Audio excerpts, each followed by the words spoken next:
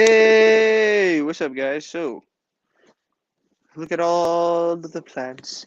So, we got some watermelons to show off. I know I was late today, but um, I gotta stay up late for the plants, man. The plants, man. You can't forget about the plants, man. Um, because these are the key to life, right? We're gonna eat these. We're gonna bake some of these and then eat them. We're gonna smoke some of these. So we got to make sure we stay up late to make sure they can stave off these last few nights of coldness. I honestly was going to throw some sunflowers outside, but we're going to have a couple more days of rain. So what I'm going to do is I'm actually going to take them out of the tent, put them outside during the day, and when it's not raining, I'm going to leave them outside one night, stay up with them, go check on them out throughout the night, make sure they're okay. If I start to see any cold stress, I'll take them in and we'll just leave them outside at night for as long as they can take it. And then once we see that cold stress, what we'll do is we'll take them back into my room.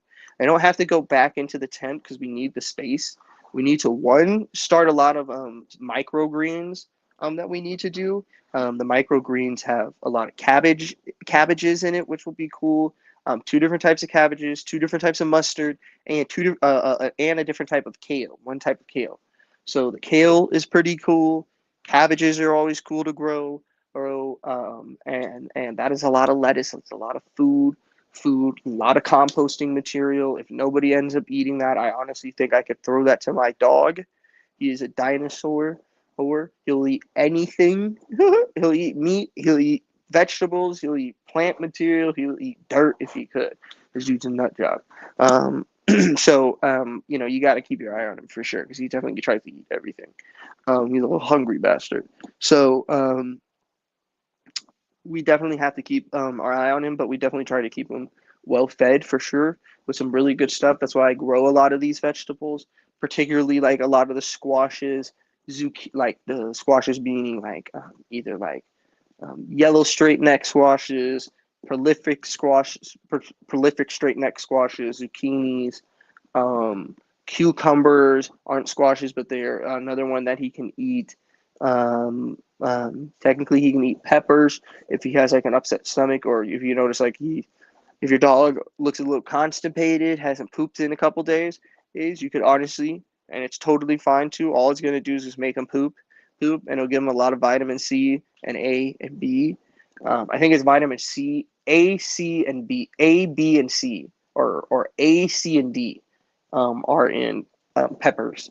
So it'll give him a boost of vitamins while also clearing his gut out or her guts out. Guts, guts, not guts. That's not nice. Nice to say. Clearing somebody's guts out sounds nasty, but it'll help them get their like poop out for sure. If they've been constipated, they'll take a big dookie after that for sure. Sure. Don't feed like you don't have to feed them the whole pepper. Just like mix a little bit in their food. They'll eat that food and they'll for sure. So with no doubt for sure. And again, with like minimal, they're not going to be like, you're not going to have to take them to the vet. As long as you don't give them something crazy hot, you just give them like a mild jalapeno or like a spicy bell pepper. That'll make them poop for sure. Like if you get a green bell pepper and cut it up in there, they'll poop for sure. With no doubt. Those stomach will start bubbling. They'll poop for sure. But you can also, I think, go as high as like Thai peppers, like Thai chili or cayennes. Like if your dog stops breathing for any type of reason, or looks like it's like having a seizure, I think you're supposed to kind of like give them a cayenne pepper. I don't know how you're actually supposed to do that, but you might just like mash it up in their mouth, and maybe that hotness wakes them back up and helps them kind of snap back so they don't have any permanent damage. I had to look that up. I did hear a girl say that her dog's heart stopped and they fed her a cayenne pepper and that got it to start again. I don't know how they fed it to her, if the heart wasn't, or if the heart stopped. I don't know how the dog was still like eating things or able to eat something. I don't know. I'll have to look that up though. But I think you can give your dogs cayenne peppers too, for sure. I know you can get all the way up to at least a cayenne, which is pretty hot. So you don't have to really worry about them like not being able to take the heat. So if you give them like a hotter one, don't worry. They'll be okay. Or if they get into a hot one, they'll be okay. I see there's a ton of dogs like If you look up James Prigioni on YouTube, he's a gardener. So just look up like um, New Jersey Gardener James. It'll pop up in case you don't know how to spell Prigioni, which is his last name, which is a hard one. Um, um, if you do that he'll come up. He has a small little like Yorkshire Terrier, and it's a it's pretty cool. It's not bad. And his name's Tuck. He'll eat like peppers, all types of crazy stuff. So and he'll just eat them normally, not to like have them go poop. He'll just eat them because they're good for him.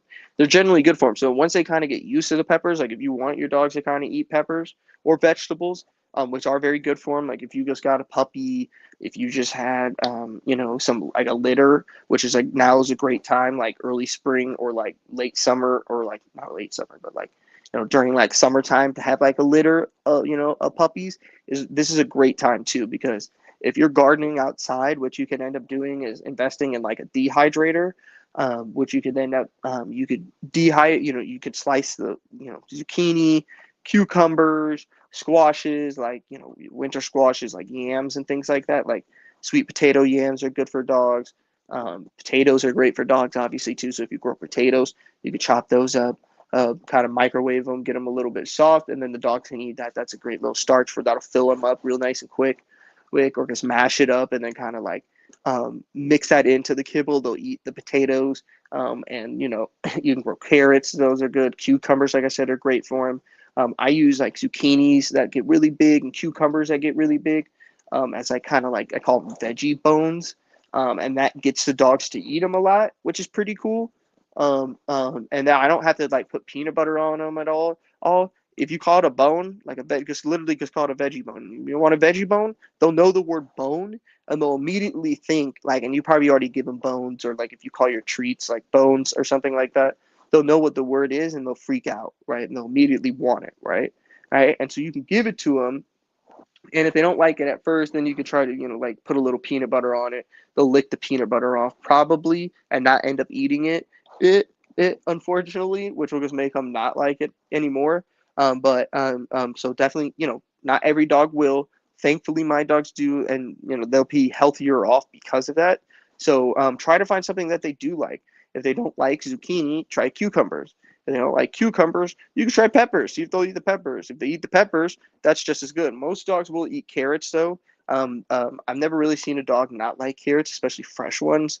If you like growing tomatoes, carrots are something really great to grow next to them because they keep pests away and they make the tomatoes taste better. So you could get like a couple packs of carrots seeds and get like a couple different varieties. What I normally like to do is try to get like 4 6 packs of carrot seeds. That'll give you a ton of carrot shoots. Um, what you'll end up doing is make a little trench with your finger about like your tip of your finger deep, so not any deeper than this. Just make a trench, and in that trench with each pack. And once that pack ends, start with the next pack and go all the way across and make a line right next to your tomatoes, where these will get enough sun to grow and won't get like overtaken by the tomatoes when they start to bush out, but be close enough that the tomatoes get to benefit from being planted by carrots. Another one is like basil. I like to do that. We'll probably do that. Probably do like 3 basil plants back where the tomatoes are, or 2 probably would be good enough, to be honest with you, because they get big. But 3 for sure. We could also do thyme or rosemary, or do like a little herb mix, which would be pretty smart. We could end up doing like, because we're gonna do some basil, we're gonna do some rosemary. We already have some rosemary, so we don't have to worry about that. We Yeah, so we could plant some rosemary in the raised bed. That'll help the raised bed fight off any pest. We'll be planting some basil in the raised bed. We'll be doing some herb mixes. So what we could do, herbs mixes, and a lot of these also, I was talking on Instagram before it ended. I did a live there. It ended, so I went here because I know I can go here for a lot longer. What we'll be doing on the stream, just to inform you really quick, is we got to finish making these pots. We've been burning these holes in the bottom of them to get them ready, and then we'll fill them with some soil.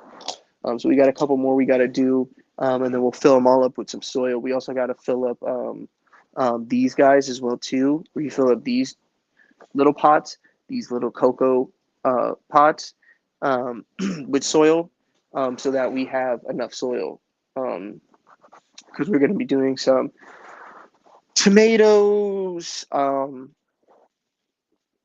lot of jalapenos will go in there. We won't do any more cherries. Well, we'll probably do some more cherries just in case, because I want to make sure we have enough, and that just in case my soil was hot, which I think I said that on Instagram. I didn't say that here. That the soil that I put the tomatoes in was a little hot. I had a lot of fertilizer still breaking down, so I don't know if the roots will like that. They might die. If they do, that's not that big of a deal. We can take that soil out, dump it, reuse the pots. I have soil in the garden that we can use. We'll start some more tomatoes here. Do the rest of the seeds for sure. Probably do like 4 pots, and just dump the rest of the seeds in those 4 pots. Probably do them somewhere closer to the middle, so that we get really good germination. And then we'll also do some more cucumbers here, because we got to do some cucumbers for sure. We got to do some cantaloupe, for sure.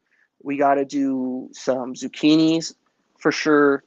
And again, the jalapenos, some more peppers for sure. Or we'll probably do some more habaneros, because I want to do those. So we'll do a tray of habaneros. I don't know if we'll be able to plant the habaneros tonight, because we'll probably go get the soil for that from outside, and that's going to be kind of cold. But we'll probably use peat moss and mix in a little bit of these worm castings that I have. So peat moss and some worm castings should be good enough nutrients for the plants, and then with the compost tea, that should add enough microbiology and some nutrients to that peat moss to activate it, so that our seeds germinate well. We just need the pot to actually warm up enough so that they germinate. Habaneros are definitely going to take a decent amount of time. They are a crazy looking pepper. They are orange habaneros, so they are going to be freaking hot. They're going to be really hot. That habanero, and I grow organically, so they get basically everything they'll need. Those fuckers, along with the serrano chili peppers that I'll be throwing out. We'll also be throwing out some cubolines over there at my grandmother's house. We'll probably keep a couple here as well too, just to try them out and have them around. Probably do like 1 or 2 plants here of that. Do one habanero, and do 1 serrano. Probably no, actually we'll do 2 serranos, 1 cumberland, and 1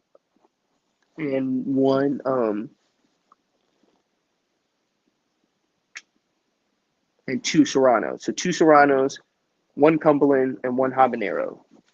The habanero we can use for mango habanero. We would just have to go get some mango, and then or just get like get some mango O's, and then grind up a ton of the mangoes O's. Add a little bit of like mango juice to it or something, apple juice probably. Actually get some cinnamon, get some tahine in there, some cinnamon sugar, tahine. What else did I say? Some apple juice would be kind of cool. Because that'll just sweeten it up along with the mango. And that'll add like the water. That'll be kind of like the base to it to get it to mix. And then add on like, I don't know. Depends how hot the habaneros are. Probably like 4, 5, 6 habaneros, somewhere around there. 4 to 6 habaneros. I had to try it at first to see how hot they are, how big the habaneros need to be. Probably like, like a full size habanero, fully mature.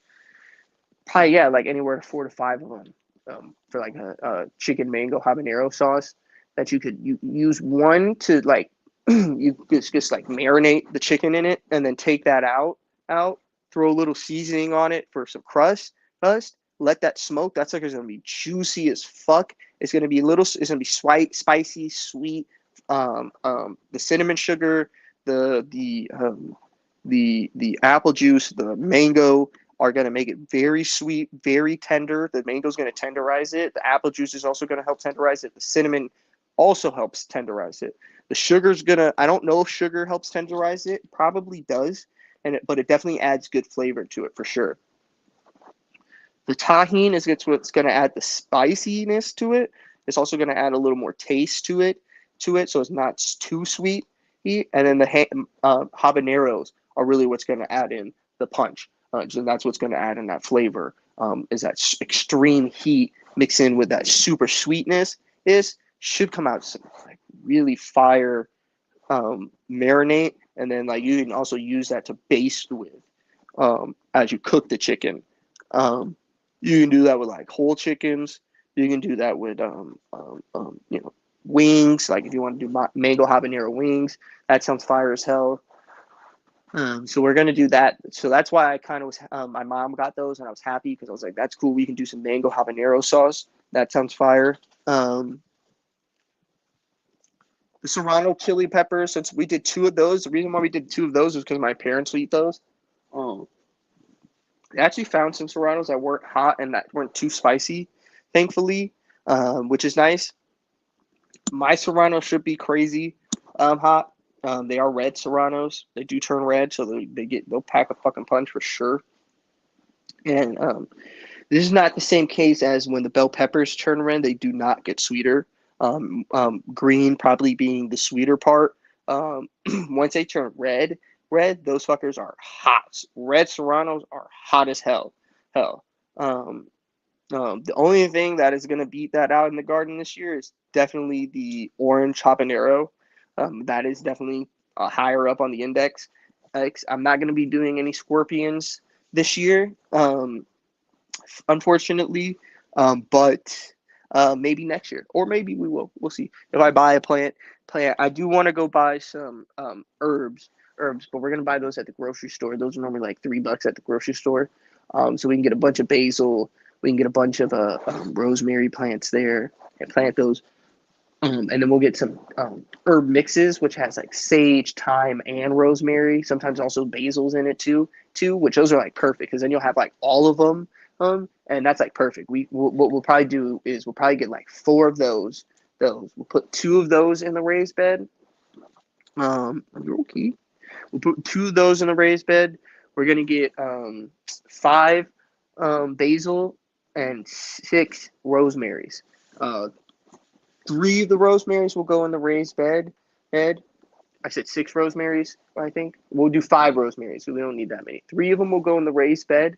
The other 2 are going to go in the I guess we need 6 basils, actually. 6 basils, 5 rosemaries, and 2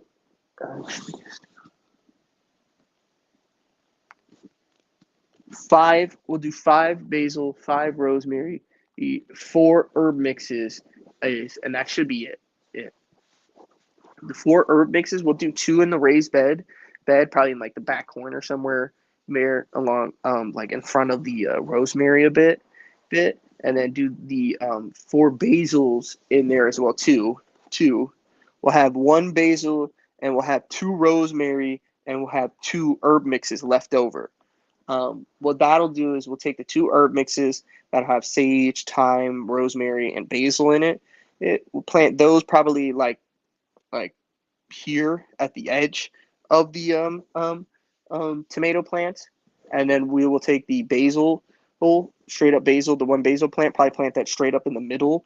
That'll just help like all of them, and then the 2 extra rosemary plants that we'll end up having, we can plant those in between the herb mixes and the 1 basil plant that we'll have, and that right there will be a nice little herb garden setup for not only the raised bed but our tomato setup, which will increase the terpene production in the tomatoes, fight off bad bugs, and make our tomatoes taste better and smell better. We'll also get a ton of herbs from that, and we already started a ton of other herbs. So we already have green onion going right now. We started more green onion that's going to go in the wildflower patch. That'll just be kind of like a herb garden. We also have lettuce growing in there. We'll also have the kale, the cabbage, the mustard growing in there as well too. Ooh, that was actually like a microgreen mix, but when I read it, I was like, this is actually pretty good. A little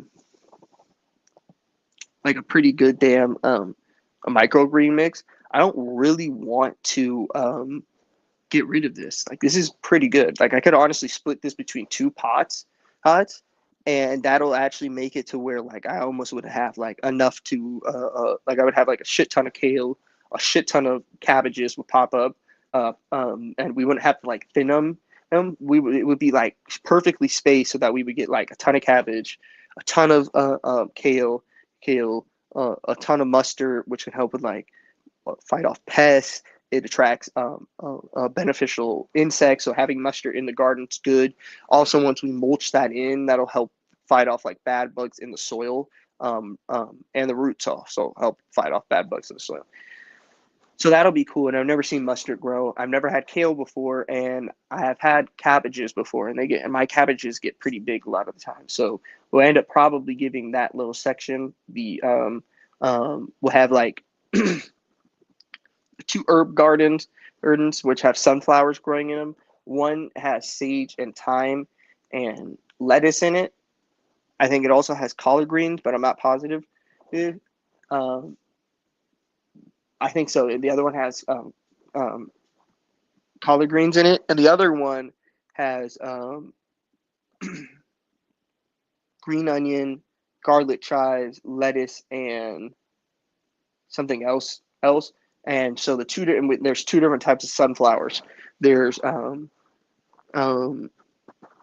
lemon queens and there's velvet queens. The velvet queens are dark red, and the lemon queens are like a yellow. Those two right there should bring in a ton of bees. We'll also start some very big, tall sunflowers. When we do the microgreen garden, then we'll also have in there some sunflowers, some of the taller sunflowers in there. We'll also start those probably today, so that we can get them out. Those take about 90 days. So if we plant those, why are you doing that? Somebody was breaking in. Jesus, damn dog. Um, Once we do that, um,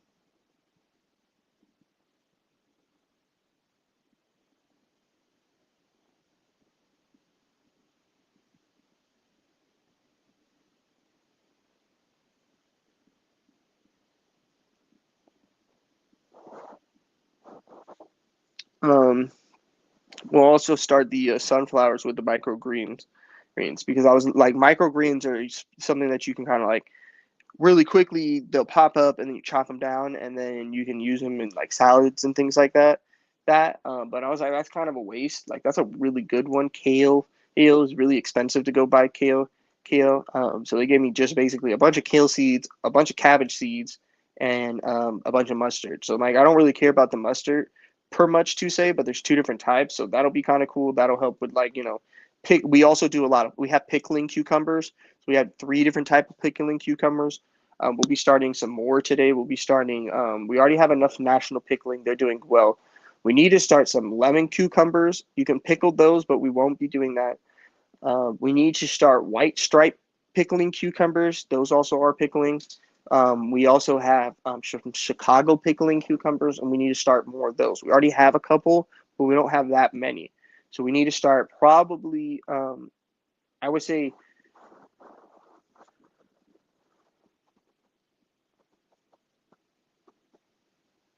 I don't know.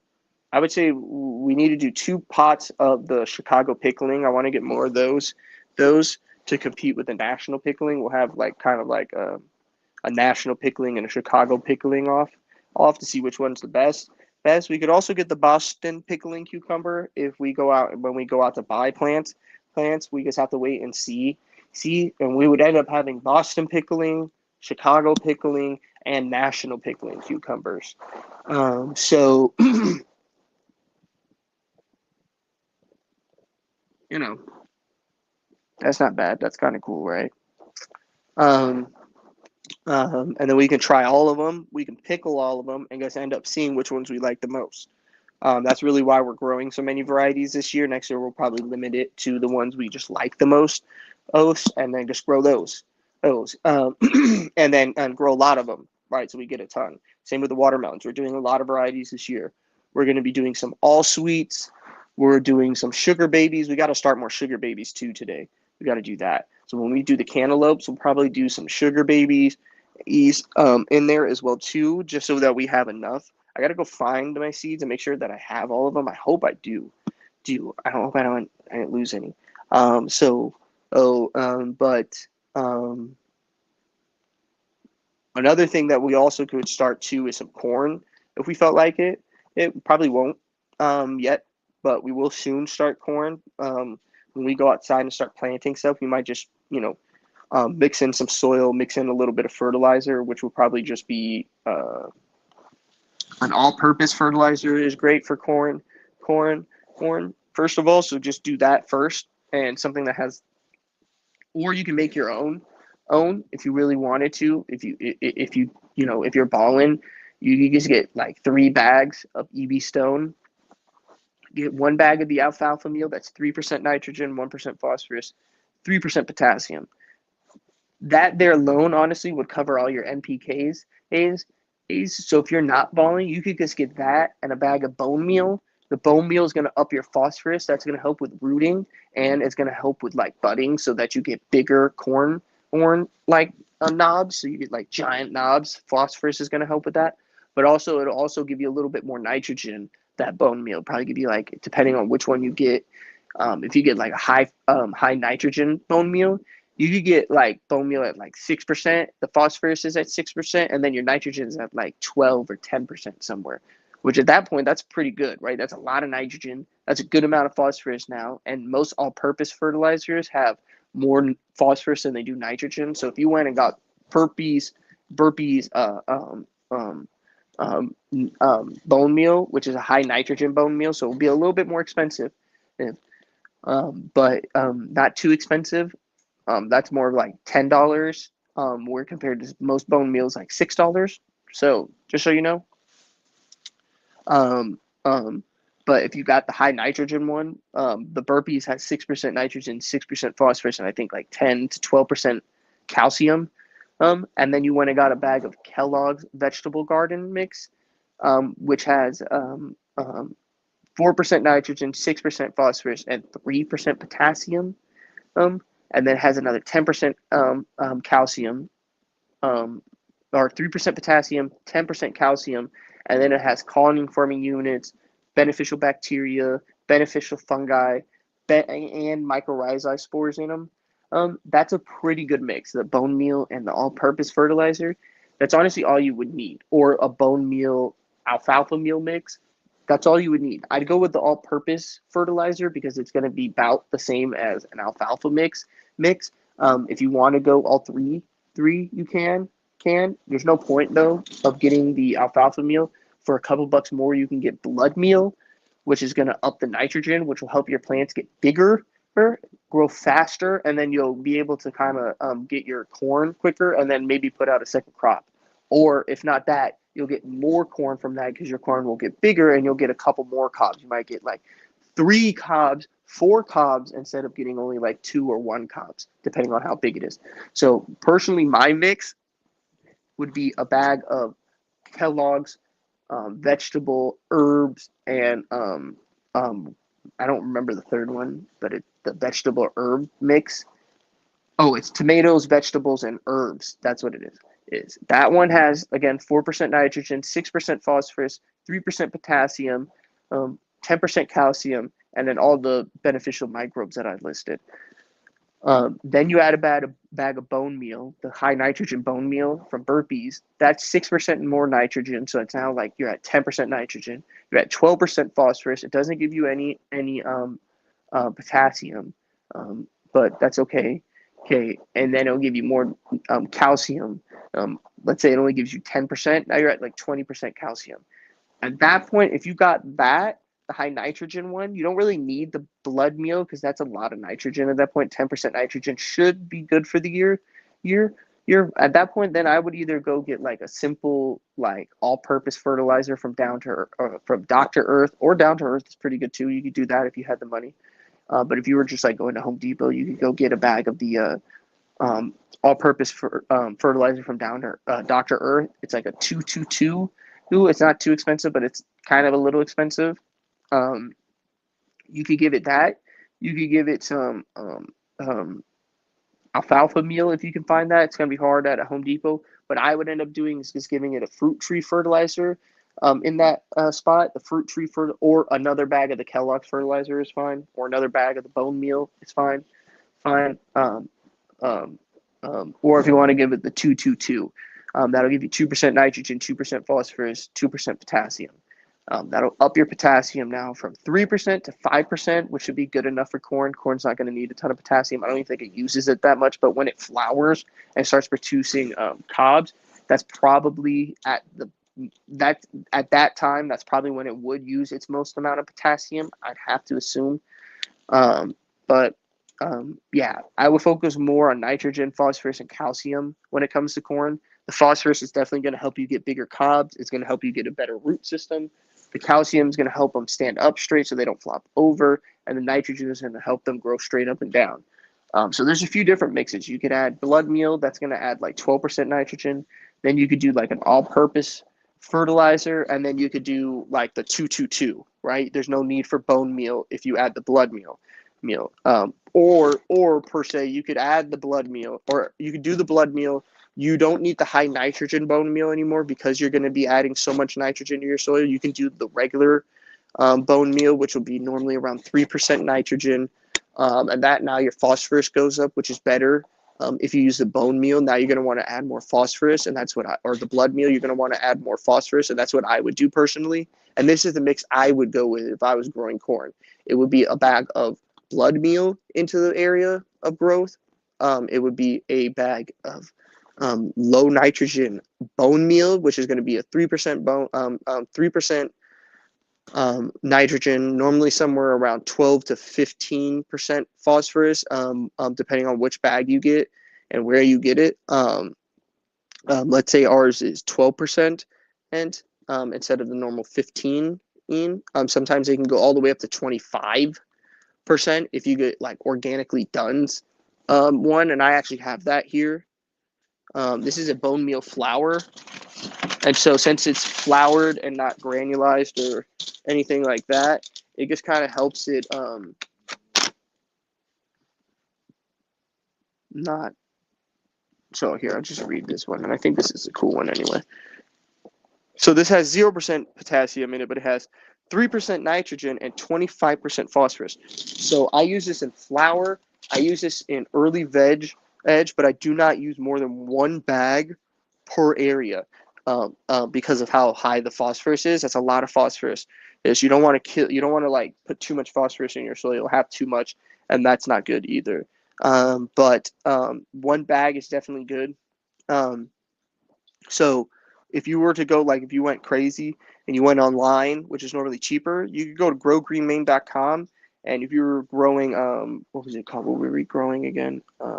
Corn. You could get a bag of like soybean meal, which is high in nitrogen at 7%. That's all you would need. I would get a bag of shrimp shell meal that has 6% nitrogen. That's going to give you more nitrogen. At 6% phosphorus. The soybean meal only has 1%. And so now that's like 7% phosphorus. It's 13% nitrogen, 7% phosphorus, and then the shrimp shell meal doesn't have any potassium in it, but the flaxseed meal does at 2%. So that's pretty much all you'll need, and then you're gonna get 11% calcium from the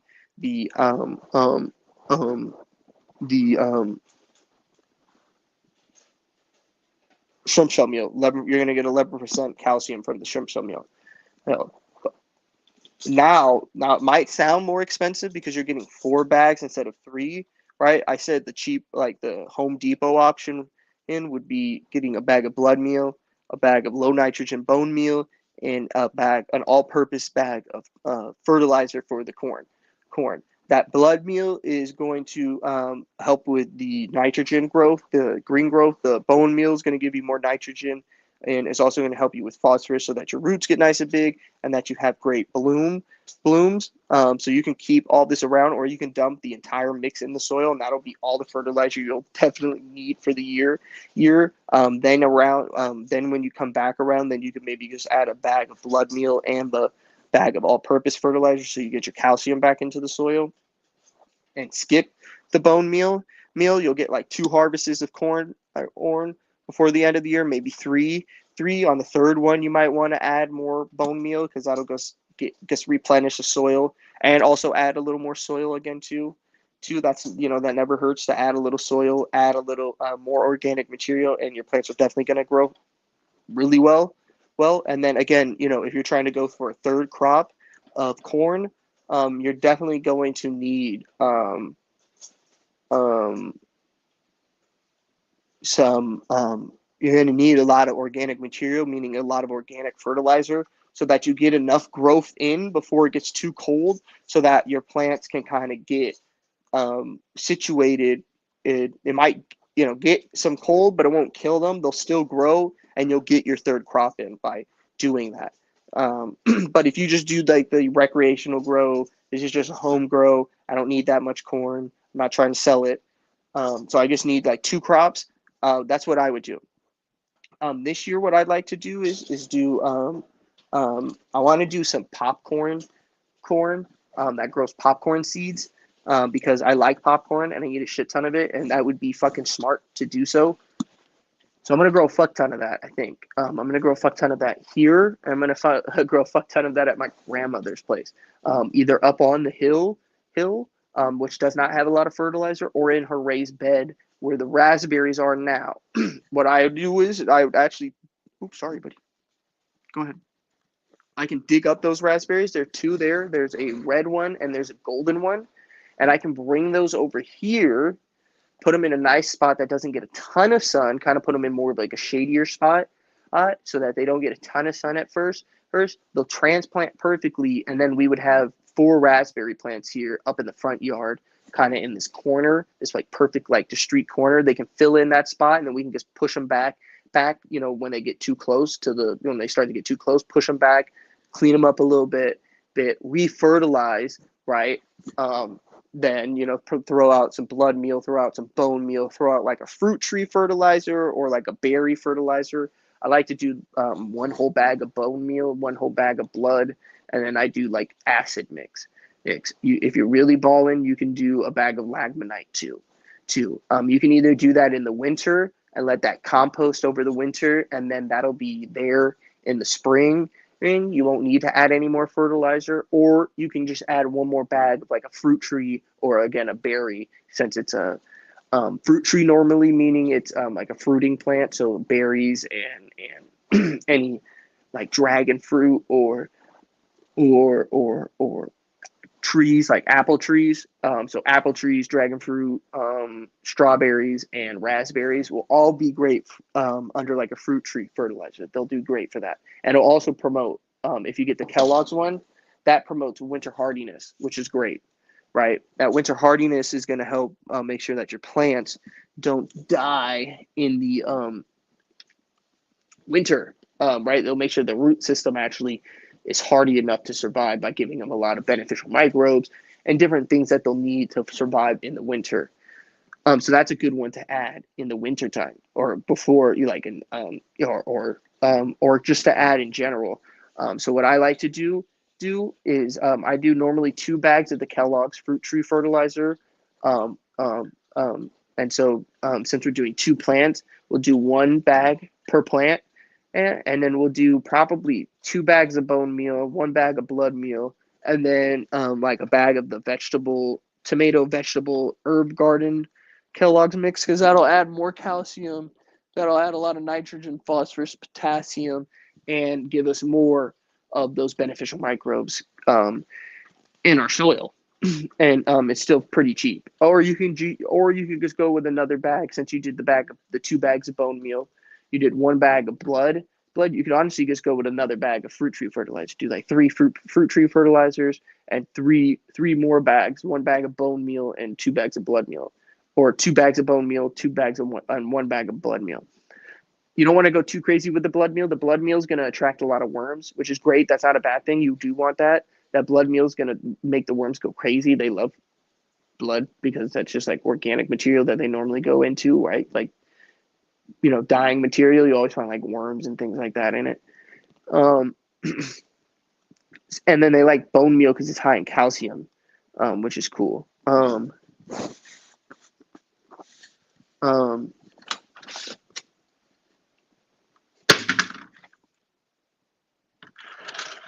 Sorry, I found like a little bug in here. So the bone meal is high in calcium, has a lot of phosphorus. Worms like also they also like that. They also like nitrogen. So the blood meal is going to give you the nitrogen. The bone meal is going to give you more nitrogen, phosphorus, and calcium. The calcium, the worms like the two things worms like the most are nitrogen number one, calcium number two, and then three would be phosphorus. Then potassium.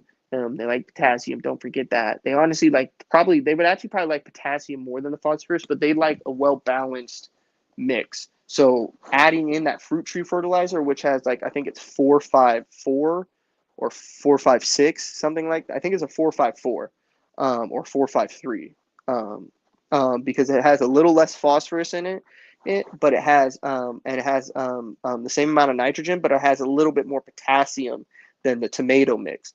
And the reason being is that because it's trying to promote more blooms with that potassium, and it does have a little less phosphorus, which is kind of counterproductive to the blooms. But since they added in more potassium, they probably knocked down the phosphorus a little bit just to keep it cheap, probably. So adding in three, honestly, you can go honestly any way.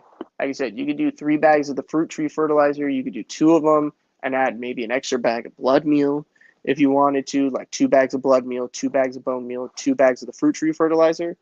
That'd be straight. Great. Then all you would need at that point is like a bag of soil.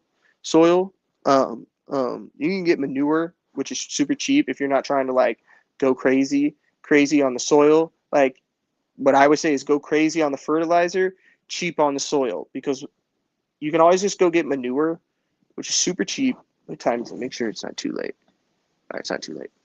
You can always go get manure, which is going to give you 1.5 cubic feet, anywhere from 1.5 to 2 cubic feet of soil. Yes, manure very much stinks, but if you dig up some of your native soil, put it off to the side, mix in some of the manure into that, then with that whole, chop it up, mix it up, get it nice and fine, then mix some of the manure into that. Mix your fertilizer then into that. Take the fruit tree fertilizer. Personally, what I would do if I was transplanting some raspberries, some blackberries, some blueberries, or some grapevines, the first thing I would do is I would pH the soil for sure, just so that you have a good balanced pH. You can make it lean one way or the other. Most berry things, anything that's like a berry, is going to make it a little bit more acidic, but they'll also like a little alkaline in their soil just so that they have a good well balance. What I would do is personally is I would get if I were adding in raspberries, blueberries, anything like that. I'd go online. I go to growgreenmaine.com. I get 2 bags of bone meal. I get that's like $20 right there. That's like 10 pounds fertilizer for $20. It's pretty good. I'd get 1 bag of soybean meal. I'd get 1 bag of shrimp shell meal. The shrimp shell meal is going to help with chitin. That'll help with oil production. It'll make everything taste better. It'll give you more phosphorus. That'll help with blooms. It'll give you 6% nitrogen. That'll help with growth, and it'll give you 11% calcium. So that'll help with just everything. So one of the soybean meals, 2 bone meals, and then 2 acid mixes. If I was transplanting when I go to transplant the raspberries, that's probably what I'll do. And then take either some manure or some cheap potting soil, and then just mix that into the native soil. Mix in a ton of the fertilizer. What I like to do is I dig the hole, take whatever bag of soil I'll be using. Sometimes I get this really cheap potting mix. This is a little bit more expensive than just going to get. You could end up getting 2 bags of manure, which will give you 3 cubic feet of soil, or you can go get this cheap potting mix, which will be almost. So I think it's $2 for a bag of manure here. So that would be like $4 for 3 cubic feet, which is a pretty good deal. That's a great deal. Or you can go get 2 cubic feet of potting mix, 1 cubic foot a bag for $8. So you either do $4 and get 3 cubic feet, or you can get 2 cubic feet for $8. If you don't like manure and you don't want it in your garden, I just go get the potting mix. You're going to take that 1 cubic foot, and with all the soil you dug up, you're going to want to dig up at least 10 gallons if you're putting in 2 plants. And that's 5 gallons per plant. That's all about what you'll need. You take that out, take that 10 gallons out. And you can always measure that by just like if you have a 5 gallon pot laying around, which if you're watching a garden channel, you probably do. You may even have a 10 gallon pot. Fill it up. If you have a 10 gallon, fill it all the way up. You'll know that's 10 gallons. If you have a 5 gallon, fill it up to 5 gallons, dump it, fill up another 5 gallons, dump it. Now you know you have 10 gallons. Once you have 10 gallons of soil, since we're transplanting 2 plants, what you're going to do next is you're going to take that 5 pound bag. You're going to take you're either going to take 1 bag of manure, or you're going to take that 1 bag of potting soil mix, and mix that into the native soil, the whole bag. Mix it up until it's really not clumpy or noticeable. It's just completely mixed well. Now you have I also forgot to get 1 bag of dolomite lime. Sorry about that. So it's 1 bag of dolomite lime, 2 bags of acid mix, 2 bags of bone meal, and honestly, you can just get 1 bag of the shrimp shell meal. You don't need the soybean meal. Forget the soybean meal. You won't need it. And it won't actually help with anything. That'll just give you a lot of That's like a more nitrogen, phosphorus, and potassium thing. We already have that covered. The shrimp shell meal is actually going to give you nitrogen, phosphorus. It doesn't give you any potassium, but you don't get that much potassium from the soybean meal anyway. And on top of that, we're also going to get calcium and chitin from the shrimp shell meal, so that'll give you more. The acid mix has enough potassium in it anyway, and so you shouldn't really need to worry about that. So we're taking our 2 raspberries. We already got 2 out there. I think we got the Red Ann and Heritage, I think it was. I can't remember. I have to go back and look. I think I have a photo of it. But we got 2 good varieties, 2 red varieties. We're gonna add in 1 golden variety, which tastes great, super sweet. And then we're gonna add 1 more red, which is I believe a Carolina evergreen, which is another really cool one, right? So we got like 3 red varieties, 1 golden variety. So we should get a lot of pollination. These should taste absolutely amazing, especially if you fertilize them correctly. So when I first planted in the first 2, I gave it 1 whole bag of, and because this was bare roots, and the soil over there is actually really, really good. I actually didn't mix in any more soil. It had a lot of organic material, it had like a lot of roots and different things like in bark and like stuff like that breaking down into it. So I was like, I don't really want to like get rid of this. So I think I ended up just adding a little bit of soil to it, like 5 gallons, and then I mixed in some bone meal, some blood meal, and a bag of the fruit tree fertilizer for them. When they go to growth, we'll add in another bag of the fruit tree fertilizer or the vegetable garden fertilizer from Kellogg's, just so they have enough calcium. But that bone meal should give them enough calcium, and I'm sure the fruit tree fertilizer has calcium in it. It's just not listed. That'd be pretty stupid not to have calcium in the fruit tree fertilizer, but whatever. Um, um, but it might not. So if it doesn't, I need to research that. It doesn't have it listed. I need to research that and figure that out, so I can say that. But it doesn't matter. When we go for growth, we'll probably just add in either another bag of bone meal and a bag of fruit tree fertilizer, or just do 1 bag of the vegetable garden fertilizer, because that has calcium in it, and we're not actually going to get any blooms from any of these plants this year, since they're all first years in the ground or transferring into a new ground. So we probably shouldn't focus on blooms. We should just focus on growth so that the plants get established and get rooted, so that they don't die in the winter when it gets too cold or rainy. Um, um, so what we'll end up doing is we dig up 10 gallons. We're going to transplant our pots in. We got 2 bags of the fruit tree, or we went and got 1 bag of the fruit tree fertilizer from the store. I'm going to mix that whole bag of fruit tree fertilizer and 1 whole bag of manure, or 1 whole bag of the potting soil mix, whatever you use.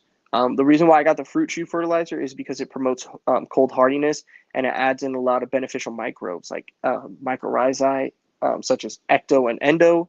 It'll add in colony forming units. It'll add in beneficial bacteria, and it'll add in beneficial fungi. So that's going to be really good for our soil. So we add that into the native soil so that our roots have no issue reaching into that native soil. Once we do that we can now focus on our hole. So I'm going to now dump our bag of acid mix and our bag of our 2 bags of acid mix, our bag of dolomite lime, and our bag of 1 bag of bone meal is going to go in here, and half of the bag of shrimp shell meal is going to go in here. You're going to then take a little bit, you're going to probably do like a quarter of either the bag of manure or a quarter of the bag of the um, potting soil mix, which will just be barely the top half. Mix that in to the native soil and mix in that fertilizer that you added. You could do that first, actually, just mix in the fertilizer first, then add in some more soil, mix that into that native soil area. Then I like to come by with like a compost tea. 2.2 gallons should be enough water into that area to activate it, since you only dug up about 10 gallons. But if you want, you could do about 4.4 gallons, and that should be about the max. If it's not good enough, you could go get another jug. I have a 3 liter. I have two gallons, and I have 1 3 liter. So if I feel like if it might not be enough, a lot of times I take that 3 liter with me. I drop the first 2 2 gallon jugs, and if it doesn't look like enough, I drop the 3 liter there. That normally pushes it up to enough where that I could just go maybe get one more 2 liter, or I can just get another 3 liter, and that's it, and that's all we'll need. Well, what that'll do is, let's say hypothetically you add in, let's say, about 6 gallons to get it to a nice little level, and get everything kind of dispersed and mixed in. You don't want the fertilizers just down, because that's where only your roots are going to go. You want your roots to spread out everywhere so that it has a nice deep root system and a big root system, so that you get big giant plants and you get a lot of raspberries or a lot of blueberries or a lot of boysenberries or a lot of blackberries or grapes or whatever it is you want. That's how you do it. All right, so we added in directly into the soil 2 bags of acid mix. We added into the soil a whole bag of dolomite lime. We did half a bag of the shrimp shell meal, and then we did 1 whole bag of the bone meal. You actually don't need 2 bags of bone meal. There's no reason for this, actually, for that recipe, since we have the shrimp shell meal. So you could actually scratch that 1 bag of bone meal. You'll have plenty of calcium from the acid mix from Down to Earth, and the dolomite lime from Organically Done has a ton of calcium and has a ton of magnesium. So you're going to get a ton of chlorophyll production. Your plants are going to be nice and green and happy and big. And then when it comes to bloom season, what I'd like to do is I get the acid mix, I get a bag of bone meal, and I get a bag of dolomite lime. That dolomite lime is going to give me my calcium. It's going to give me my magnesium. The acid mix is going to give me my basic NPK, or basic NPKs, which is nitrogen, phosphorus, and potassium. It's going to give us more magnesium. It's going to give us more calcium. It's going to give us sulfur for taste, and it's going to give us humic acid for uptake.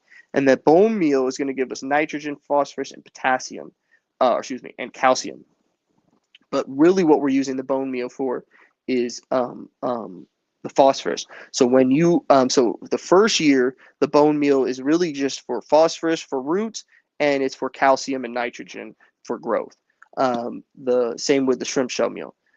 When we go into bloom season, when it starts to bloom the next year, the second year it's in the ground, there's 3 options. You can either get 3 bags, the first 3 I mentioned, 1 bag of acid mix, 1 bag of dolomite lime, and 1 bag of bone meal. The bone meal is going to give you all the phosphorus you need, so you get a ton of blooms. The acid mix is going to pH the soil along with the dolomite lime. That'll also pH the soil. The dolomite lime will add in a lot of magnesium and calcium for growth. The calcium and magnesium will help with growth and blooms. The acid mix will add in sulfur and a lot of magnesium and also a lot of potassium and more phosphorus. So more phosphorus will go in. That'll help more with more blooms. Potassium will give us more blooms and help with taste. Sulfur will give us more blooms and help with taste. And the bong almost fell. And the magnesium will help with blooms and taste. So that we get a lot of raspberries and they taste well. And then the humic acid that comes from the acid mix will help with uptake so that everything goes well. So you can do those 3 bags on your fruit trees and all around on your fruiting bushes is strawberries and blueberry bushes and apple trees and raspberry bushes, blackberry bushes, boysenberry vines, things like that, grapevines, and you'll get great production. The only thing you can add to that is a bag of shrimp shell meal. That shrimp shell meal is going to add even more nitrogen, so you're going to get a ton of growth. It's going to add in even more phosphorus, means more blooms, and it's going to add in more calcium, strengthen up your stuff so that you can bulk up more, so that you're not worried about when you add in all this phosphorus that everything's snapping and breaking because it can't hold it. There's plenty of calcium so that things can hold that amount of blooms, that amount of weight, and things like that. And it will also add in chitin, which ups oil production in the plants, which makes things taste and smell better, right? So that's exactly what we want. So if you're really balling, get out of here. Stop messing with me. No more walking back and forth. Um, um, that chitin's going to help with the taste and smell so that you just get like some really killer product, right? Something that you can't get at the store, right? Something that just tastes too good, right? Like you can go buy stuff at the store, yeah, but this is not that expensive. If you do it right, and you do it the way I say in the beginning, right? Personally, I would add the manure because that's a lot of soil. 3 cubic feet is a shit ton of soil to work with, and you're still using 10 gallons of that native soil. That's a lot of soil. And the plants are going to be able to reach deep into that native soil because we fertilize that. We also fertilize the mixed up native and manure. We kept a half a bag of the shrimp shell around for a reason, and the reason for that was that we could mix that into the that other batch of soil, the soil that's half potting mix, half potting mix, half native soil, or half manure, half native soil. Like I said, I would go with the manure because it's more soil. And you won't be getting any flowers the first year anyway, so you don't have to worry about like, well, ew, it's like manure. That's kind of gross. I don't want to eat the raspberries because they're planted in manure. That definitely is a good, reason not to eat something because that's kind of gross. But, let's say hypothetically you were like doing an apple tree. None of these fruit things you want really to get a lot of fruit your first year because that will kind of make the plant die later in its life. If you let it kind of get situated its first year and not worry about berries and only get berries the second year, or apples or peaches or whatever it may be you're trying to get the second year, what will end up happening is you'll get more than you would if you didn't do that, and your plant will be bigger and more productive in the years to come. So you want to do that. So you don't have to worry about that, and you'll be able to get more soil. So like I was saying, if you were to get like an apple tree and you just wanted to do the best for it, you wanted to give it the most amount of soil possible and the best soil possible, and you were trying to go get something really expensive, you wouldn't be able to dig that big of a hole, which ultimately will stunt the plant in the long run because it won't get that big of a root system. Whereas if you just went and got a whole bunch of manure for cheap, or even when it got free compost, you could have got free compost from your city. A lot of times they have like free compost sometimes, if you call and ask, or they'll have free mulch. So if they don't have that, you can get free mulch there too. And what will end up happening is, let's say hypothetically you get both, which would be lit. You would get free compost. You could get maybe, let's say, I don't know, 10 cubic feet of it. Well, if you dug 10 cubic feet, a 10 cubic foot hole, and then you didn't have to pay for the fertilizer, you didn't have to pay for them, or you didn't have to pay for the soil, and you didn't have to pay for the mulch. All that money you were going to spend on soil and mulch can now go to fertilizer.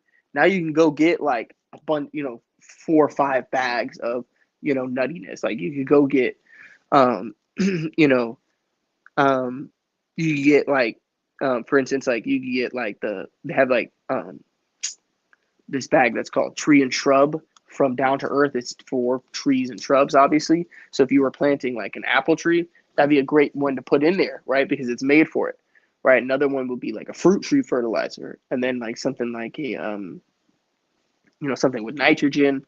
So you can add some blood meal. You can add shrimp shell meal because that'll just help with like the soil complexity. You can add you know, you can get like alfalfa meal and flaxseed meal for really cheap. So like hypothetically speaking, so you dig out 10 cubic feet, you fill it up to about 7 cubic feet, and then plant your plant. And that's like at root zone, so that the rest of it you can just fill in. And so what I would do is, now that you know, or just fill it up till it's at root zone. Once it's at root zone, all the way level, meaning like once you put the pot in the hole, you don't fill the hole all the way. You just put it up to enough to where when you have the pot, when you put the plant in the root system itself isn't going to be below where the soil level, like where the hole is, where that like hole fall off is, because then what will happen is the roots will be too low, the trunk will be too low, and the plant will die. You want it to honestly be a little bit higher up than that, than the hole level that you did. You kind of want to like mound up the soil. That's why you should get a ton of it. But you'll dig it out, probably do like I said, to about where it's like root zone, where like the pot's sticking probably like 2-3 inches above the hole that you dug. Once you fill that up in that much, what you do is then you'll take your fertilizer. Personally, what I would do is I get like the 15-pound bag of tree and shrub of just for one tree. If I was balling, like, and I had the money to, and I do like and I do 15 pounds per plant of tree and shrub. I'd get like, let's say, a lot of the times what people like to do is like for like recreational gardening, they won't get like a ton of apple trees. They'll just get a few different varieties because that makes more sense. So what they'll do is they'll get like whatever their favorite variety is, they'll get like 2 or 3 of those. That's what I always recommend. So if you really like Honeycrisp, get 2 or 3 Honeycrisp, and then get a Fuji, get a McIntosh, and get a Granny Smith and a Gala or something like that. That's like 6 trees right there. You can minus the Gala if you don't want it, or you can minus the McIntosh. I would definitely keep the Fuji and the Granny Smith though. You can also mix in Empires, and Empires are like a really deep red apple. They'll also grow well with those. So Honeycrisp, Fuji's, Galas, McIntosh, Empires. I think Red Delicious also, Yellow Delicious, or whatever, like the yellow apple, golden delicious or something like that. I think they're called golden delicious or something like that. The yellow apple, those are also really good. They also mix in well with those ones. So if you wanted to get like a you could get the mix. What I would get is I like McIntosh. I would do 3 McIntosh, and then I'd have 1 McIntosh directly in the middle, and then the other 2 would be at the very edge. And what that would do is help pollinate those 3 McIntosh, because you would have the one in the middle that would get pollinated by all the plants around it, and then you had the 2 McIntosh on the end that would be getting pollinated by the plants beside it, and then that'll just help attract bees in. That'll just get a better fruit set on all these plants, and the McIntosh isn't actually the one that we're trying to get pollinated. It's actually going to help pollinate all the other varieties. So then in between those varieties, you could have another 2 plants in between the varieties. So you would have McIntosh, another 2 varieties, a McIntosh, another 2 varieties, and then your final McIntosh. So that's how I have my setup. I do probably, since I like Granny Smith, I do like 2 Granny Smith on each side, like 1 Granny Smith, either like on either side of the McIntosh, or a little farther out, which would be fine. And then you could do a Fuji, or you could honestly, what I do is probably do 3 in the middle, because 2 wasn't enough. So it would be McIntosh, 3 different varieties of apples, another McIntosh tree, another 3 varieties of apples, and then another McIntosh. So what I would do is I'd like two Granny Smith, so I probably do the two Granny Smith right next to the McIntosh on either side of the McIntosh in the middle. On the other side of that, I do probably two Honey Crisp because that's another really good one. And then I don't know, man. Even now, that's even harder. I might have to do four. Jesus, because I like apples, son. That'd be a lot. Four varieties. That'd be like that's like 11 trees. That's not bad. 11 trees wouldn't be bad. That'd be kind of cool. Let's do it. Let's do four varieties. So again, same thing. McIntosh, different varieties. McIntosh, four different varieties. Two Fuji's on either side of the McIntosh. Two Honey Crisp on that side, because Honey Crisp is a really good one. And I do two Fuji, or actually Pink Lady would be cool too. Now let's do Fuji's, two Fuji's, and then Golden Delicious and an Empire higher, because to have those around, and that honestly would be pretty good. Then at like some other part of the yard, you could have like a gold a Pink Lady or something like that. You good boy, buddy? You okay, buddy? You big? Alrighty, I think it's almost 4. Been on for about an hour. Got to get some work done, so let's do that. I gotta sit down. Let me go get my shoes. That'll probably make it better for me. Don't worry, guys. I'll be right back. You good boys.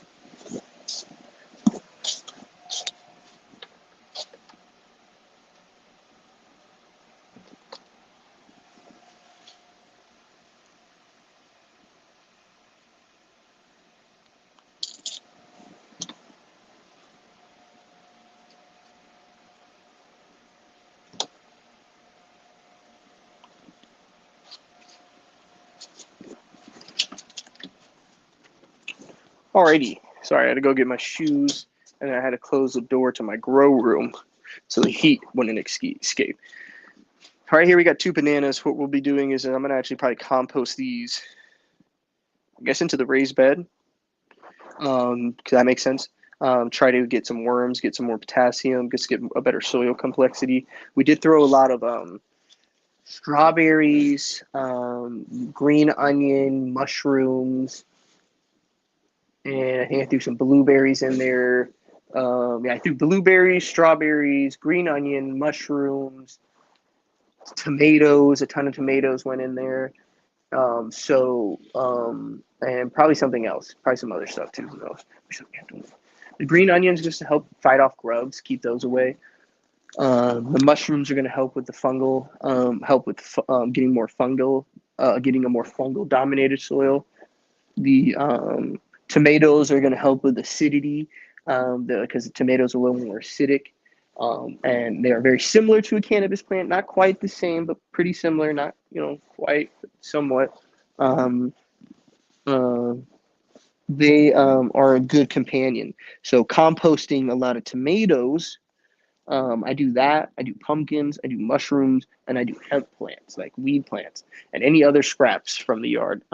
I compost everything basically at the end of the year into and then any stalks or anything really hard and woody that's going to take time, I burn and make a biochar potash mix. It's either stuff that burnt down really quick and easy that turns into the potash ash, and then what I do is I douse it with some water, just spray it down with water, and that will get the biochar.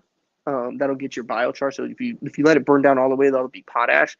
But if you let it burn down to like half potash, half biochar, that's like the best opportunity for me. So like, really, after we dried the and trimmed up all the cannabis plant, what I do is I take all that shake and all that material and I mix that into the soil, like all the shake, because I don't use this, I don't keep the shake, I don't smoke shake. So and a lot of times we have so much of it. What I used to let it fall on the fucking floor, sweep that bitch up, and then dump that outside to compost in the soil. That'll break down. That'll add a ton of stuff to the soil. Everything it took to grow and make those buds and make those fan leaves will now be returned back into the soil, for the most part. Okay, calm down. There's nothing going on, dude. If you break something in here, I'm gonna be pissed off because you're a freaking spaz. Damn, dude.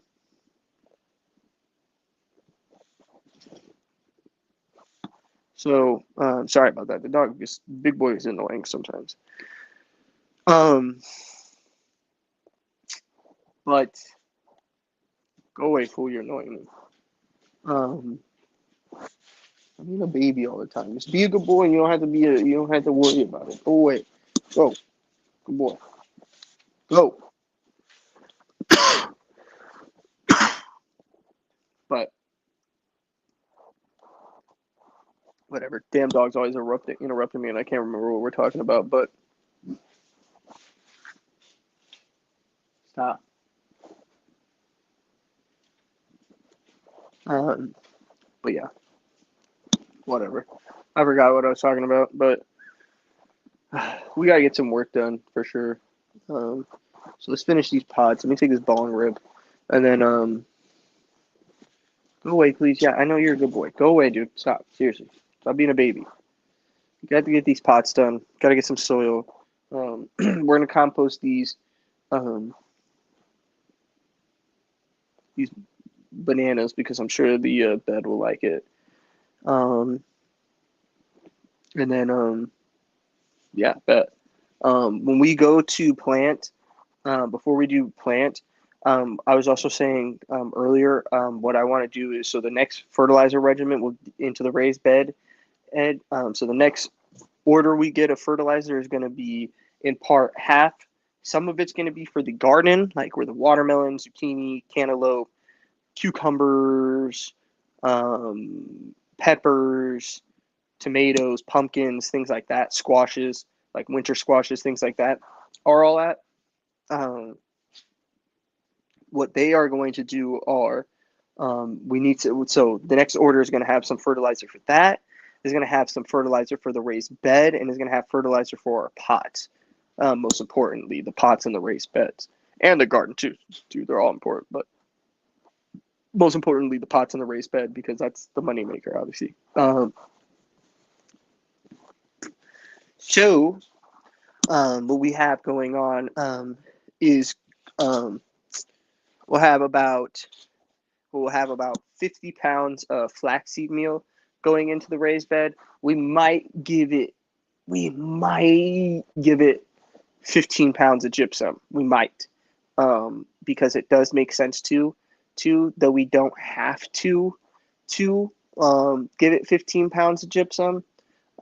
If we don't give the raised bed the 15 pounds of gypsum, we'll give the 15 pounds of gypsum to the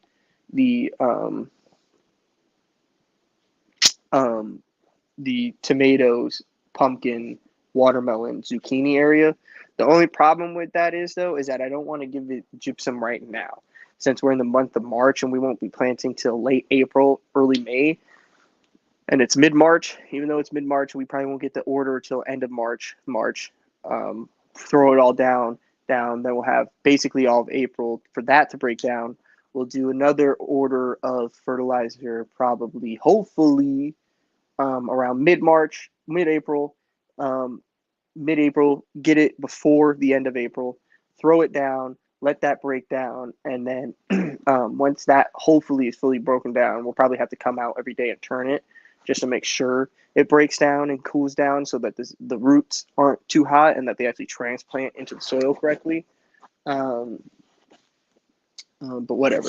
What we'll end up doing is we'll probably give the 15 pounds of gypsum not to those yet. We'll give that to them in April when we are going to plant, because we'll probably plant late April, early May. Most of our vegetables, cannabis will go out in mid-May, and then that'll be everything. We'll have anything else inside besides probably 2 cannabis plants, which will be an apples and bananas and a gelato, which will be fun. We'll up pot those into a 10-gallon. This 10-gallon will probably be consisted of mostly, I'd assume, amended peat moss with some worm castings in it and something else maybe. Who knows? I think you can get. I think the worm castings come in either 12-pound bags or 6-pound bags. If they come in normally 6-pound bags and the big bag is 12 pounds, if they come normally in 12 pounds, I think they actually come in 8 pounds. They don't come in 6. They come in 8. I think they went up 2 pounds. So I think it's 8 pounds of worm castings, and then the big bag is 16. If it's 16, not 12. If it's 12, I won't get it. I'll just go potting mix for $4. That's cheaper anyway at that point.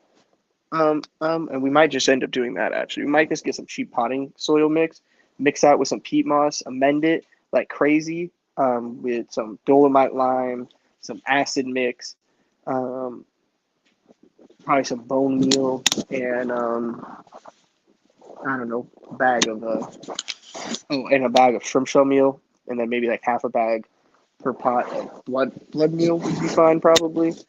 Something like that doesn't really matter yet, but what we'll end up doing is we'll be taking 2 10-gallon pots inside. We'll amend those up to craziness. Is let those go for probably I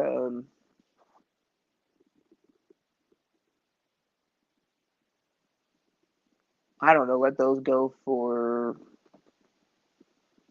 another week before I flip them.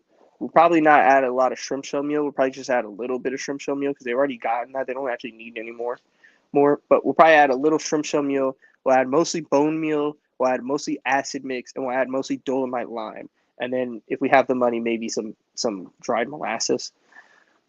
If not, we'll just go with what we got.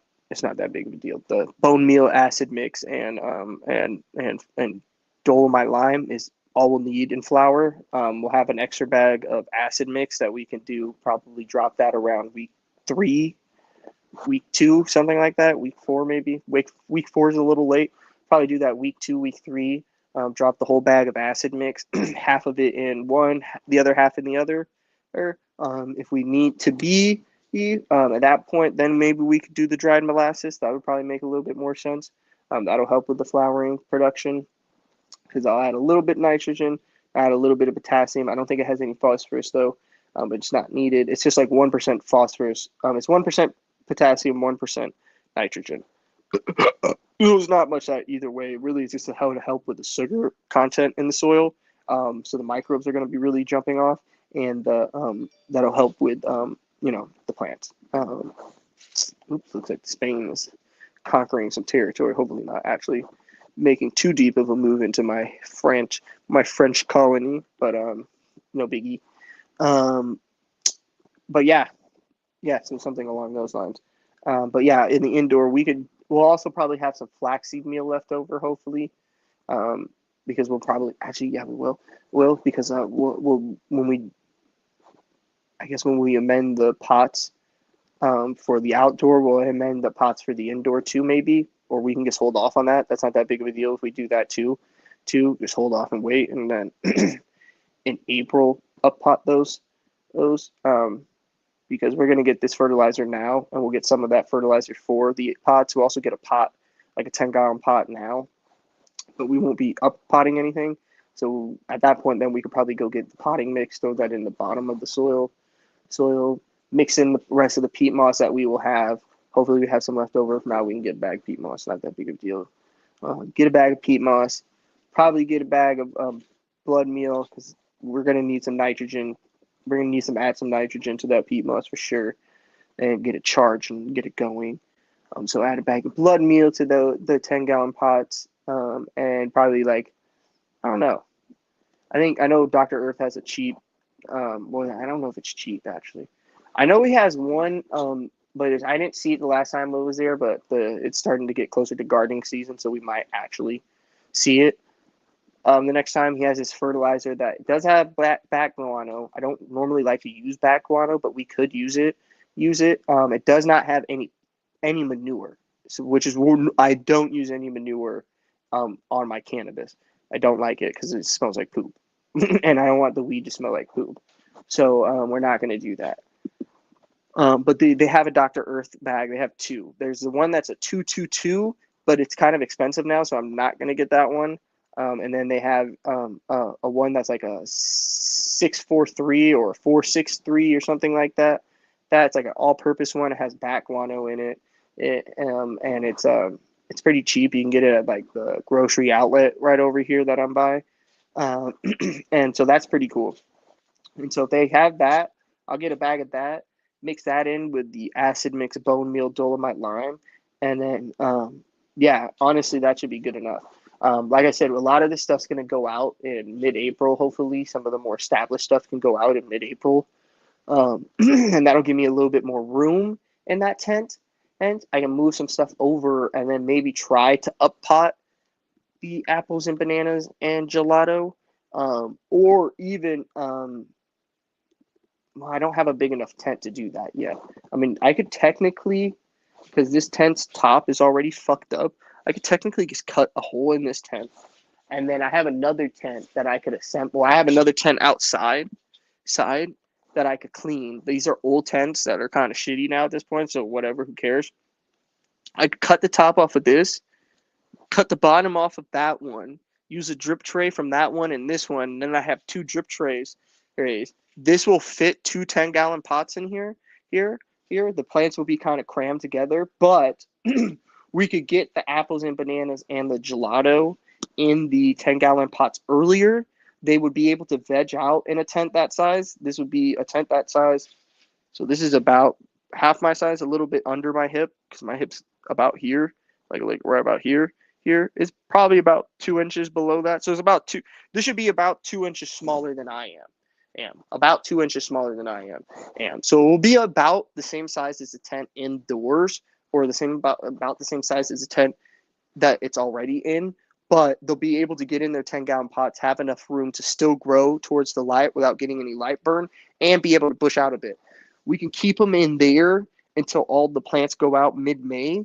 Once all the plants go out in mid-May, instead of trying to transplant them then, and then only giving them a week of growth in those 10-gallon pots, which would be kind of stupid, we could get them in the 10-gallon pots maybe in April sometime instead, or not April, in March sometime, like late March sometime. We could get them in their pots,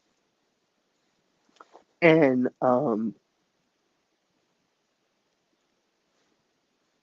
yeah, dude, that'd be perfect. You know what I'm saying? So probably sometime this week, we're going to order the fertilizer. And then, yeah, maybe sometime we'll get it later this month. Yeah, later this month, like late March, early April, try to do something like that. Take a couple of the LEDs out of that tent, maybe like two, take all of them. Take all four of those LEDs out. Try to fit them into that tent. And then, like I said, prop the other tent up on top of this, cut the bottom and top off of each of them, and prop it up. Put them in their 10 gallons, dude. That shit should be fucking lit. Get them in their 10 gallons early. That basically be they would get all of April, and middle of March, and get half of March. So it'd be about a month and a half of vegging in their 10 gallon, which is plenty of time to veg out in their 10 gallon. And then we can flip. As soon as those suckers go outside, then we can flip immediately on May 12th, flip the flower, the gelato and apples and bananas, flip those to flower, and then those will be done mid-July instead of being done at the end of July, which would be a lot cooler. Or since we start, or what we could do is flip them to flower. What's up, whoever joined? We could flip the apples and bananas and the gelato, flip that to flower in the beginning of May, and have a jump on it so that it finishes before 4th of July, which would be kind of lit. Then it would be drying during the 4th of July and probably be done by mid-July because it takes about 2 weeks to dry. But that's how you get like a perpetual harvest. So then you would have like one indoor, and then we would have the outdoor finishing up in like sometime late September, early October. And so that's like what, if we finish up the indoor mid-July harvest, then we only have August, and then yeah, like I said, late September we can either harvest then or early October. So then we're only waiting at best maybe 3 months, but most likely really we're only waiting 2 more months to harvest this. And then at that point, if you've already started another indoor door after you harvest your July in July, if you wait another 2 months, then you could basically flip that indoor. As soon as you're done drying, you can flip that indoor. Or honestly, you don't even need to wait. Veg is hotter anyway. If you flip, then you can dry in your room and have your tent going into flower. Now you got like 3 harvests done before the end of the year. That's like 3 harvests real quick. I'm hoping for the outdoor, to be honest with you.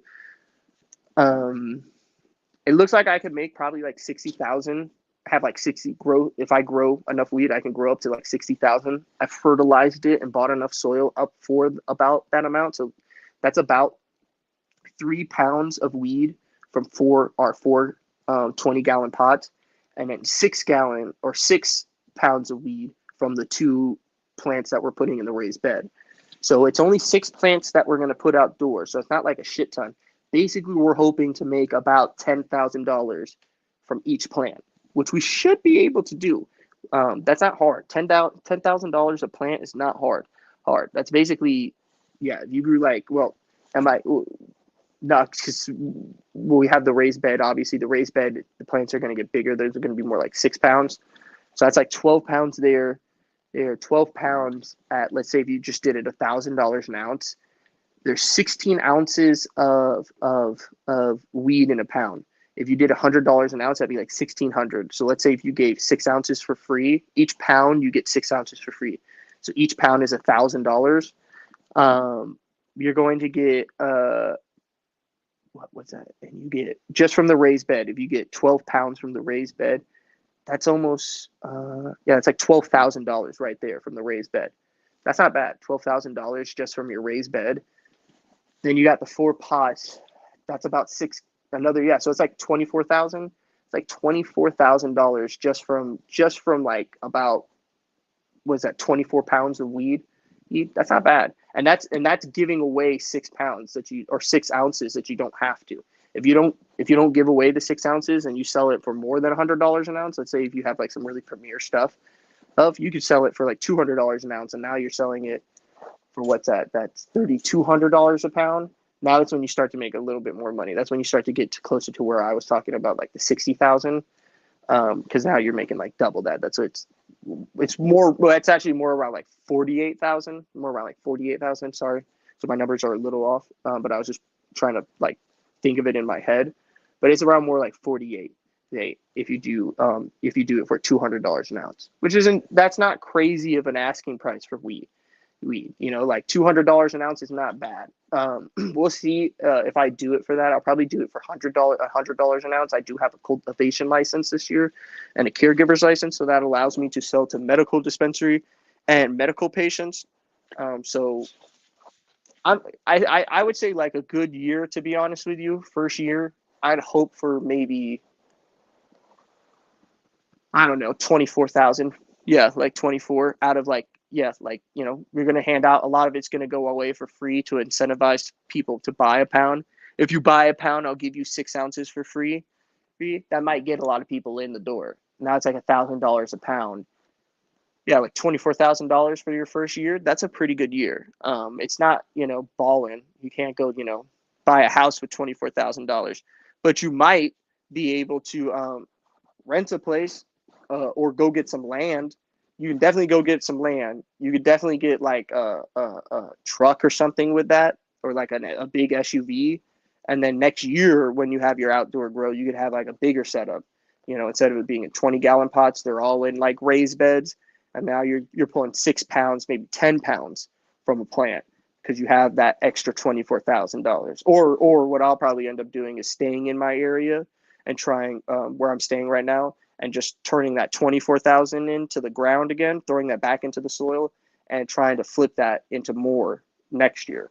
So probably using, I don't know, like 10 of that to re-amend the soil with, so that we try to get closer to maybe 10 pounds from per plant instead of like 3 and 6, which are low numbers. Those are not big numbers. You can definitely get 10 pounds from one cannabis plant. And if we do that, you know, if we get like 20 pounds from the raised bed, you know, that'll be a stellar year. We are fertilizing it to that. We got another 50 pounds of fertilizer that'll be coming on the way. And then we have to do another 50 pounds when we go for like growth.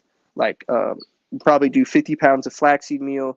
Then we'll do 50 pounds of the alfalfa meal and do a pHer, which means we'll do some dolomite lime and soil acidifier. And then that'll probably be all we'll need for the year. We'll plant. I got Girl Scout cookie. I have this plant called What the Fuck. That should be kind of cool. I got Tropicana cookies. I have in the outdoor, we got Grape Canyon Skittles. I don't know if that'll get very big, but it'll be definitely a medium-sized plant. And then we have Strawberry Mango Haze. That will not get big, unfortunately. What was the other one that's supposed to get big? The Tropicana cookies is going to get big. Grape Canyon Skittles is going outside. Strawberry Mango Haze is going outside. What else is going outside? There needs to be a fourth plant. Yeah, I can't think of it. What's a strain? So I got gelato, apples and bananas, Tropicana cookies, strawberry mango haze.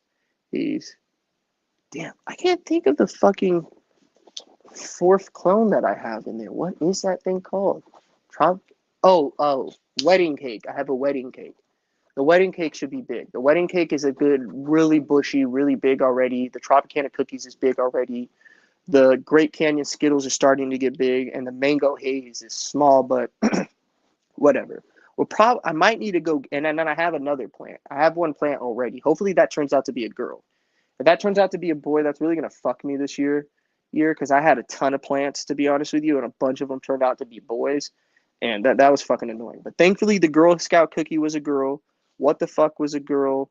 All the clones obviously were girls. So if I have to, I might just go pick up maybe 2 more clones. I know I can get an ice cream cake and I can get another wedding cake. So that'd be a cool little pickup. And I might pick up some Purple Punch, because like in the exact same area. So like there's a dispensary like 29, like almost 30 miles away, which fucking far, but not too far. I mean, it's basically the same distance if I went to like Green Dragon or something like that. But I can go 30 miles, go get 2 clones. I can get the wedding cake and the ice cream cake. And then literally in the same area, like literally not even a mile away, I can get a Purple Punch clone or like a Sunset Sherbet clone or something like that. And mix that into the outdoor grow and throw those maybe into like a 10-gallon. I have a bunch of 20 gallons that I can maybe try to fill up. And just, maybe not, I won't have as much fertilizer for the original 4, but maybe like some of the extra ones we can just do like some all-purpose and then hit them with that like acid mixed dolomite lime for flour or bone meal or something like that. But the Girl Scout cookie, the Tropicana cookies, and the wedding cake for sure are easily going to be the ones that I think everybody should check out this year. Those are going to be, the wedding cake actually has like this minty, grapey sweetness. It's kind of weird. The Tropicana cookie is very citrusy. It's like, traditional Tropicana cookies. And then the Girl Scout cookie is the thin mint cut. So I actually, and if you know anything about Girl Scout cookie, there's multiple versions. So there's the form cut, there's thin mint, and then there's like a few others that I don't know that are like obscure. I think there's 2 more. I know form, I've grown that one out. It's pretty good. And then now I have the thin mint cut. I got this from BC Bud Depot, and I got regular seeds from them. All of them grew pretty well. There was one that was mutated, but it was growing. It was fucking huge. It was way bigger than the one that smelled really good. And the one that smelled really good, you could tell it was a lot sweeter from the get-go. Like when you stem rubbed it as like a seedling, it was a sweeter kush than the other ones. They were more pungent. So you could tell that wasn't the cut that I really was looking for. So I didn't keep those ones around. I probably should have, but I had some other cuts like Poochie's Papaya. I had this Grape Ape Lime Pop. I had this shit called Whips, and none of them turned out to be girls. So when it comes to that exotic shit, it's best to stick to the names that you already know. I shouldn't have went with these obscure ones because then I ended up getting a bunch of males because of it. I really wish I ended up just buying a bunch of Girl Scout cookies at that point. It would have been cheaper for me. I would have got more plants, and I probably would have got like a bunch of the Thin Mint cut, which would have been kind of cool. I might have been able to like mom a plant out, like throw it in like a 10-gallon, and then bring it inside as soon as it starts to flip, and like start taking clones from it or something. But whatever. You live and learn. The next time I buy seeds, I definitely will be going back to BC Bud Depot and probably getting like 3 packs of those Girl Scout cookies because it is fire. The Girl Scout cookie is definitely going to be the premier strain this year, along with the Tropicana. We are going to be doing an indoor grow where we have an apples and bananas and a gelato. That'll be done in July, like mid-July. The outdoor grow will probably be done in like October sometime once it's all dried up and ready to, and like jarred and ready to be sold. I do have a cultivation license. I have a caregiver's license. So if you have your medical card, you can hit me up and we can try to get you on my patients list. That doesn't affect you on getting on any other people's patients list. If you want to join other caregivers, for instance, like Cali Grown Buds, he's another YouTuber on here. He also has his caregiver's license. If you wanted to get on his and mine, you could totally do that. So if you wanted to like buy a couple ounces, I think you can buy ounces from me. You don't have to buy pounds. From him, you only the smallest amount you can buy from him is half a pound. Whereas me, you can hit me up for an ounce and I'll sell you an ounce. So if you wanted to get on another patient's list, like a big time guy, you could totally still do that. That's not going to offend me at all. So definitely check that out. You can hit me up on my Instagram. I normally have that down there. It's on other videos. When I post this, I'll leave it down in the comment section so you can go back later and check that out if you're interested in that.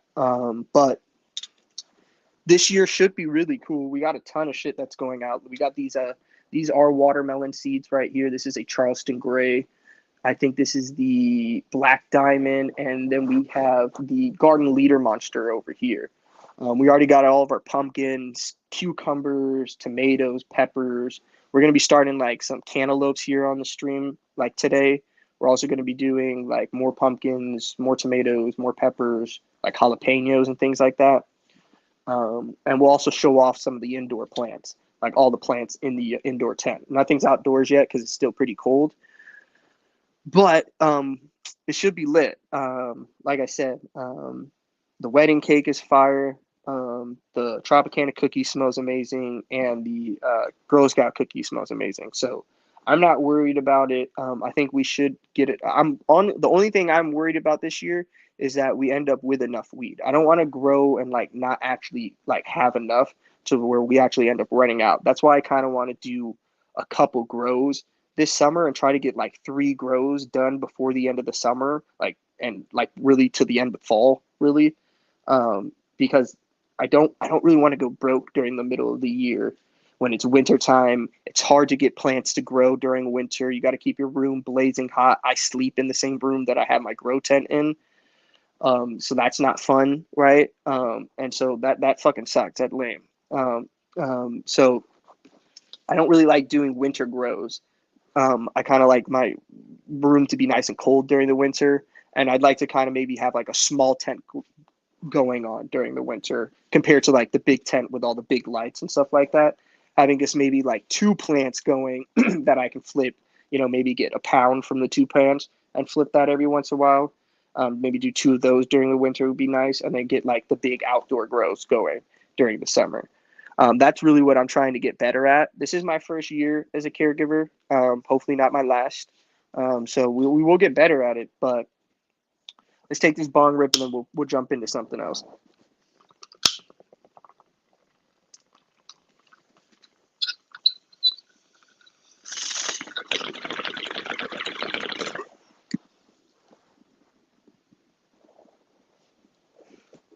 Yeah, so like what I was saying is whew,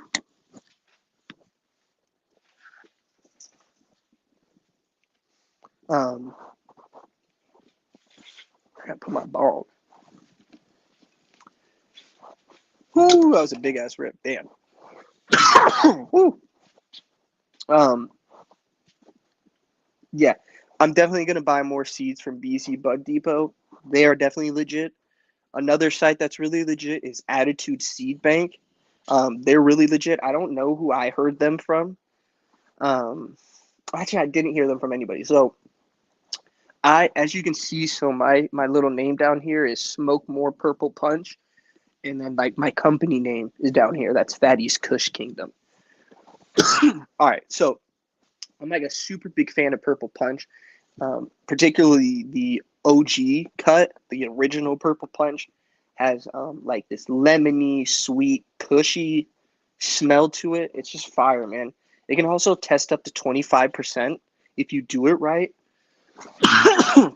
Check out my Instagram because I have a ton of pictures of my Purple Punch grow. It came out spectacular. So that's another thing that I'm going to get my hands on for sure. Is I'm going to get more Girl Scout cookie and I'm going to get more Purple Punch. And Purple Punch gets fucking huge. I mean, the fan leaves on those suckers get giant. It's a 6 foot tall plant, easy outdoors, and you can get like a couple pounds from it. So that and Girl Scout cookies are definitely going to be sticking around in my garden. The Tropicana cookies is going to stick around. This is my second year with the apples and bananas. Um, I had apples and bananas and pineapple pez sour number 3 outdoors last year. That was from Midwest Best Genetics, um, and I actually worked in cultivation sites before, 2 different cultivation sites and 2 different dispensaries. The dispensaries I was a bud tender in the first one, and the second one I was a head bud tender and an assistant inventory manager. So mostly what I ended up doing as the assistant inventory manager wasn't actually picking stuff, but was letting them know since I was the head bud tender was like I was just letting them know, hey, this is not selling and this is what is selling. Particularly a lot of the stuff that we had in there was like the Good Bud Company, I think it's called, or Good Flower Company. We had a lot of Green Dragon from like SoCal. Was another big company we had in there. Connected was in there, but I don't particularly care for Connected as much. We had Alien Labs, obviously. They're not as good. Obviously, I don't really care for them either. But we also had Cookies. We had, what's that other one? I'm trying to think of their freaking name. Uh, it's always in those orange boxes. Confidential or something like that? If you've been to any Southern California dispensary, you've seen them. They're always in like the orange boxes. They're not that good. But the good ones really were Green Dragon, the Good Flower Company, and then like we would get some obscure guys in there every once in a while. And then we had our own house weed. I was at Rose Collective. I was out there for almost a year, probably like 8 months or so, and then left and went to a cultivation site. I stayed there for 6 months, moved up and went to an assistant cultivator's position at another site. I don't particularly care for any of the cultivation sites. Unfortunately, I do like Rose Collective. That's why I gave them a shout out. I don't care for the cultivation sites just because cultivators in general are very competitive with each other. And since we're all in, this is a cultivating operation, everybody's a cultivator, right? Like everybody's growing weed. Even the people who were working in extractions, they had weed plants. And so it was toxic. So particularly the one that I was an assistant cultivator at, like the assistant cultivator, dude, I hated it. I hated working there. And I did not stay. I stayed for maybe 6 months and then dipped. I just couldn't take it. I think maybe 8, but I did not stay a whole year. Um, and I'm not going to say their name because I don't want any bad blood, but I do like when I get their strains and get to grow them out because I kick their butt at it. It's hilarious. So last year was the year I ended up quitting and leaving and starting up my own stuff and getting the license and things like that. And I ended up getting my hands on their pineapple pez. And so he told me the head cultivator, pineapple pez was something he bred out and he created. I had never heard of it before. I had heard of some of the other stuff like Bling cheesecake. I had heard Bling before, so I was like, "Oh, you crossed that because I had already grown Bling out from Humboldt Seed Company. And so I was like, oh, so that's Bling from Humboldt Seed Company. And he's like, yeah. And I crossed it to my shit called Cheesecake. And so I don't know where he got this stuff called Cheesecake from. It wasn't very good at all. I mean, it looked crazy for sure. Another thing they had was Cushman's. I also had that. I lost that, unfortunately. I ended up getting rid of it because I just didn't have the space for it, the Cushman's, but I do want to get Cushman's back. Cushman's, Purple Punch, Girl Scout Cookie are staple strains of mine that I always want to have around in my garden just because they produce well, they look good, they always have some color to them. Purple Punch can either get really gray or very nice purple. The Girl Scout Cookie actually gets more purple than the OG Purple Punch, and that's more of like a dark charcoal purple, and that's probably where the like minty sweetness comes, and that's where they get the Thin Mint, is because it's really minty and it's really sweet. It doesn't really, I don't have a chocolate pheno in it. Some people do say there are chocolate phenos of cannabis. I haven't got one yet. I know there's a chocolate diesel, which is like something chocolate crossed a sour diesel. I've never tried any of them. This one basically, it does smell sweet. It's super fucking sweet, and it smells minty. So it smells like a Thin Mint. It smells like a Thin Mint cookie. So which is lit. I was super hyped when I found that. When I was like going through and just stem rubbing all the Girl Scout cookies, and then that one was the sweet, cushiest one, I was like, and I had grown out Purple Punch from a clone. When I first got it, it was super cushy, like super, but good kush, not like a bad kush. It's like a really good kush. Um, so I kept it. I liked it. I was like, well, shit, what if it's really fire? As it got bigger and got more established and I run an organic setup, I don't have any synthetic fertilizer. The real terpene profile really started to show. It had like this sweet lemony cushness to it, where it like that Purple Punch was just like super sweet, super lemony, and just tasted amazing. So the second I smelled like this sweet cushness in like the seedling, I knew it was going to turn into something because I had seen that before in the Purple Punch and other stuff that I've grown. That like normally if something's a little sweet in the beginning, not pungent, if it's pungent, it's normally going to stay pungent throughout. But if it's like a light cushness, or maybe it doesn't smell like anything at all that's not a bad sign. It might, as it matures and gets a little more established in the soil setup, that's when it starts pulling up like sulfur and magnesium and things like that it will use to build up its terpene profile. So give it a couple weeks, let it get established, let it even get big. Let it get big and let it fully show its sex before you really try to figure out what's the terpene profile. If you try to figure out what the terpene profile is too quick and you're constantly stem rubbing, you're not going to get, one, it's not going to build up a terpene because you're constantly wiping them off. And two, it's just going to freak the plant out and stress it out. It's not going to actually produce that. If you leave it alone and let it build up that stickiness, I've noticed that it actually produces more terpenes than if you're constantly stem rubbing it, which might be like the opposite thought of what most people would think. They would think like, if I'm constantly stem rubbing it and then I eventually leave it alone, that then it will produce that crazy amount of terpenes because of like some like low stress training. I noticed that if I just leave my plants alone for a few weeks and don't bug them and just let them get like a few good weeks of growth in, they're going to be sticky regardless. So doing a ton of low stress training, or whatever else it may be, or even using a lot of like high humidity, which I use a lot of, like I like to get my humidity levels really high in veg and let them stay there and also be really warm, because what that does is it kind of makes the plant sweat, and that helps it like sweat out its terpene profile, so that it's constantly trying to rebuild that. That harsh condition is something that I kind of learned on my own, and then also confirmed when I was doing a lot of research and watching a lot of Kevin Georgery. He also confirmed that like harsh conditions definitely increase your terpene profile. So I don't use the same harsh condition he uses. So in his farm grow, he likes having like a lot of wind and a lot of heavy winds and things like that, because that just kicks the plant's butt early on in the year. And so what he says is that they don't ever end up getting very big. So he plants a lot, but he gets crazy terpene profiles because once they finally do get established up there and they can finally kind of like grow through that wind, the terpene profile is just ridiculous. And that's the same thing for me when I use this like high humidity technique. I turn my humidifier up all the way. I get the tent very foggy, but I keep my lights up on high, and I don't use like a air conditioning unit, and I don't use like a carbon filter at this time because I want it to get warm in there. I want it to be warm and humid, and that's gonna like almost turn into a sauna for these plants. When you open that tent, it's gonna like hit you with just like a pure smell of just like whatever terpene profiles you have in there. If they're super cushy, they're super pungent, super sweet, you're gonna smell them immediately. So if you have like a bunch of like the same ones in there, if you just have like a bunch of purple punches or a bunch of Girl Scout cookies, it's just gonna smell like that. That because it's sweating. That plant's just sweating. And so I like to do that throughout veg, 2 days out of the week, have it really, really warm and humid. And then the rest of the week, I let it kind of chill.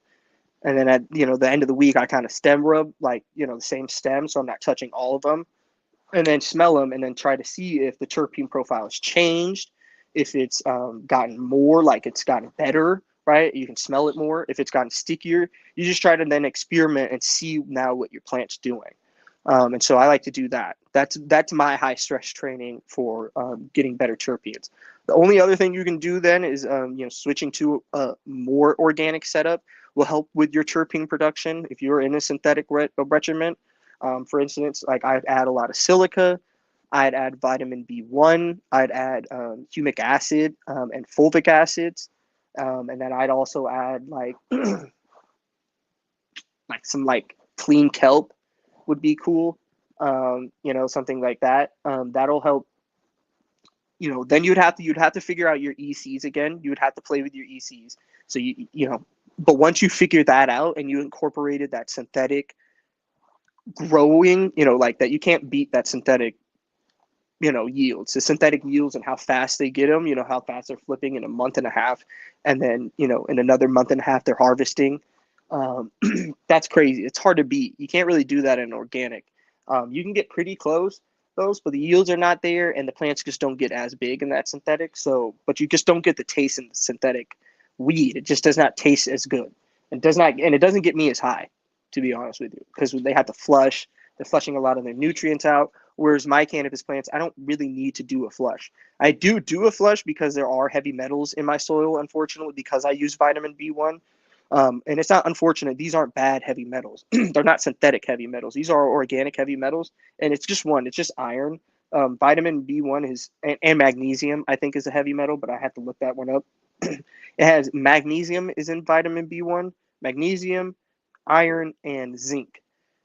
So that's really good for fighting off like any disease. So if your plant starts to get a little sick and you can notice like a virus, drenching your roots with that and some hydrogen peroxide and aspirin, and then doing a little foliar spray with that is straight. That's gonna kill any disease in the roots or on the plant. It's not gonna exist. That's gonna wipe it out. And then the zinc, iron, and magnesium, that's going to be like an immune boost. So think of immune boost. So think of that as like the same way if you were sick. Like what would end up happening is like if you were really sick, you would want to take like iron, you would want to take zinc, you would want to take magnesium, because what those two things are going to do, iron is going to help with white blood cells. That's going to produce, it's really going to help with more blood. It's going to help you produce more blood. And also magnesium is going to help you do that as a human.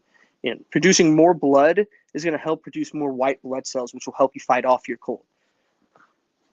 The zinc is also going to help boost your immune system. So you can think of that in the same way as your plants. Like if that's going to do all the same, if that's what that's going to do to you, that's what that's going to do to your plants. So if your plants get a little sick, that's what I recommend giving them. Some aspirin. Aspirin's going to clean, like, so let's say hypothetically what I had happen to me was I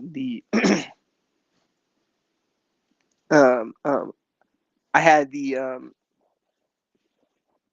I had a little disease outbreak, and it was started in my compost tea. Something I added or something that blew into it was sick, or had some sickness in it, and caused my plants to get a little sick.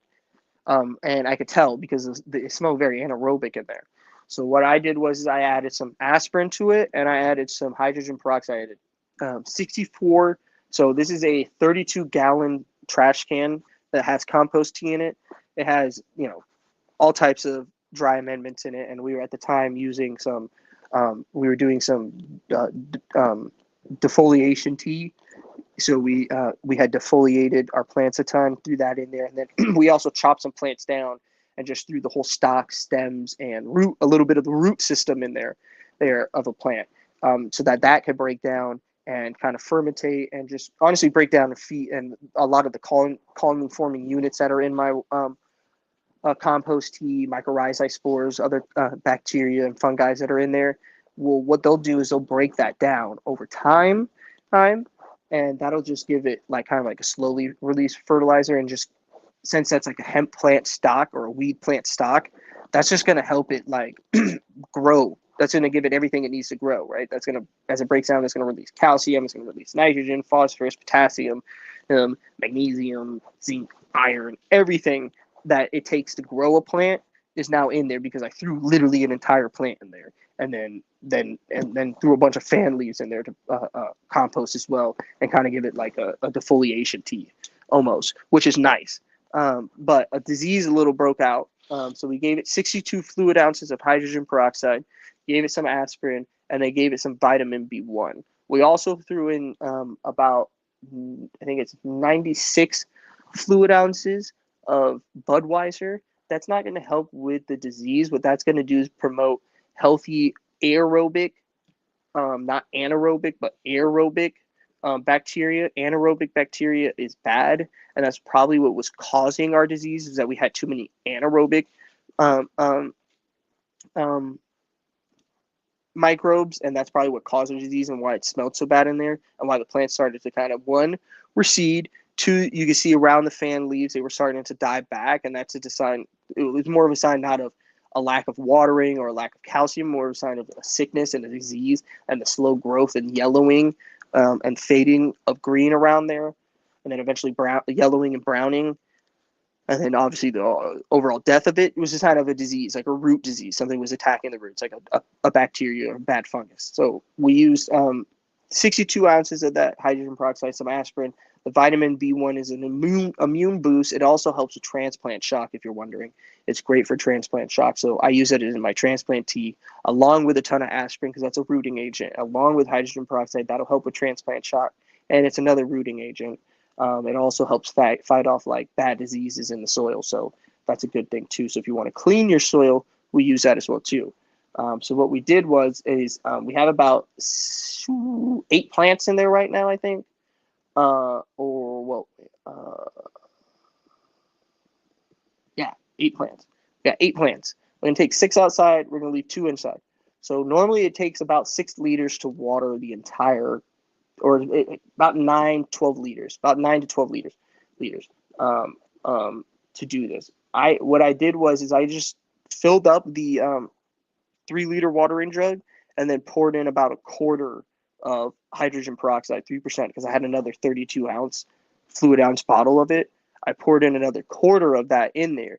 What that did was that made, even though I had already just added 62 fluid ounces, added in that 96 fluid ounces of beer and 1 gallon of vitamin B1 into there, what that did was that actually allowed me to, and I also did a foliar spray with the vitamin B1. We put a little vinegar, and we had a insecticide soap. Oh, we added a little vitamin B1 and vinegar to it, and we sprayed the plants down with that. The vitamin B1 was just to help with, again, fight off the disease, give it an immune boost directly to the leaves, and then the vinegar was just to keep any pest away. We do have like some freaking aphids in the tent. We did kill a plant with it because we sprayed that one down because that one really had it.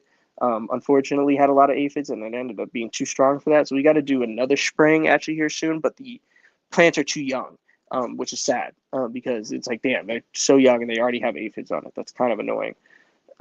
This is definitely going to be the year of the fucking aphid, which is going to be annoying because aphids getting on your pepper plants is just going to get even worse because we have pumpkin plants out there and a lot of like big leafy green plants, and that's just gonna be like a fucking fuck fest for these fucking things. So we got a bunch of vinegar. So we already got the main source of the pesticide regimen that we'll have. What we'll do is probably get 2 bottles of rosemary, and we'll add that into that. and then we'll get a whole bottle of neem seed oil. Drop all that in there, mix that up, and then from there we probably just get like a bag.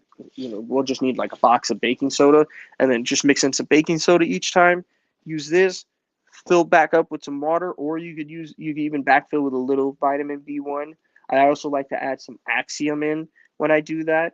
Normally I use like so they'll send like a package of three. I just use all three of them because a lot of times they're kind of old, and if you use one, it won't work that well. But if you use, I notice either 2 to 3 of them, you will see some growth. Though I have used just one. Oh, actually, that's not true. That's not true.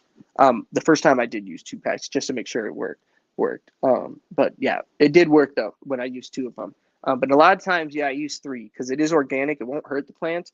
The only thing you have to worry about is that when you're in flower or of cannabis, it can make them herm. So don't use it up to 10 days, I think it was. But really, you should probably wait like 3. Honestly, you shouldn't do it a month before. Don't go crazy with the Axiom. You don't really need to. You can only actually even do it every 2 weeks. If you do it any more than that, it won't work. It just is a waste of your money. So you can only do it every 2 weeks. And so I like to trade off, basically. So what I'll do is when I go to transplant, I use Axiom. But this time I use them in 2 ways. So a lot of times I use if you buy it off Amazon, it's like $20. You get 3 packs. A lot of times I get 2 of them. It's like $40. It is very expensive. Axiom is a hairpin protein. It's a hairpin protein that's extracted from plants that make plants grow faster.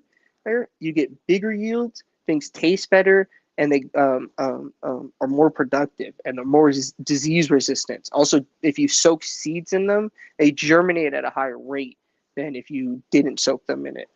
So, like if you were to just go with like the standard hydrogen peroxide aspirin mix, which is what I use. What I ended up using is I use a little bit of that Axiom too. You can throw in a little Axiom. You can also throw in a little fatty acids. I think it's what it's called. I gotta remember, but so scratch that for now. But if you just went with some Axiom, hydrogen peroxide, and I use one little tablet or 2 sometimes, depending on how many seeds. Normally just 1 though, because I don't want them like soaking. Well, it doesn't matter if they really soak in the aspirin. It's a rooting agent, and it promotes healthy roots. So for them to sprout into that and the hydrogen peroxide and the Axiom, those suckers are gonna like just. I'm telling you, I did that one the first time I threw that Axiom in there, and I had the hydrogen peroxide and the aspirin, hydrogen peroxide, and Axiom. Dude, I had a taproot. It was giant. It was like a fucking monster. It was like, holy shit. So those things do work. Those things do really work, Axiom. But you just have to make sure you're careful not to do it too much because it won't work. It won't work, so that's a waste of money. And then if you do it too close to flipping your plants to flower, it'll fuck them up. Another thing it does is it produces higher terpene profiles. So plants normally like I think the highest terpene percentage I ever heard was like 11%, 20. I don't know. I can't remember how the story went. But the person went from having like a white widow that was like, let's say hypothetically testing at like 6% normally terpene profile, which is really, really good, right? Went from that to doing like 11%, which is almost double that. And it will it will push your THC content up like 5% more. So like if you're getting like 25%, like hypothetically say I'm getting 25% from my purple punch. I've never sprayed Axiom on Purple Punch. When I grew Purple Punch, I didn't know about it. So if I do that now, and then I go test it, it should, in theory, not only have a higher terpene profile than it did before, which would be amazing, right? Right? Because it'll taste and smell even better. It would also be at like 30 fucking percent THC, which would smack. That 25% was fucking crazy. I mean, I wasn't like sedated. It's not a sedated high where you're like, oh, I don't like those. It's a relaxing. It's very like euphoric. It's very fun. It has a little CBD. It can get up to like 5% CBD or something in Purple Punch OG. And so I let it run until literally the fucking wheels fell off. That sucker stopped growing. and that's when I harvest it. I literally just let it go until it stopped growing. I didn't harvest it because sometimes breeders give recommendations like this is a sweet spot around day 83, day 65, 79, something like that. 83 is kind of high, but 83, somewhere around there. You know what I'm saying? And sometimes you take plants to 100, depending on the strain. I don't remember what I took mine to on Purple Punch. I do not count the days. I literally just watch the plants. A lot of the times, I like CBD in my weed because it just makes it more of a euphoric body high instead of like a very racy head high. I don't like that. I like a nice little body high where my whole body, head and body, feel nice and relaxed and zoned out and euphoric and just relaxed. That's what I go for. So I'm not for like the really jittery highs. I'm not into that. So I like to take these suckers as long as I can until either I can't take them any longer because it's too cold outside or because they're just not growing anymore and they are done. So like I said, I did have a little amber in my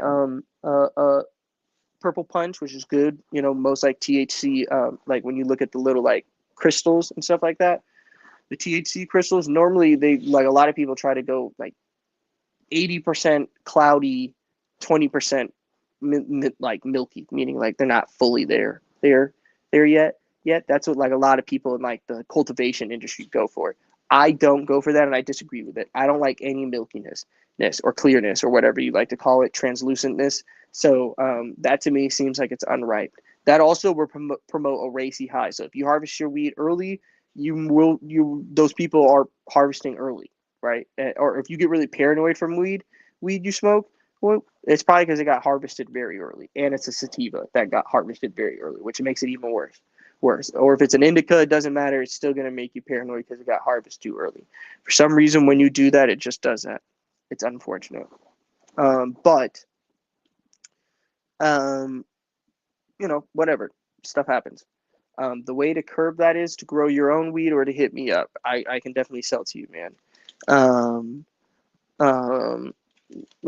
my weed's pretty good, and I'm pretty careful. Like I said, I'm all organic. I don't use any synthetic pesticides or synthetic fertilizer, so it's all natural, all good for you. You don't have to worry about what you're smoking and what you're putting into your lungs or what you're pressing and turning into edibles and feeding to a dog or an autistic, loved one, or somebody who suffers from seizures. You don't have to worry about stuff like that. This is I am medical, so that is what I do. That's why I do, like having a lot of CBD in my weed. I don't have CBD strains right now. I did try to get some to grow. They didn't germinate. If they did, I would have put them outside and had some CBD strains this year for some people if they wanted some CBD. But unfortunately, they didn't germinate, which sucks, but we'll try again later. At another date to get some CBDs. I've been trying to get some CBDs now for a few years, but whatever. Weed is weed. It's hard to grow. We are on a roll though. We got some good strains. We should probably get a couple more. We probably should do that here soon, probably next month. In April, get some plants, some clones. Like I said, what I would like to do is probably get 4 more plants for the outdoors and maybe just throw them in 10 gallons. We would have 4 in 20 gallons, and then we'd have another 4 in 10 gallons, and then we would have 2 in the raised bed. So that'd be about 10 plants, which is good. I'd be happy with 10. That should give us enough weed. 10-gallon pots at that point, that'll give us like a pound and a half depending on the strain and if it gets that big. But that's like, I think like the average for a 10-gallon pot. Obviously, if you do really well, you water on time, you don't fuck up at all, you fertilize on time, it never goes hungry, never goes deficient, never needs anything. It just is just rocking and rolling through the whole year. You could probably get like 2.5 pounds from it. 3 at best, though. I think 3 would be a lot from a 10-gallon pot. That'd be crazy. That'd be a giant fucking plant in a 10-gallon pot because 10 gallons is not that much soil. Unfortunately, it's just not. You can easily get a pound from a 10-gallon pot. You can get a pound from a 5-gallon pot if you grew it long enough and just let it sit there. In that 5-gallon, you just kept top dressing. You'll get 1 pound plant. It'll just take a little bit longer. But you can easily get a 1 pound plant from a 10-gallon pot, and easily get even a pound and a half. And so that's why I'm saying, like, really, if you did like a good job, which we're trying to this year, a 10-gallon pot, I could maybe on a couple good plants, maybe 2 of them, get 2 pounds from them, which would really help me. Because that strawberry mango haze does not look like it's going to get big. Sounds really cool. Doesn't have very good of a terpene profile. The Grape Canyon Skittles smells good. The wedding cake smells good. The great Girl Scout cookie smells good. The Tropicana cookie smells good. So there are good strains. Like I said, I'm going to try to pick up some wedding cake, some ice cream cake, and then I'm going to try to pick up Purple Punch again. But the clone guy cut of Purple Punch, not the Purple Punch I had, unfortunately. What time is it? 5. All right, so we're going to be on another 2 hours, probably till 7, and then we'll go to bed because I'm going to do all this stuff still. I'm just kind of getting going over the year. But yeah, I'm probably going to, and then we'll get like a Sunset Sherbet. So Sunset Sherbet or GMO, we might cut because we already have a wedding cake. We don't really need a second wedding cake. Though having another wedding cake in there isn't a bad idea, because all that does is just, one, reinforce that I have a ton of wedding cake around, which is a cool name, something that people know, right? And let's say they hit me up for the wedding cake, the main premier wedding cake, and I don't have any more, but I have some of the backup wedding cake. I can always sell that as the premier and just say, yeah, I still have some of it. It's getting a little bit older now, like it's kind of like degrading a little bit. So you kind of want to come get this like early if you want some, like at least get some now, like, and then that's how it goes. But so but that'll help me have enough of that wedding cake so that I can push that for a bit. I'll have enough Girl Scout cookie. I'll have enough Tropicana cookies. So I'll have a whole bunch of really cool fucking strains that nobody else really freaking has. And that'll be fun to do, right? Something that I'm going to keep a cut of the apples and bananas, because that's a cool name. That's a cool strain. So we'll keep a cut of that. I'm not going to keep a cut of the gelato. I didn't enjoy that. I'm going to get a different one. So we'll get rid of that. I'm going to keep the Skittles around. I'm not going to keep the mango haze around. That's a waste. But if I get a cut of 2, if I can get a cut of 2 of it, I will keep it. But if I can't get a cut or 2, I'm not going to force it. I'm not going to cut a branch off just to keep one clone. I'd rather just get the weed and chop the plant down. Just say, fuck it, I don't care. It wasn't that good of a plant. Anyway, there's no reason to try to clone a small little tiny plant that's already a clone. Cloning the Tropicana cookies, which is already pretty big, cloning the wedding cake, which is already big, is a good, is smart. I'm not going to probably keep the what the fuck around, but I probably will keep the Girl Scout cookie around. Like I said, the Girl Scout cookie is fire. It is really good. So that'll be around next year. I got a ton of Clone X. We do have a pretty good rooting system. I'm gonna get I'm gonna do 2 different things. I'm gonna get a rooting like setup, like a cloning setup for plants where you can take cuttings, make them, turn them into a clone, which is just like a rooted plant. And then I'm going to try to do my own setup, which is like just like a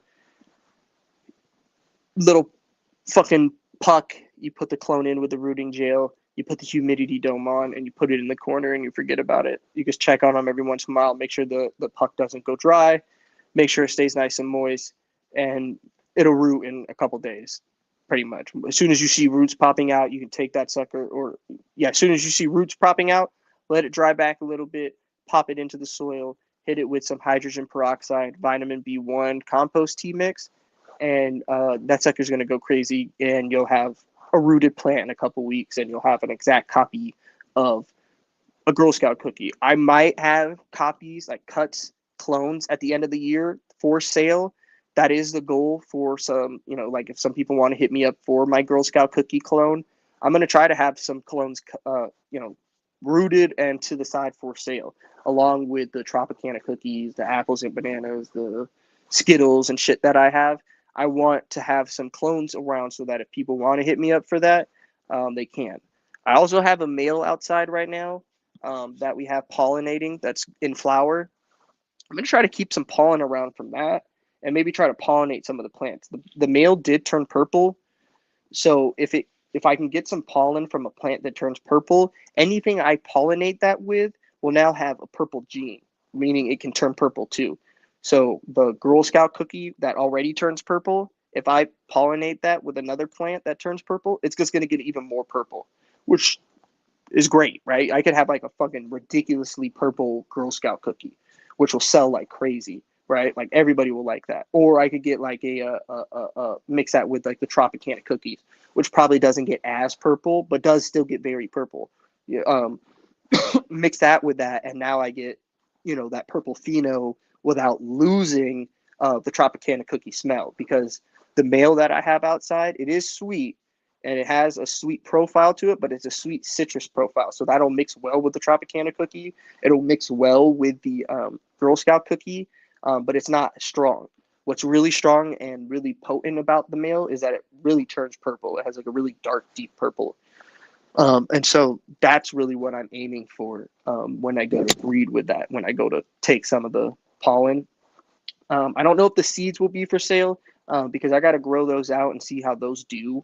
If they grow out and they do well, I'll breed them again, and then maybe later on we'll be able to sell some seeds to you guys, so that you get some premier seeds. You don't have to go buy them online, and you can kind of chill out and relax, and have a little more fun and get some really cool stuff. And it's from me, so it's gonna be good. It's gonna be good. So, but whatever. Um, so we gotta get these. Gotta get these goddamn.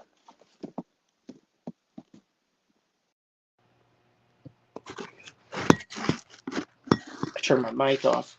Now you guys can hear me from the thing, so that should be better. I'm gonna take these and turn my headphones off as well too, to save the battery.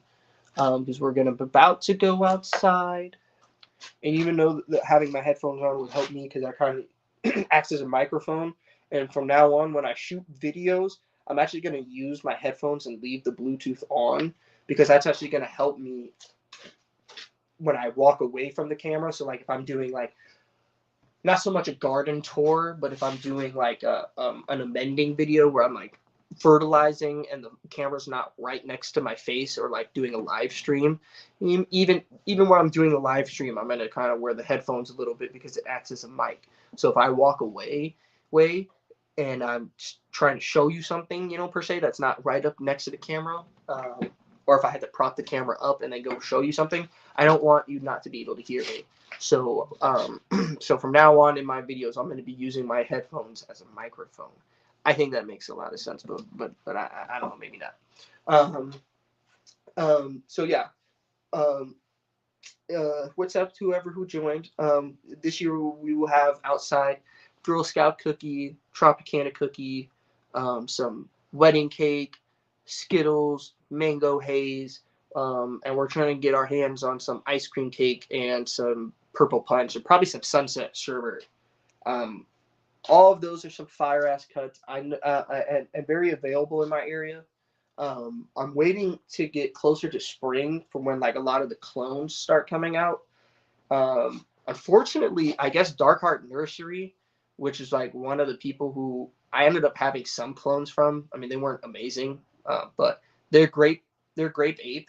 The Kyle Cushman grape ape they had was pretty cool looking, to be honest with you. It had like this 9-finger fan leaf. So like a fan leaf would be like one of these leaves, but like a cannabis one. So you know how they have like kind of like how they kind of look like this, but a cannabis, instead of it being 5 or 7, which is normal, it'll have 4 more, so it'll be 9. That sucker looked fucking nutty. It looked so weird and super bushy. But yeah, I guess Dark Heart Nursery went out of business, so I'm like, I don't know. I was pissed too, because I was really gonna go pick up when I looked that up and I found that out. I was gonna go pick up like a ton of more. I was gonna go pick up like 3, 4 more of those grape apes, the Kyle Cushman grape apes, and they are gone. They were all closed. No more Dark Art Nursery. I was pissed. I was like, what the fuck? That sucks. I'm like, where the fuck am I gonna go for clones? And so I ended up having to go back to Green Dragon, and I don't actually like Green Dragon. It was very expensive at the time when I was going there. When I ended up going back, they had lowered their prices a lot, and they had gotten like new strains in, so it was a little bit nicer. And so I've been kind of rocking with them a little bit, but I also got these clones. So all the clones I got in my tent, I actually got off my boy from New York. He shipped out a shit ton of clones from New York, and I'm trying to actually get some gumbo seeds. I don't know if anybody knows about gumbo. It's a New York strain. I think it's crossed a sour diesel and Girl Scout cookie or something like that. I don't know. I don't fucking know what it's crossed to, but it was in the cookies episode, and I didn't really like the episode. It was kind of boring, but I did watch it for a bit because we're talking about gumbo, but it was just more like talking about like the flavor. I don't think they talked about the crosses. They may have. It might have been like gunpowder and sour diesel, or sour diesel or gunpowder Girl Scout cookie. I don't know what gumbo was crossed with, but I'm trying to get my hands on that one. In seed form or in clone form. So I hit my guy up in New York and I told him I'd give him like $50 along with whatever the clone costs. So whatever you find, however much it is 100, 200, 300 at the max. I'm not gonna, and I probably not, yeah, like 200 at the max for a clone. Don't buy anything over $200 until you get like some verification. If it goes over that, you're gonna need some real verification, meaning somebody grew that out and can tell you verbatim that's a real shit. So if you want to spend $300, that's a 300. You should go spend your $300 on that. Don't spend anything more than $200 on something that's not verified. Right? So like a pack of seeds that cost $300, don't do it. Don't do it because you never grown it before. You might get bum kissed and get totally screwed over. And I've had that shit happen. Like I said, I just bought a whole bunch of experimental shit for like $100 each, and every single one of them turned out to be boys, all of them, every single one of them. And so it's like that's what I get. That's what I get for buying experimental shit for $100 each. That's just stupid. Doesn't even make any sense. But it's a good lesson learned. I'm not gonna do that ever again. That makes sense. But now you know not to do that either, right? But yeah, so like so like I'm kind of in like this rut. There's not that many nurseries. There's Universal and there's Clone Guy. Those are the two cannabis nurseries along with Green Dragon. These are the three nurseries I know of. Other than that, I don't know of any other fucking nurseries.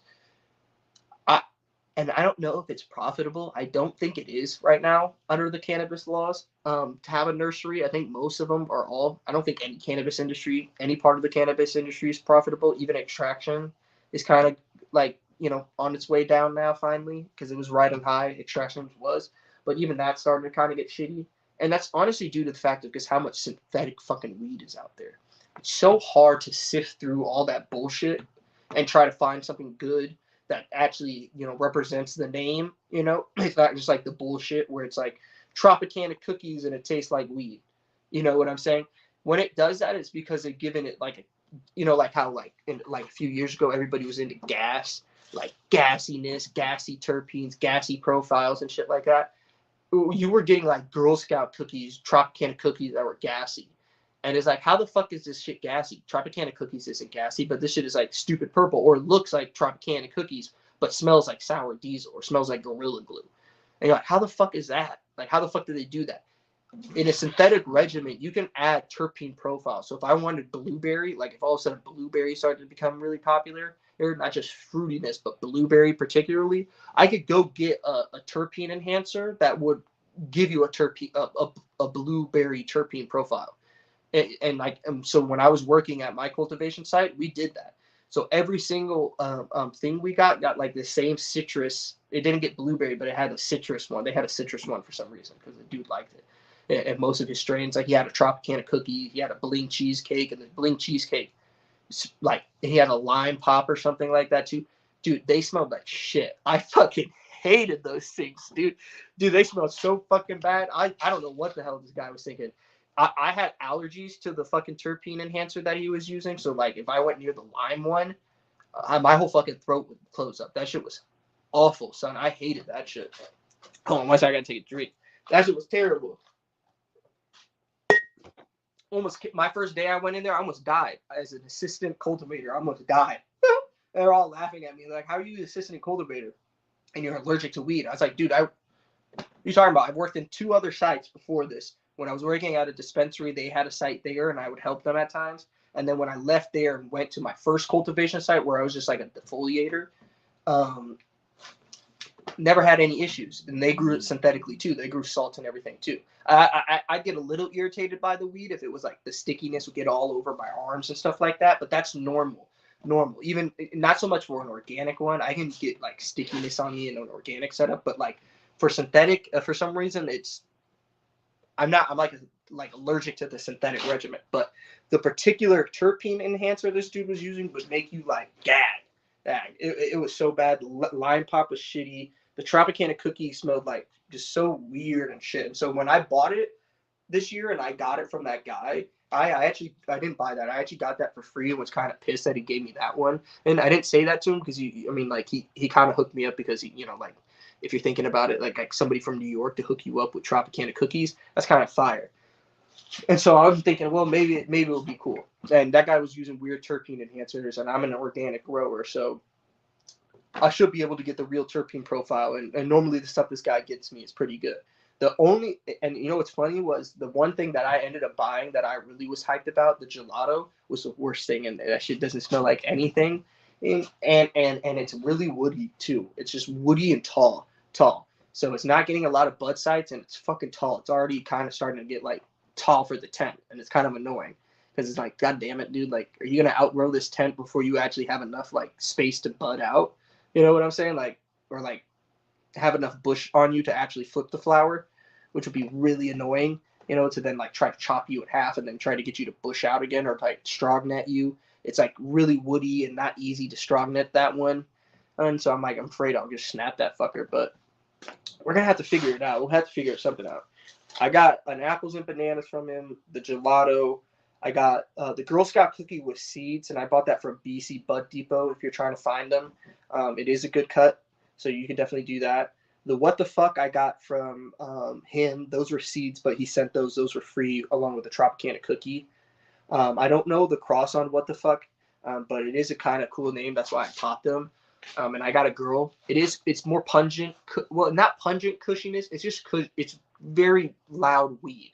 It's not pungent. It's not like Sour Diesel. It's not like Gorilla Glue. It's like just really. I can't think of a good Kush name. It's like Kush. It's like the old days when like you went to dispensary and you're like, "Can I get some Kush?"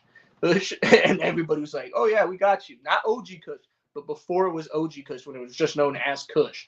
This would be a good representation. The What the Fuck would be a good representation of OG, like the Kushes, not the OG Kushes, but that Kush era. And then what else I have in there?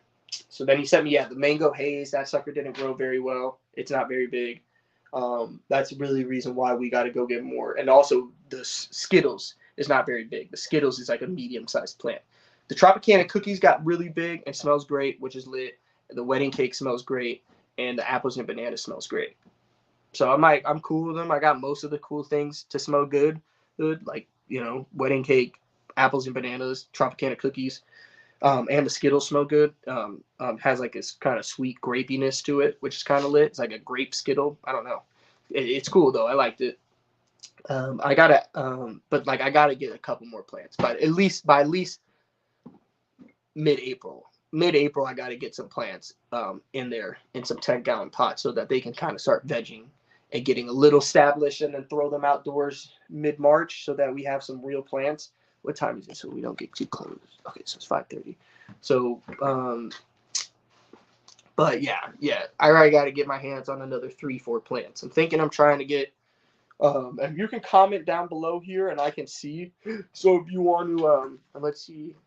Okay, so it's just Monkey Man though. Fucking, we already seen Monkey Man shit. But if you want to ask me any questions or like tell me anything, you can totally shoot me a little comment.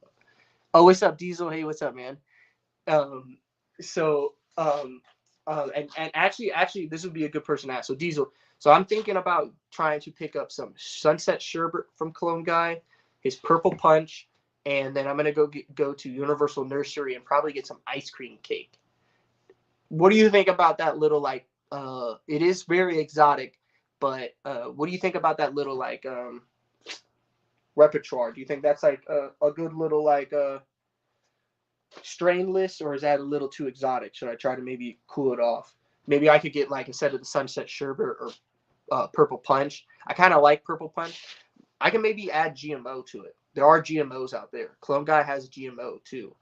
So like I could go get GMO, Purple Punch, Sunset Sherbet, and ice cream cake, and then add that to the 4 pots that already have Mango Haze, which won't get big, Skittles, which won't get big, the Tropicana cookies will get big, and the wedding cake will get big. But all the other ones probably will be medium-sized plants, and then the raised beds will get big. I think variety is good. Variety is good. All right, yeah. So that's what I was thinking too. I was thinking, yeah, like if I added maybe that GMO as the fourth one, that'd be pretty cool because the GMO would be kind of like your more gassy terpene profile, along with like kind of the what the fuck, which is like the cushy profile. Then you got the sweetness, like the sweet mintiness from the Girl Scout cookie.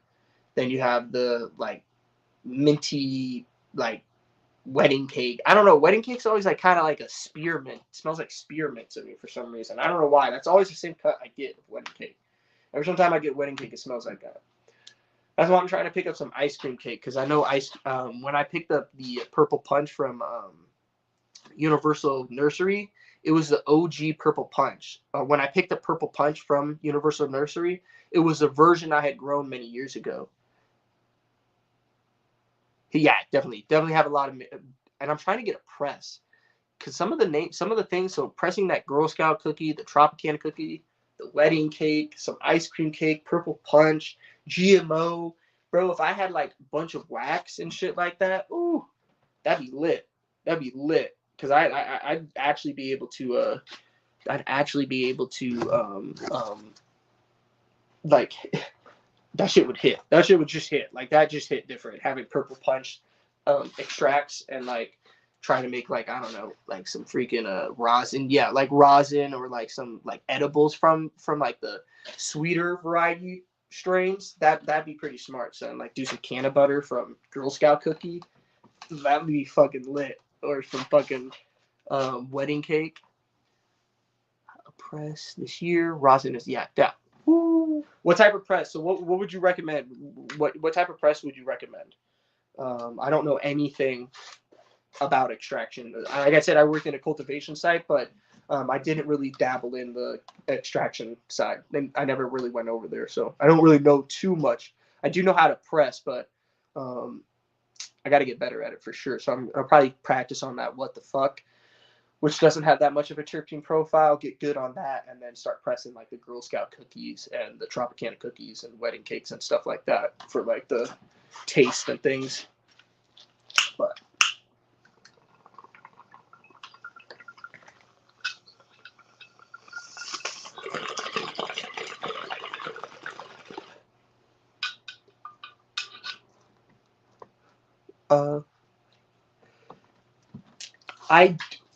I do work, but I recently just quit so I could try to focus on the cult of the caregiver's license. But so it's like 400. I can probably get it for my birthday, which is in August, because that's not bad. 400 is not too bad. And then honestly, if I couldn't afford it, I could always just go get a job. But I'm really trying to focus on this caregiver's license right now.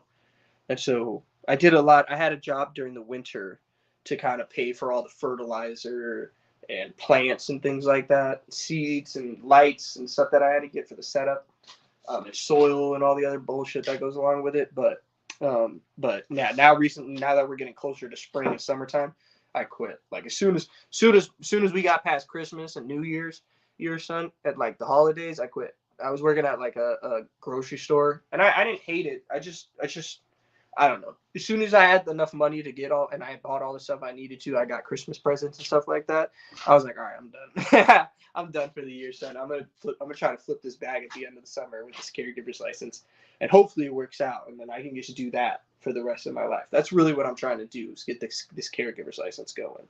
All my friends want me to do it. They are constantly hitting me up for weed, and so if I actually start having enough of that on me and a consistently good list, I have enough of a like name and like profile in my area that I should be able to make enough money each year from it. And like as I get more and more professional and get more and more of a name in the game, yeah, try to get like bigger licenses as I go along. Really, I'm trying to get into the cannabis industry. Really, is what it is. And so like the caregiver's license, and I'll actually show you as well too, because I keep it on me, keep it right here on me at all times, just in case I gotta show somebody. Um, so I'm like fully primary caregiver, medical marijuana identification card, state of California, everything. Public health, California Department of Public Health, Ventura County Public Health, full on thing. So like, I can be a full on caregiver. And so that's really the plan. Do the caregiver's license and make some money from it. Get a bigger license. California City, if you don't know, and if you're trying to get a license, man, in a couple years or something like that, California City is very cheap. The last time I checked, it was like 7,000. Bro, be careful showing that kind of shit out here. Oh yeah, there is an ID number, but there's no names, thankfully. There's no name on it. So basically all it is like a phone number and an identification number, so that you can basically call, you can give them my ID number, and that's about it. So but you won't get my name, which is nice. There's no way to get my name from my little card. But thank you for that tip. I do appreciate that. And I checked into that too. They told me that before, just so that like I kind of knew that. But thank you, man. I appreciate that. But yeah, I'm trying to get into the cannabis industry. That's really what I'm trying to do. And then, but what I was saying is California City has very cheap land, and the licenses are like $7,000 the last time I checked for like a big time cultivation site, or not like super big, but like I think like a 3,000 foot canopy, 3,000, yeah, like 3,500 or something like that, somewhere around there. That's a lot. That's like the size of a house, dude. My house is like 2,300 right now, square feet. So if I had a 3,500 square foot license, I'd have more plants than I'd have. I couldn't do it here. Out where you saying? Yeah, in California City. My bubble just moved to Lake LA, Lake Los Angeles is what you're saying. I don't know Lake Los Angeles very well, unfortunately. I am very good with Los Angeles, so I do know the Los Angeles area. Is that like near the Los Angeles forest?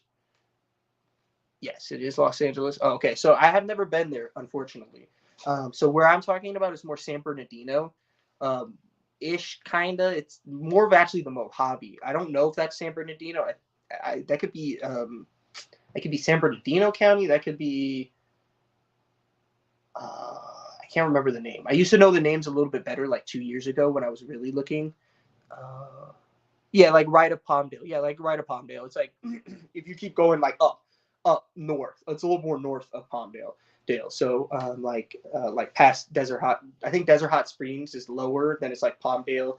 Then you get to like Lancaster maybe, and then it's California City, something like that. That is off the 33.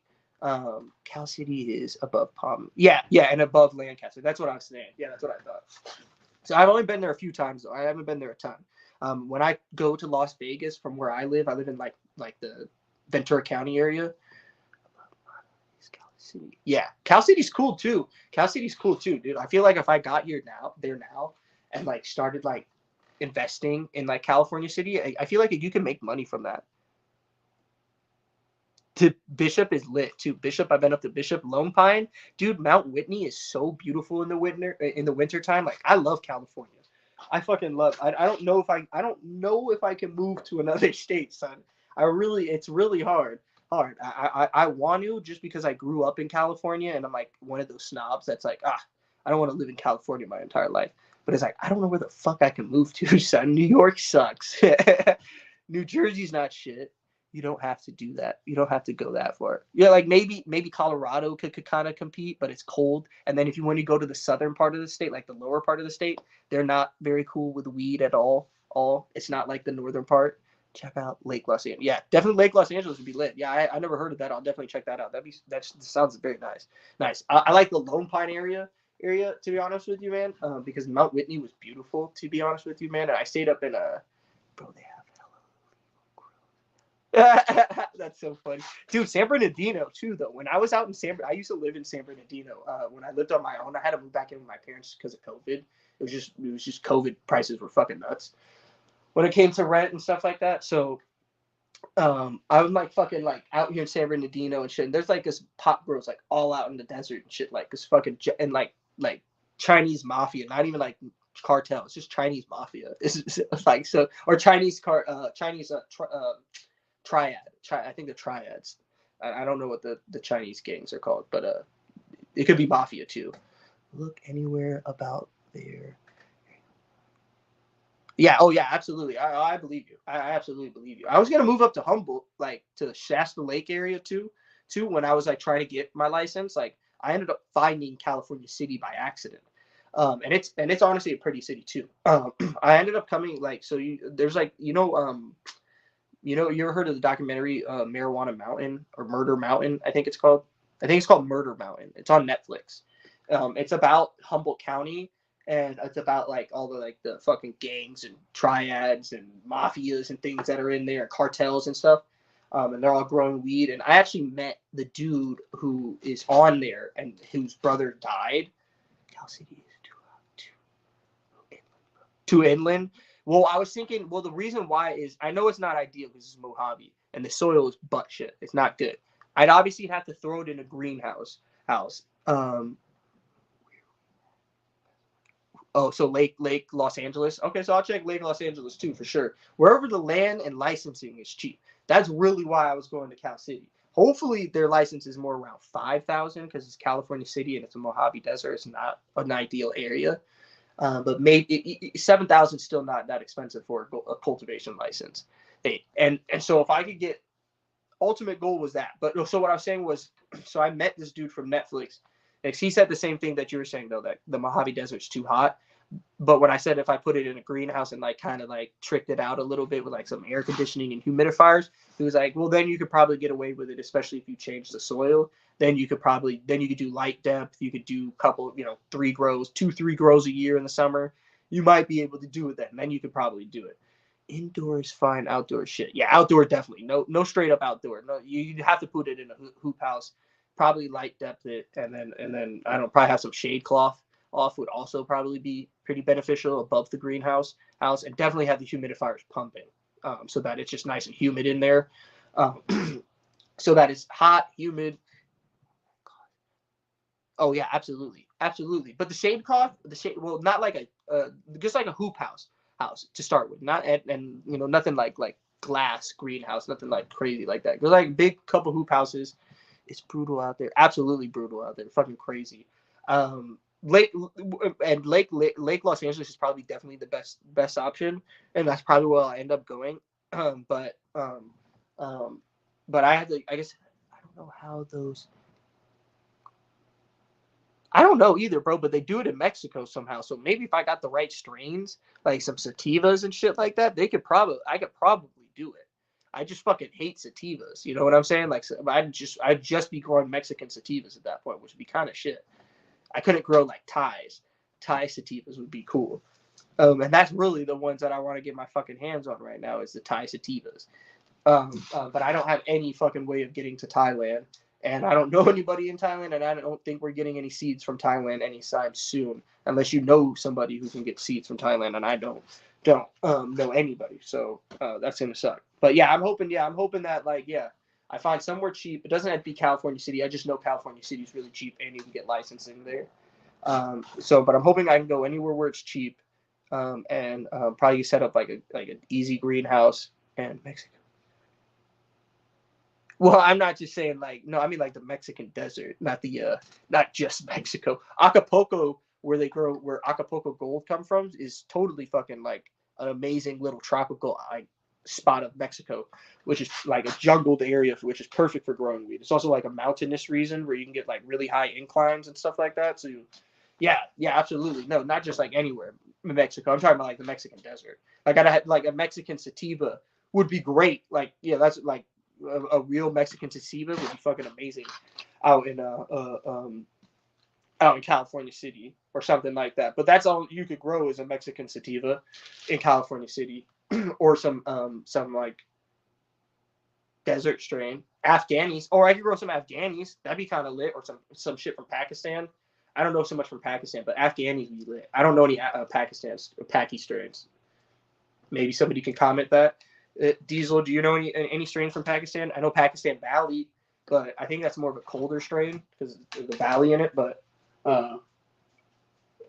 yeah, some Afghanis be lit. I'd definitely grow some shit from some Afghanis probably be lit. So there are shit, and that's an indica too. So let's say nice and squatty. That would be dope. Yeah, that would be dope. Yeah, I think so too. Yeah, some fucking Afghanis would be fucking lit out there. That's probably all you could grow too, and it would be perfect. So fuck it. If I could find some real cool, I actually know a guy who. No, I don't. But I do know a guy though. I know a guy on Instagram who has some Afghani shit. So I'll probably hit his ass up and try to buy them off of him and try to get some Afghanis if I do that. Or just hit up the Taliban. Fuck it. No, I'm just kidding. Just go straight to them. Hey, yeah. Actually, I know a dude in Morocco who might be able to hook me up with some shit. Morocco's in Africa though, but he might be able to hook me up with some shit because I think Libya grows weed. Algeria definitely doesn't. I don't think, but they might. But I know in Morocco they grow a shit ton of weed. He might be able to find some desert strains from Morocco. But he also might be able to get his hands on some Afghanis since he's a lot closer to that region. So, but that might be kind of sketchy trying to get him to get some shit from Afghanistan to Morocco and then get some shit from Morocco to America. And then we're dealing with some international waters and shit like that. I know that would be insane, right? That's what I'm thinking. But fuck it. I don't know. If that's the only way I could get it, I try. I mean, if you order shit from overseas, like in Europe and stuff like that, like in like from Seedmans or what's another one, like Attitude Seeds Bank. There's a few of them from like overseas.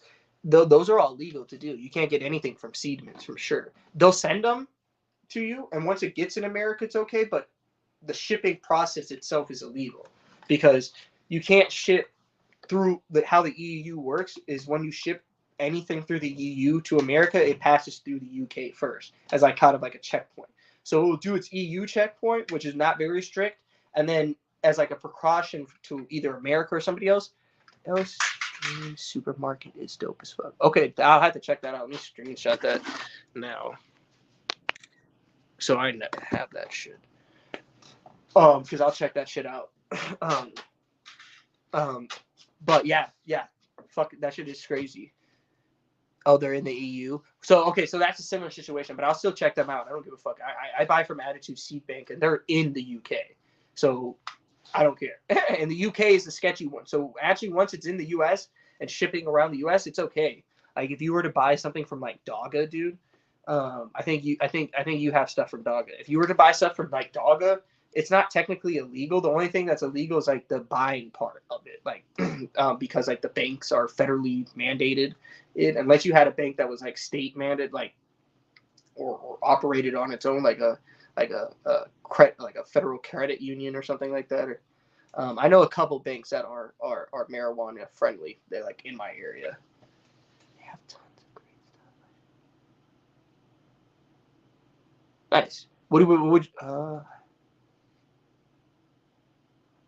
Yeah, what do you think about Dogga? Honestly, dude, that's where all the shit that I got was mailed, dude. That shit was kind of whack. I feel like I should hit them up and try to get my money back. Because that was like $300 of just mails. I'm like, oh, what the fuck, son? I kept the Grape Ape Lime Pop mail just because it like I said, it turned purple. So I was like, oh, that's kind of cool. And then I was like, if I just pollinate one branch with that, not the whole plant, I'll get like a couple seeds. I can grow that out and then find out if those are males. And if those are males, then I know I don't want that shit and I don't want any pollen from it. I can just throw them out. But like, what do you think about Dogga? I'm kind of disappointed. I like their. Oh man, you got the Purple Punch wedding cake. Oh fuck, who was that by? Was that by Jinx? Was that by Jinx? Dude, because Jinx has a Purple Punch 9-pound hammer cross, dude. That's fucking fire. From Ripper Seeds. Oh, I think I saw that on there, but it was sold out. Oh, yeah, you're lucky as shit. The Purple Punch, dude, is fucking fire. Purple Punch is fire. That's why I had that shit right there. It says smoke more Purple Punch. Yeah, I got to get my hands on that. So I'm gonna get my hands on Sweet Seeds. Do you know who Sweet Seeds is? They're on Attitude. They're on Seedmans and shit like that. I'm on. I'm gonna try to get their Purple Punch because that's had the same terpene profile as the one that I grew out. So I want to get my hands on that. So that's probably gonna be my next buy, and then I'm gonna get some. I want to get some Jungle Boy stuff. I got Dark Sunset from James Loud. Oh, that's kind of cool. I got the Romulus shit, but then, dude, my mom fucking threw it out, dude. I got Romula Backcross, the Romula Backcross one, and no Sweet Seeds. No, you never heard of them? Oh, they're pretty cool. They're pretty cool. They're really colorful, very colorful. And have really cool autos. So if you're into autos, they're expensive too. They're like $60, $56 a pack of seeds. They're not cheap. But they're pretty good. They work too. But they'll give you free seeds too. So if you buy like a 5-pack, they'll give you, I think, 7 seeds or something like that. I know it does suck, but definitely worth it. Definitely worth it to check out. Especially their Purple Punch OG. The Purple Punch OG is really cool. So if you like Purple Punch, that's the one I recommend to grow out. Yeah, dude, she seriously tossed my shit out. That shit was so wild, bro. I know. Yeah, she tossed my Romula Backcross out. That I had no idea. I had they had all fallen. They had all germinated down to the bottom. Shout out Taproots, and I had poured the water out a little bit. Yo, bro. Oh, you gotta leave. But I'd poured out a little bit of the water. Was about to drop them in the soil. She came by, snatched it, threw them in the, poured them down the disposal, and then threw away the cup. I was like, oh my god, dog! I had to germinate some more. I only had like 3 of them left. 2 of them didn't germinate. 1 turned out to be a male. I'm like, fucking A, bro. I don't have no Romula now. All right, whatever. I had to buy that one again. I had to buy some Romula again. That'll be kind of cool. That's another good one from them. But I don't think I'm gonna buy that Mean Gene shit again. The Mean Gene shit was kind of whack. Did you get any of those? Did your grape ape turn into boys, or were they all boys, or did you get any girls? I thought you got some Mean Gene stuff. The California agriculture or the cannabis agricultural thing, whatever it's called. But I can't remember who was that. There was somebody. I think there was somebody who got some Mean Genes experimental stuff, which was kind of whack because I got the Poochie's papaya for free. I bought Grape Soda Skunk. That was a boy. I bought the Grape Ape Blind Pop. That turned out to be a boy. And I bought the Whips. Boy. So everything I bought, which was like $300, like I said, turned out to be boys, son. I'm like, yo, what the fuck, son? And, oh, man, dude, that shit hurt. Dude, that shit hurt really bad. I was like, dude, that was like a fucking... I started my shit in December. Early December, like mid-December, I think it was, actually. Like December 15th, I had all my seeds. I bought all my seeds, had them ready, and started germinating them. Early in the year, so that, like, by the time I threw them outside, dude, they'd be, like, 5 months old. They'd be, like, big, established plants.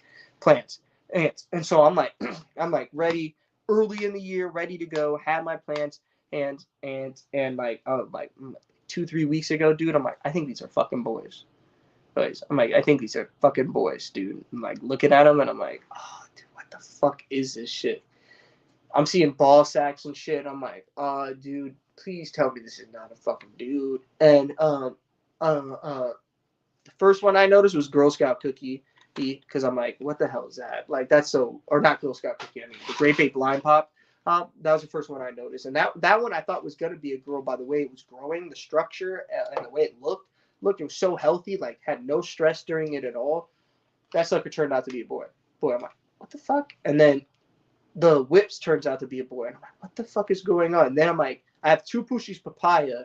One of them it gets a little cold, and that one freaks out and dies because I think it's had a little too much water in its pot, and it got cold and it spazzed out on me. And that sucked because that one had a really good terpene profile out. That one could have turned out to be a girl. I don't know. The other Poochie's papaya turned out to be a boy, which also sucked because that one was also a purple, had a purple pheno.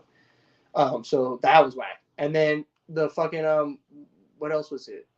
The Grape Soda Skunk, the Whips, and the Poochie's papaya, and the Grape Ape Blind Pop. So all 4 seed packs I got from that one all turned out to be boys.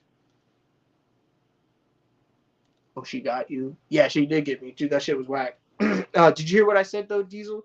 Um, uh, um, the did you buy any of Mean Gene's experimental stuff? The like the grape ape lime pop, the grape soda skunk, Poochie's papaya whips, the sunset sherbet gelato cross. Oh, we lost him again. Damn. I hope he comes back because I want to know if he bought that and what they turned out to be.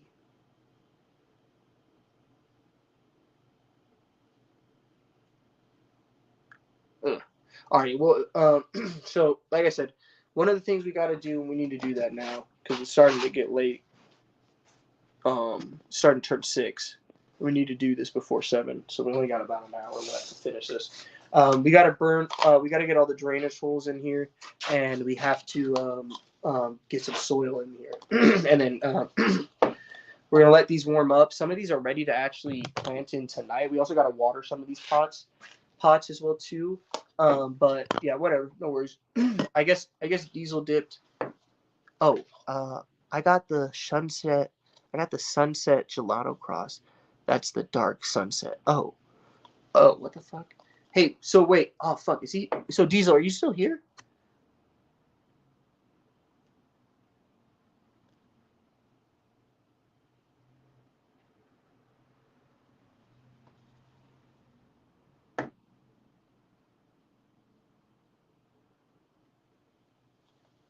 Hey Diesel, are you still here, dude?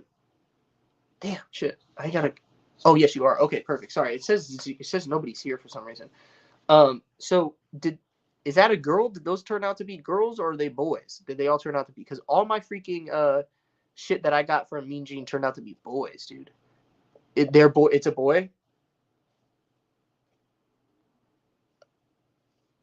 It is a boy. Because I'm like, dude, I hope it wasn't just me who did that. Because I kind of want to hit them up and tell them that I got a bunch of boys. Because that was like $300 of fucking seeds. Like that's like $300 down the drain to just get a bunch of boys.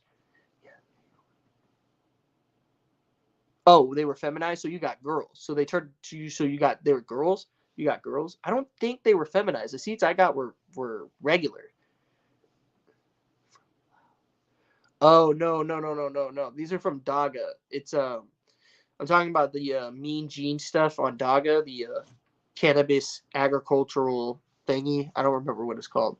They have one gelato sunset cross. That's why when you said that, I thought that's what you were talking about. But I don't think it's called Dark Sunset. It's just Sunset Sherbet cross to Gelato 41. Yeah, from Daga. It's from Daga. But so we gotta. Sorry. So one of the things we're doing on this live stream, we will be we're gonna be planting some seeds like the jalapenos, cantaloupe. We're gonna be up potting these watermelons, and so we got to burn these drainage holes into these like little solo cups. So we're gonna be doing that, and then we're gonna go to some soil. I got a ton of worm castings in my garden because we got a worm farm, so we'll be getting that too. That's yeah, I got mine from Daga, but but yeah, they didn't turn out well. So I'm gonna probably stick with BC Bud Depot. I'm gonna use Attitude Seed Bank, and then I'm gonna go get like some Jungle Boys stuff. I think is what I'm thinking about doing too. So I'm gonna get some Purple Punch and some Compound Genetics. I don't know if you know who Compound Genetics is. Use scissors to cut. Oh yeah, I know. Yeah, that's actually smart too. Because this, hold on, let me do this last one, and then I'm gonna do that because this is actually. Sometimes these burn kind of crazy, and the fumes suck, son. Son, I was getting a fucking headache the other day. That plastic, yeah, the fucking plastic, son, was giving me a goddamn headache. I had to crack the. That's why I had the garage cracked right now, dude. She was giving me such a headache. But yeah, you're right. Yeah, I'm gonna probably get some Compound Genetics. If you know who that is, definitely tell me that in the comment section. I'm gonna get some Compound Genetics. I want to get the Marshmallow OG. I want to get the Purple Punch that I was telling you about from Sweet Seeds. I want to get more of the Girl Scout cookies from BC Bud Depot, and then I want to get some Jungle Boy stuff. I think it'd be fire to throw some Jungle Boy stuff in an organic setup and try to really see what terpene profiles they got going on in there. So I'm gonna try some of the grapes. Probably get 2 different grapes from them, and then I don't know, some like something citrus, something. Maybe something with gelato. I don't know if I can get these with the scissors. Yeah, I can't get these really with the scissors, unfortunately. You think that's a good little... Yeah, I think that'd be kind of fire. I think that's what I'm going to get. And then maybe try to get... I'll make the Girl Scout cookies regular seeds. And then I'm going to fucking breed that. Have like a Girl Scout cookie male and try to breed that. I think that'd be a fire little cross right there. Marshmallow OG cross the Girl Scout cookie. Purple Punch OG cross the Girl Scout cookie. Some Jungle Boy stuff cross the Girl Scout cookie. Cut the... I can't, unfortunately. I wish I would. The shit does suck, but I can't. I tried with the scissors. I was having no luck at all. I only got a couple more left, so I got 4 more and I'm done. So I'm not worried about it. Oh wait, I got 5 more. Sorry. I got 5 more and then I'm done. Cut the edges. Cut the bottom side. I know I can't. I'm trying. I did try. Look, here, I'll show you. I'll definitely show you. Buddy, you stinky, buddy. I smell your breath from here, buddy. Watch. So the way the thing works is that I can't, like, every single time it does it, I can't really get it. Like, so I'm finna just burn these bunches. I know. Work. I know. Hey, wait. I know. I wish it did. Wish it did.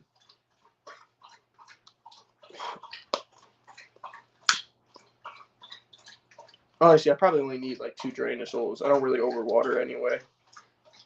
So we don't need to go like crazy on the drainage holes. Honestly, I learned how to water those. All right, see you around, Diesel. Thank you for thank you for coming by, man. I appreciate that. It was fun talking to you, man. Enjoy your day at work. I bet you're probably headed off to work. Sorry for that. But I salute you. Thank you for catching the live stream. That was fun. I'll take a bong rip right here for you. Oh, he did. I'll take a bong rip for him for everybody watching.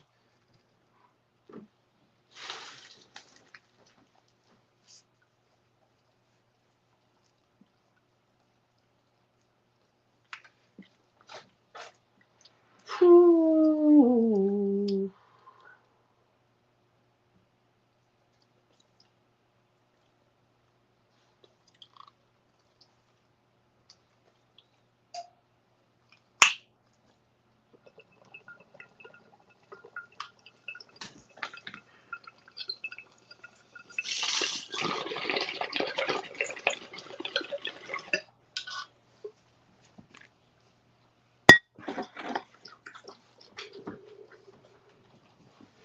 So that's pretty cool. Diesel's a cool guy. He's always welcome in here. And anybody else who's watching is always welcome to comment, talk to me. You could even troll me if you want to. I don't care. If you think I look goofy, tell me I look goofy. That's just funny to me. I don't care.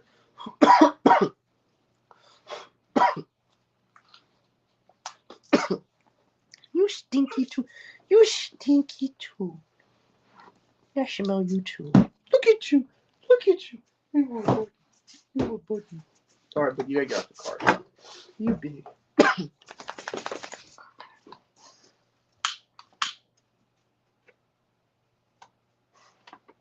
Boom. Whoa.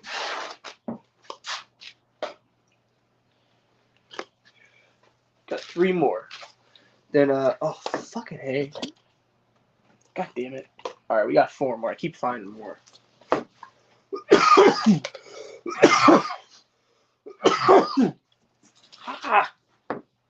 That was cool. We got a shit ton of people right there, like 5, 6 a.m. That's kind of lit. I might start hitting live streams early. I actually got to drop the video so people know I'm live. I'm live.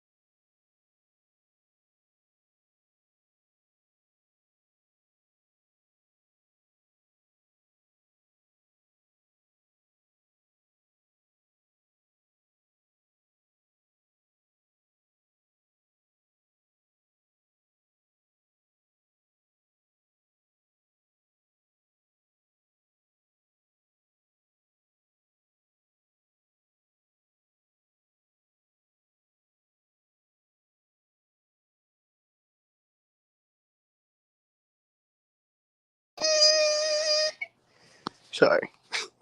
Hold on, I got to. I'm gonna invite some guests. Try to get some people to join. This is hour 3. We'll probably go for another few hours.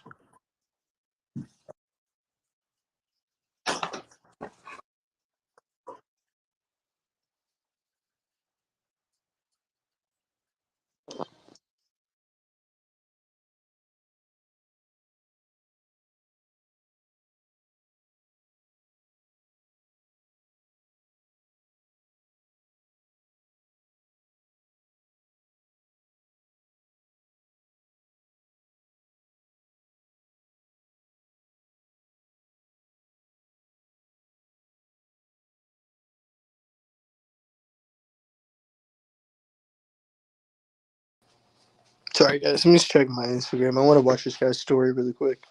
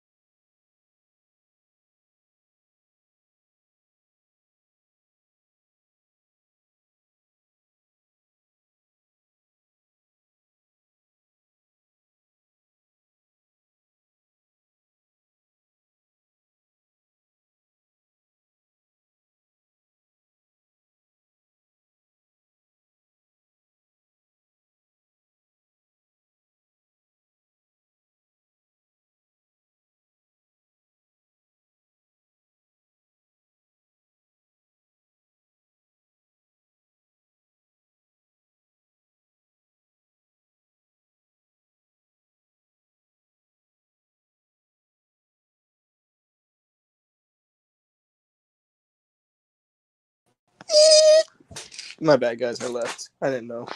All right, so we gotta uppot all this shit. We got pepper plants. We gotta uppot. We gotta start some seeds. We gotta get some more soil in these pots. Fucking. All right, so let's do that shit now. The longer we wait, the more fucked up. It's just gonna get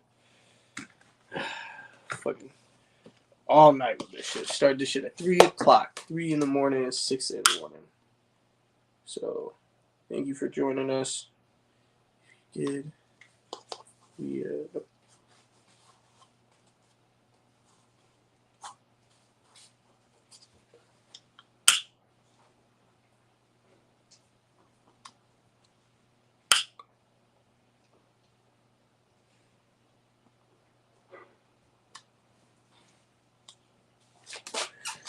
Oh, no, more. Oh, these are tiny boy, he not big, he's small, just like big boy, he big, he's ew, you tiny, look at you, tiny. Look at that ugly buddy. The ugly big boy too, he ugly too. He big though. Here, big boy, put that on so we can go outside in a minute.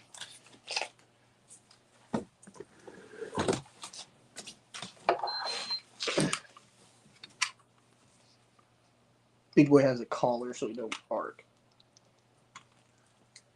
He's a little shocky if he barky, so don't barky.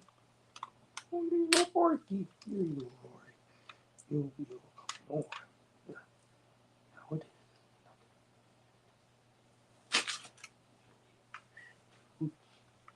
is.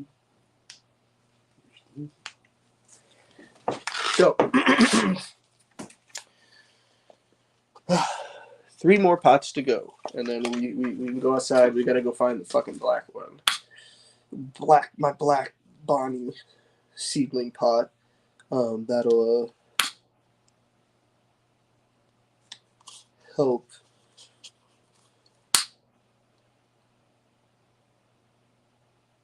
You don't have to be as lazy as me. I didn't do the other ones on live stream, but to like literally the past 2 days now, I've just been making fucking pots and up potting millions of plants. And so now I got to start more tomatoes because the ones that I started, I put them in shitty soil and it's too hot, still composting. So I don't think the seedlings are going to take it and they're going to die. But I don't know. I took them out of their humidity dome. That cooled them down. So that might help them. So hopefully. But yeah. 2 more and we're done.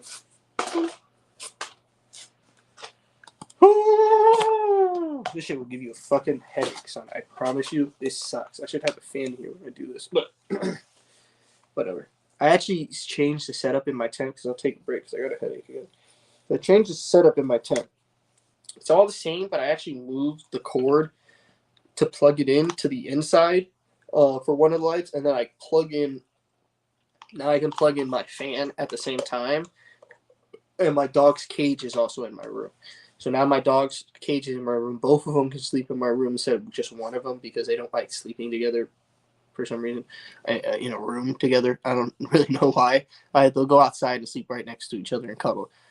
But if they go in the room with each other, they'll start growling and trying to fight each other. It's ridiculous. So what I do is I just put one of them in the cage and then cover that one up, bring the other one in, put that one up on the bed. Normally, Big Boy sleeps with me, so he I don't really normally put him in the cage. Buddy sleeps in the cage, or it's we call it his house. We don't call it his cage, but so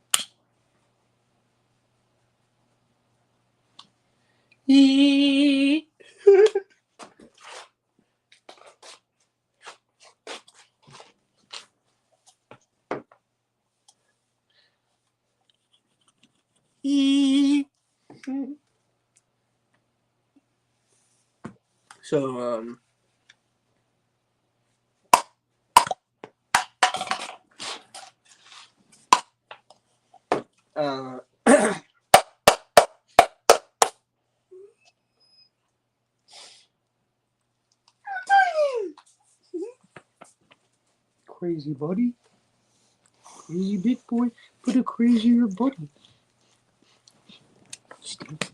All right, one more pot and we're done. But yeah, like I said, just tons of shit, just tons of stuff. So we'll start more tomatoes, start some canning leeks, start some cucumbers.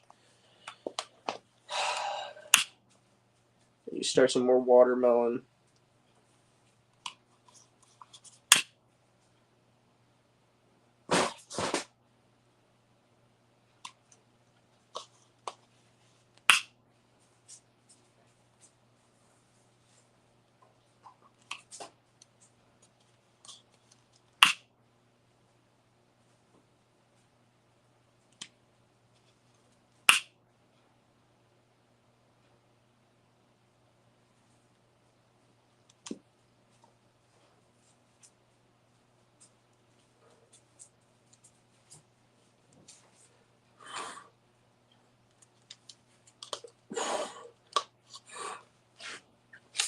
And we're all done. Woo. All right. Let's take a bong rip. This is one that I messed up. It's like 3 drainage holes on one side. Whatever. This side will probably have a little extra dry, but whatever.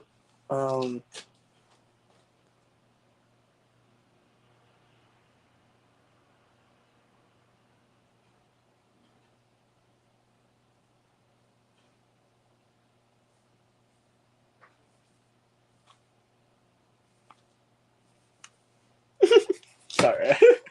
I have to mess with you guys. I have to imagine if anybody watches it later, but what the fuck is wrong with this kid? You know what I'm saying? But whatever. I'm just joking around. Having fun. I am not serious. We also got, remember, we're also going to be composting these bananas into the raised bed. Like I said, I just did a bunch of green onion, mushrooms, bananas, or I don't think I threw any bananas, but maybe I did. Threw a bunch of tomatoes. So I'm going to do that. We got to get some water. I got to water the pumpkin. So when we do that, I'll take you inside to do that. I'm going to leave the dogs outside to go pee-pee while we're in the tent. And then I'm going to take you back out there. My phone is charged, so we'll be straight. I'll take you back out there. And what we'll do is we will we'll fill up all the soil, bring some of it in,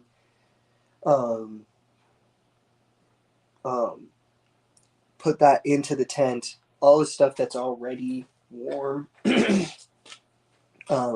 fill up all the rest of the stuff. Some of the stuff we're just going to transplant into it. The other ones that we won't, we'll just leave inside the garage and let that just kind of warm up. What time is it? All right, so we got to do some stuff. Really, we got to do this quick. So let's take this bong rip, go outside, get our soil, transplant these watermelons, give them a little bit of water too, water these pumpkin plant. Water my early straight neck squash that we got in the tent, show off the tent. And then I think we should call it a stream. We will call it a stream. That'll probably be about 4 hours. That's a pretty long stream. 4 hours is a pretty long stream. But what's up to the guests? Whoever jumped on, you can say hello in the comment section if you want, or you can just watch. No worries. We're about to go grab some soil so we can uppot these watermelon plants, pepper plants, and I think that's it. We're just chilling. I'm going to take a bong rip. We got to water. We're going to show off the tent. We got a bunch of the cannabis plants, other vegetable plants that we got to show off as well too. So give us like 10 minutes and we'll be in the tent and we'll be showing off like weed. We'll be showing off some of the watermelons, some of the pumpkin plants, some of the zucchinis, cucumbers, sunflowers, different things like that.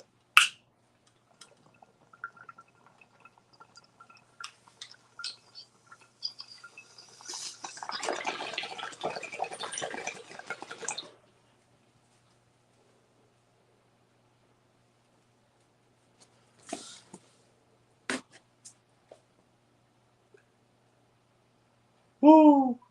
Chillin'. Boo, big boy. What are you doing? Crazy. So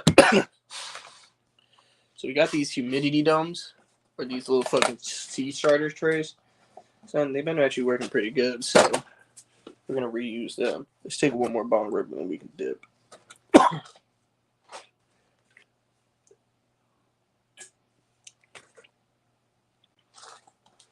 You're a fucking bitch for leaving that. I'm just kidding. Maybe they'll come back.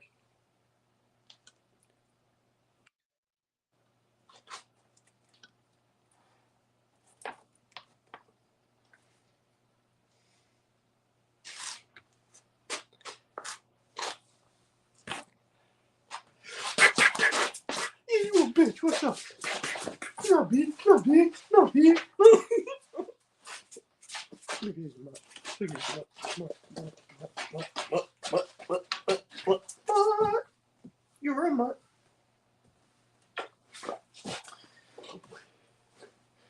how big he is. Look how big he is. He's too big. I hurt my wrist somehow. This fucking wrist fucked up.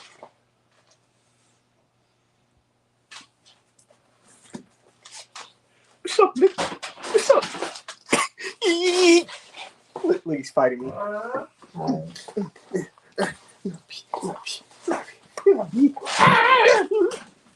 Nutty ass dog. We gotta be quiet so he doesn't get away from that.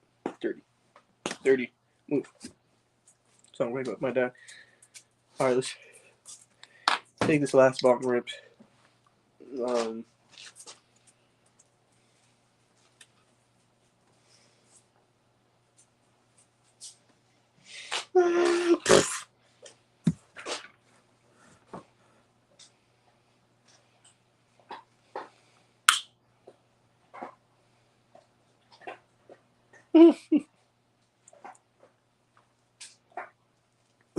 Buddy, you move.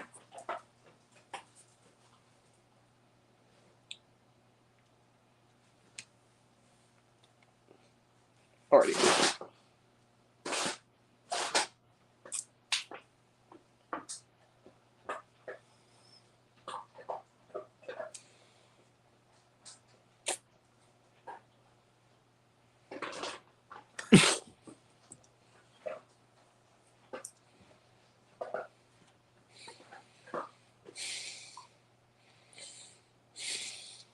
Where's my phone at? 100%, 1,000, 100,000,000%, 1,000, 12,000,000, 2 trillion. I hate numbers. I'm so bad at that type of shit. When you start saying numbers like that, like trying to make up really big numbers, I cannot do that off the top of my head. Like 2 trillion, bagillion, killion, gazillion, I cannot fucking do that shit.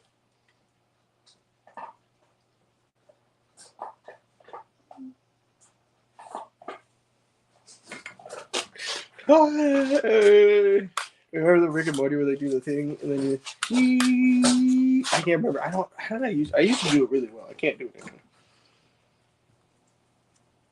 Or it's not that. It's you like switch and you do it the other side. I don't know how I do it. I used to be able to do it really well.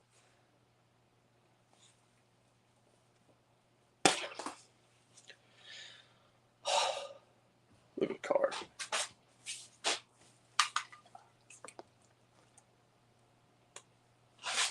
Just like a little C class. It's kind of cool. It's not mine, but I got a Honda. A fucking Honda. 2006 Honda Accord. Should call me 5,000, Nick. Yeah, Nick.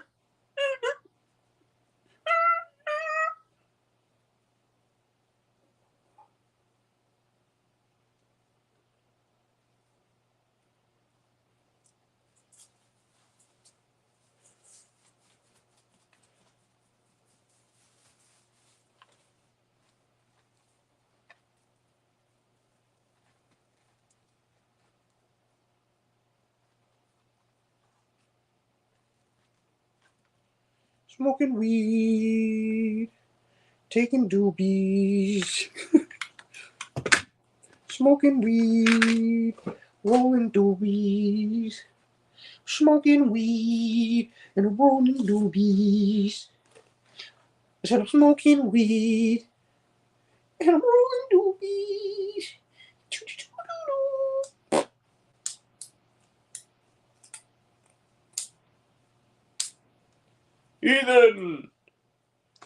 Heathens, godless heathens.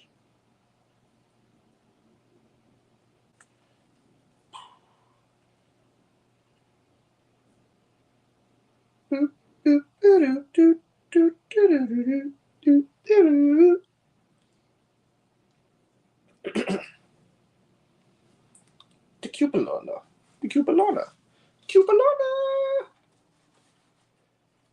Alright, there's that. Man. Alright, let's go get the soil. We'll be done for the night. That's that, basically. take out the rest of these seedlings. These little, we got like 4, got like 6 peppers, so that's pretty cool. Probably keep one of those here. The rest can go over to my grandmother's house along with the serranos and habaneros. The Keystone Giants, the Graham Bell pepper mix.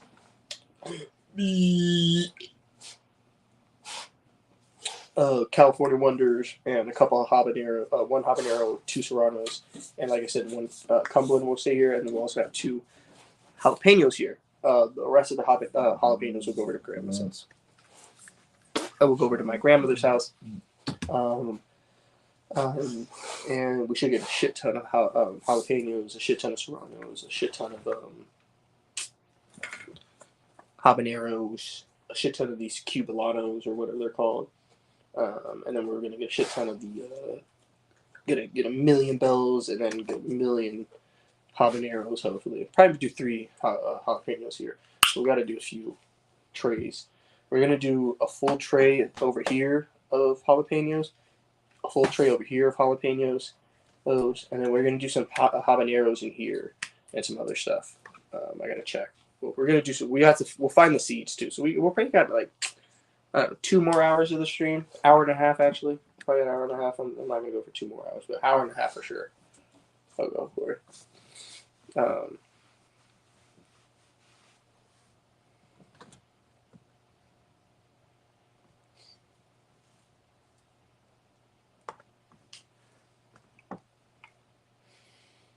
Oh, what's up, man? Sorry, we're chilling. So what we're about to go do is get some soil so we can up pot these watermelons, just to inform you in case you don't know. We also got some peppers we got to up pot, and then we're going to be starting a ton of seeds, like cantaloupe, watermelons, habaneros, jalapenos, cucumbers, and I think some zucchinis. I think that's about it. I think and a couple pumpkins. I think I got to do maybe another Big Macs and a couple fairy tales, which sound crazy. Those are pumpkin from France, and then I also have some blue jardales. I think I'm gonna start some more blue jardales. Maybe we'll see. Probably not tonight, but maybe tomorrow. We'll see, because I got to start some other seedling trays and get those, get some soil in those, and then get those warmed up, and then oops, sorry, buddy. And then we can maybe do that. But sorry, you can't see my face. So we're gonna do that. But I'm gonna take this bong rip, and then we're gonna go outside, get the soil, up pot these other guys, put the humidity domes on them, which are just gonna be these little Ziploc bags, which you can use, which is like ghetto humidity domes, but they're not actually ghetto. They actually work really well. So I use them. They heat the soil up to keep the humidity down, keep the humidity in. That helps with transplant, helps with rooting. And then once I notice that they start growing again, they start standing back up straight, I take them off and I just kind of turn the humidity up in the tent for the first day, and then I get to lower it down after that. After I get everything situated back into my tent, after they've been taken out of like their seedling trays, which I'll show you a seedling tray what it looks like. This is like a seedling tray, so it'll have a place for your soil, and then it'll have a humidity dome on top of it. That'll just keep the humidity in, and it keeps like humidity is like moisture and warmth, and that just helps the seeds germinate faster. You can use that for cannabis. You can also use that for watermelons, pumpkins, whatever it may be. We are going to be showing off the tent probably here soon in like 30 minutes or so. I don't know if you'll still be around. It is early morning, but you might be going to work or something. We will be showing off the tent for a bit, and we got some wedding cake, Tropicana cookies, apples and bananas, Girl Scout cookies, and a whole bunch of other stuff. So stay tuned, and you'll get to see the tent where we also have a lot of the vegetables growing too, like pumpkins, sunflowers, whole bunch of stuff. No pumpkins actually, just pumpkin plants. Just the pumpkin plants are in there. Spring is here. We are in March, almost mid-March. As soon as April comes, we're in spring, I think.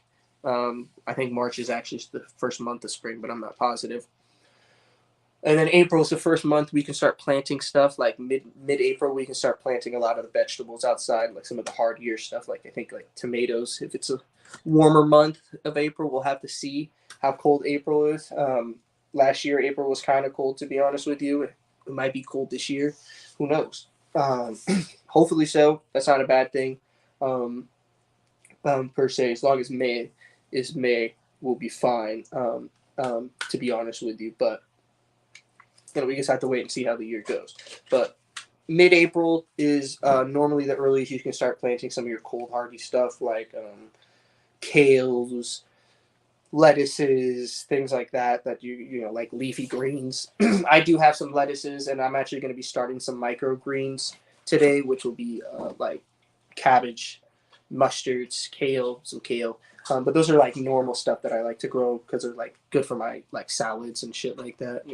I don't know why, but that's I like to grow that type of stuff for my salad, and plus also the most of like the squashes and shit that I don't eat, like zucchini, I don't really eat. I give those to the dogs as like a veggie bone, and they fucking like it. Buddy won't eat it, unfortunately, but he's a jackass. He'll nibble on them and then throw them away after a while, and then Big Boy will come and destroy them.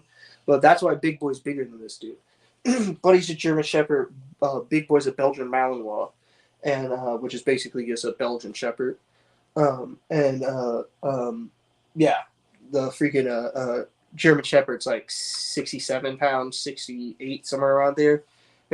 And then Big Boy's like 80, 85. It's like, come on, dude. And like 85 is not a small dog. It's a decent sized dog. It's a pretty big dog, honestly. But like, Buddy's dad was 98 pounds. His mom was 89. The dude at the store is like, oh, Buddy definitely could be 100. Easily could be 100. Like, if you feed him well and give him like the right stuff, he'll totally be 100. So I go off and I buy like the top brand, like not the top brand, but one of the top brands. Like I use Diamond and all this stuff. This fool comes out like 68 pounds. I'm like, you little bitch, you little asshole. And it's not a small dog either. 68 pounds still pretty good. But like he's AKC, cost me a whole bunch of money. This dude cost me like $400, and it's like totally punks him all the time. It's hilarious. Honestly, I'm probably gonna get more of the Belgians because I like them too. They're pretty crazy. They're not super well. He's pretty aggressive, but he's just like super hyper. That's really why I like him. It's not so much that he's aggressive. It's just he's a big old hyper ass dog. He kind of looks cool too. If you ever seen like pictures of like ancient Egypt and like Pharaoh's dogs, like the Sphinx, dude, he looks like the Sphinx totally with the fucking ears and the way he like kind of sits when he sits like this, and they have like that little like chest plate thing where it's like like either black or brown right here, and then the rest of the body's the other color. It's fucking crazy looking sometimes. And the Belgians colonized the Congo and found the Basenji, which is another dog that the pharaohs had. So there's no saying that they couldn't have had this. They found this dog down there too or something. But I don't know. I don't know that for a fact. I'm just saying it does kind of look like the fucking. It does look like the same type of dog. So that's one of the reasons why I bought him because they look the same. But let's get this bong rip in and let's go outside and not talk too much about ancient Egypt. Though it is a topic of the stream at times. We do talk about them because if you didn't know, right below ancient Egypt is another ancient civilization known as the Kingdom of Kush. And I'm not joking. You could totally look that up. That's a real place in Africa. If you look up the Kingdom of Kush, they invaded Egypt at one point. And but this was like it's a funny thing. So they're known as the Kushites. So their literal name is like the Kingdom of Kush, and the people who live there would be known as Kushites. So if you like smoking marijuana, I don't know, you might want to live there. I don't think weed actually grew there, because that's South Sudan, like South Sudanish area, and Egypt also does not have weed that grows in it. But I don't think Ethiopia does either. Or Somalia. Or I don't think there's really anywhere in East Africa where weed grows. The Congo, which is Central Africa, has weed in it. And Angola, which is more like southwest. South Africa has some weed in it. Morocco has weed in it. I'm sure Nigeria probably does, but I don't know any strains. And then yeah, those are the only countries I know that have weed in it. Maybe Algeria too, but Yeah, definitely the Congo, definitely South Africa, and definitely Morocco and Angola and Mozambique. Mozambique has weed too. Mozambique has a shit ton of weed. I just don't know any of the strains. I know Angolan red. Ed, it's supposed to be a dead strain, something that they cannot find or they think it's completely dead and lost to time, unfortunately, which sucks because it's such a cool name, Angolan red. Like that that'd be like a strain that like which is so sad too, is like the total strain that everybody would want to go get out of Africa is the one that's dead, the one that they won't be able to find, which is Angolan red. Right. But whatever. I haven't done any research into any of the African strains. I know the Congo has a ton of land races and stuff like that. I don't think they're anything particularly special, unfortunately, but there is a rich history of people growing weed in Africa and the Middle East as well too obviously, like Afghanistan, Pakistan, India. India not being so much the Middle East, but also you can go into Asia like Thailand and Malaysia. I think Laos. I'm not positive, but I think Vietnam has weed in it. Definitely Vietnam has weed in it. Vietnam definitely has weed in it. I think Indonesia has weed in it, but it's really strict there, so it's really hard to find out. China definitely doesn't. Taiwan doesn't. South Korea don't.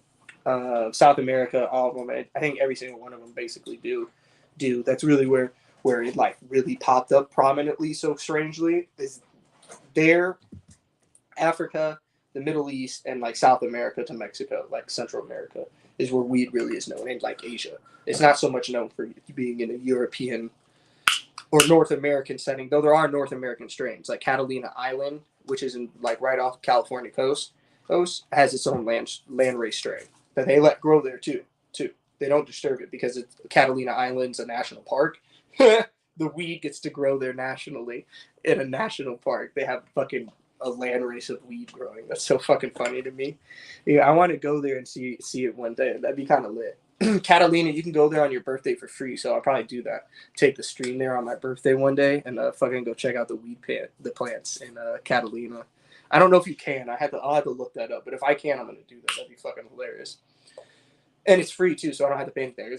I just drive out there, which is not that big a deal. I have a car, so. And Catalina is like basically Los Angeles, so it's just like 45 minutes away.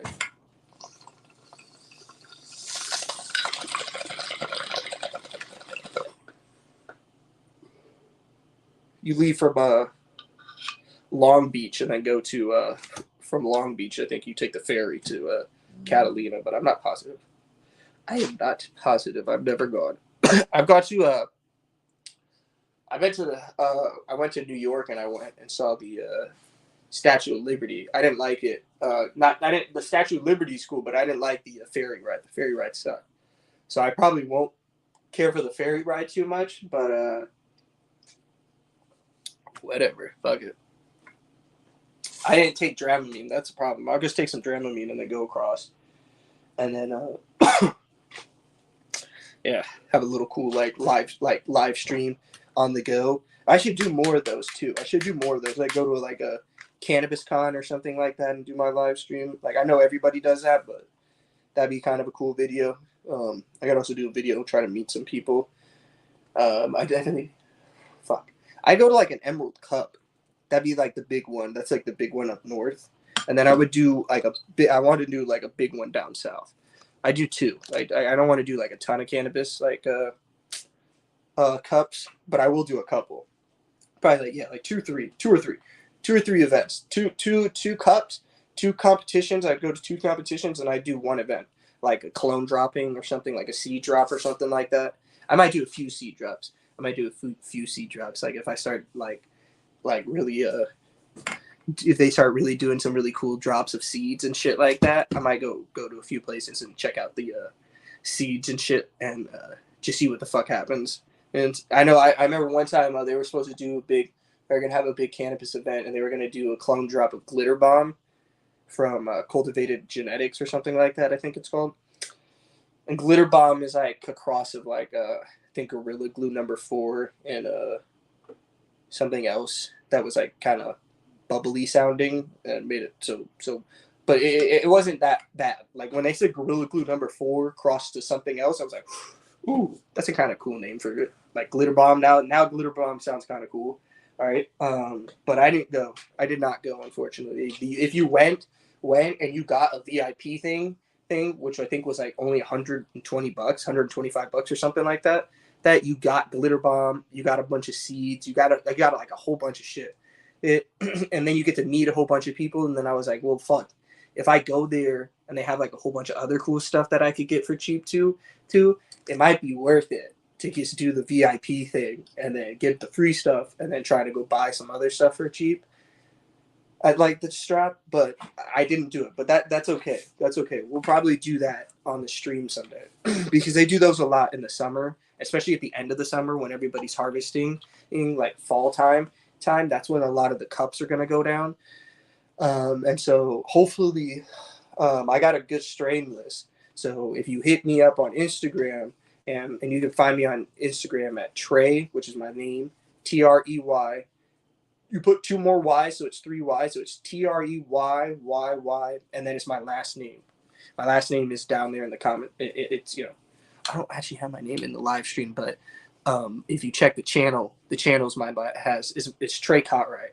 So if you just look up Trey Cotright, it won't pop up. But if you put Trey Cotright all together and you put 3 Y's, I'll pop up. But you have to type in the full name because Instagram is tripping and doesn't like cannabis channels, unfortunately, which sucks.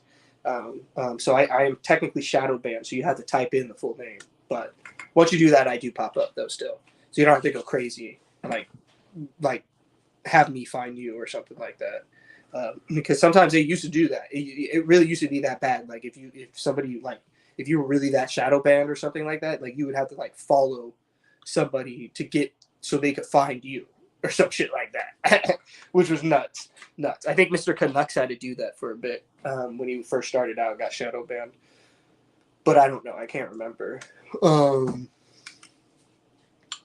yeah, fuck yeah. Definitely do 2 cups, like a cup down here, like a more low key one, and then go maybe even enter into it. Actually, that'd be kind of smart. And then I actually have my own event that I can go to because there's this farmers market, which sounds kind of goofy, but it's for cannabis. It's a cannabis farmers market for people who are selling their own weed, which is kind of funny. And I have my license, so I could go to it and sell my weed there. So I'm going to try to do that. That's going to be a good opportunity for me to sell a lot of my weed that day and get rid of most of it probably in a day because it's good. It's organic. It's medical grade. And so if I sell all my weed, dude, that's like, I'm hoping I can get anywhere from like 25 to like $40,000 to be real with you, which isn't crazy. That's not even that real. Like if you think about it, like most people, like the average American, I think makes about that. To be real with you, like they make about $34,000 a year. So like that would be about an average American's income, which isn't that bad. That's a good, that's like middle class. That's not bad for my first year. So if I make that, I'd be happy. So that's what I'm hoping for. From anywhere from like 25 to like 40 at the tops. That'd be really good. But anywhere from like 25 to 40 would be like where I'm aiming for. And so like I try to hit a cup up, enter some stuff, and that'll get my name out there and get me some more hype for next year. Especially if I win it or something like that. That'd be fucking nuts if I win it. I'd have to grow some. But I got some cool strains. I got some Tropicana cookies I could throw up there. I got a Girl Scout cookie cut that I definitely would put up. And then what else could I buy? I could probably put my wedding cake. But wedding cake is old and beat out. And so is honestly a Girl Scout cookie and Tropicana cookie. So I might not win it just because everybody's kind of seen those. I know. Yeah, it is kind of like a side hustle. But first year. So hopefully we get some more plants out there next year because that's really the issue. I can only afford about like 8 or 10 plants this year outdoors with all the fertilizers, soil, and all that shit, pots and stuff, pesticides, flower fertilizer, and things like that. That then you got to harvest it, dry it. That takes a long time to. 10 plants is all I could really do, to be real with you. My license allows me to go up to 24. So I could have put out a whole bunch of plants, but I just don't have the money for it, and it just wouldn't make any sense. If I could put all my time and care into 10, I'm going to do that. And so So making 40,000 or making like 25,000 and chilling in your parents' house and wait until next year when you can maybe throw out, now that you made 25,000, now you can maybe throw out 24 plants or something like that, or maybe get a couple people on your patients list and get more people on your, or get more plants outside. Then you can start making money. Then I can start to look at trying to get some land or something like that you can do that. Master the craft of growing first money. Well, I've been growing for about 4 years. 4 years. That's not saying I'm a master. That's for sure. Definitely not. But I'm not like a beginner for sure. So I'm about like 24 going on 25. And I started when I was 20, when I had my little med. So, and I've had like 2 grows a year for sure every time. So I've been at it for a little bit for sure. But I definitely encourage everybody to, you know, get into the cannabis game as early as you can, because that's the only way you're going to get established. It's not more about making the money. It's more about just getting my name in there. So what I was talking more about earlier was like the cannabis cups and things like that. Not really even trying to win them, but more just trying to get the name out there that this kid has some good stuff, has some good strains in his repertoire. Girl Scout cookies, nothing to scoff at. It is a good cut. I got it from BC Bud Depot. And so it is a good representation of like the thin mint cut. So it's a good cut.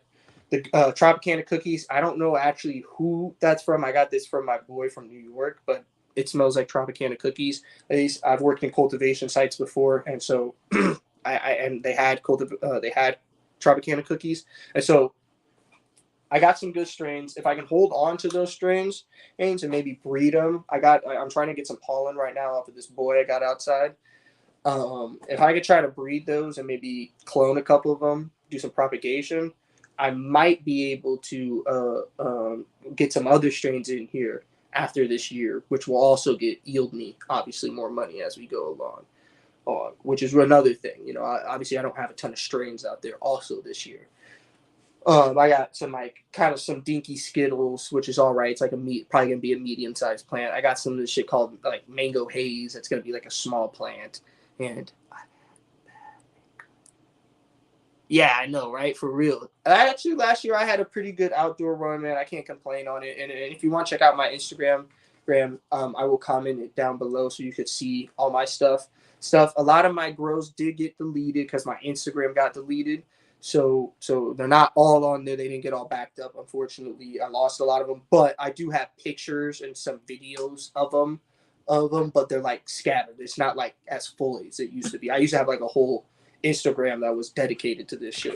It's still dedicated to it. Just I guess didn't save it. It just was on old phones and shit. So, but yeah, if you want my Instagram, you can check that shit out. And so my last year's grow is on it for sure, at least because I started it before that. And then yeah. So we're on to the next one. We're gonna have an indoor grow that's going to be finished in July sometime. Probably dried and everything by mid-July. Hopefully, that's what we're hoping for. We're gonna have it. It's gonna be a gelato and apples and bananas, which is a Girl Scout cookie crossed to Granddaddy Purple, and it is. And I grew that one also last year. I grew apples and bananas and pineapple pest sour #3 from Midwest Best Genetics. I don't know if you've heard of them. They're not. Vegetable garden is a must. Oh yeah, absolutely. Absolutely, sir. These are not even cannabis. So these are watermelons. So this is a black diamond. This watermelon gets up to 50 pounds. Ounce. I've grown it a few years. It tastes really good. This is a good one. This is a Charleston Gray. This is one we grew last year. This is another good one. These are peppers I got right here. These are Cumberlands. And then we got some more stuff. We got a whole bunch of stuff when we get into the tent. I think you were on here earlier. I don't know if you heard that. When we get over to the tent, I'll show you. I've already started a whole bunch of stuff. So, and if you want seeds too, vegetable seeds, you can hit me up for that stuff, and I'll send you a couple. Like I'll send you seeds. I have good seeds that if I send you 3 of them, all 3 of them will pop if you keep them in the right conditions. All right, you know what I'm saying? Like it's like keep them outside, keep them in their humidity dome at night, or during the day, take them indoors at night, and give them time and they'll germinate for sure. Let me check time. All right, let's get over there to the. All right, let's get outside. Let's get the soil so we're ready.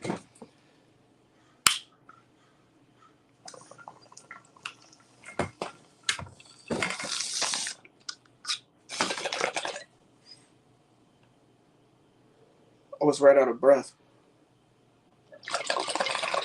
It's like I couldn't get the ball grip up. I think the weed so's got. Hey, chill. Don't go crazy. Alright, set the second up here. Alright, well, we lost the guy, no worries.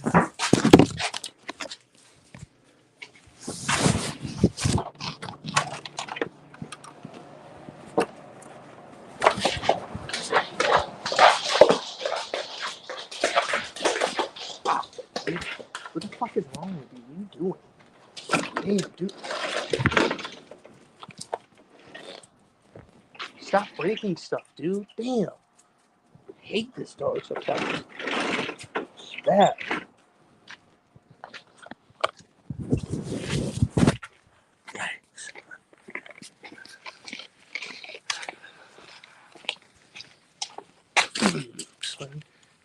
Tiny dog, ain't big.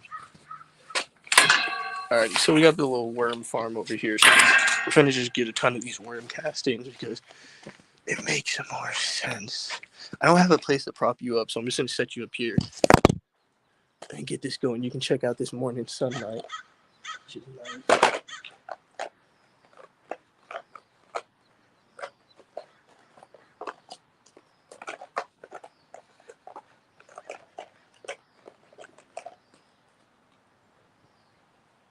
I think it might have started raining. I don't know, but fuck. See if you down here. You're kind of like right there. That's not bad. Oops. Perfect.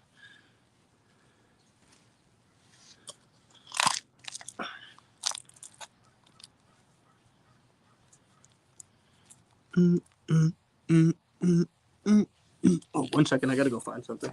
And I'm gonna try to get some gloves too.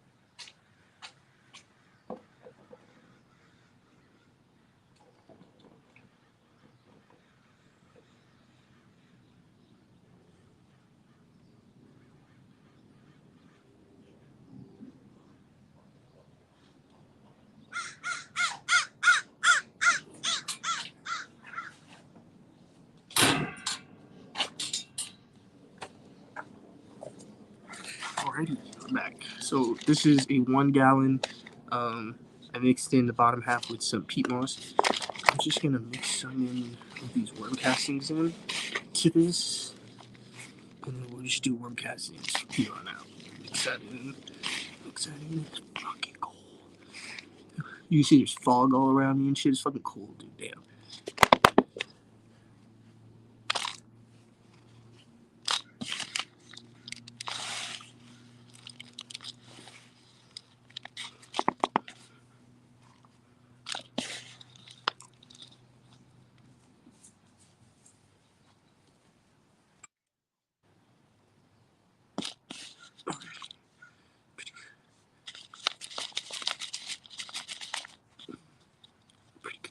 Pretty good. We go a little peat moss more, and then we should be good.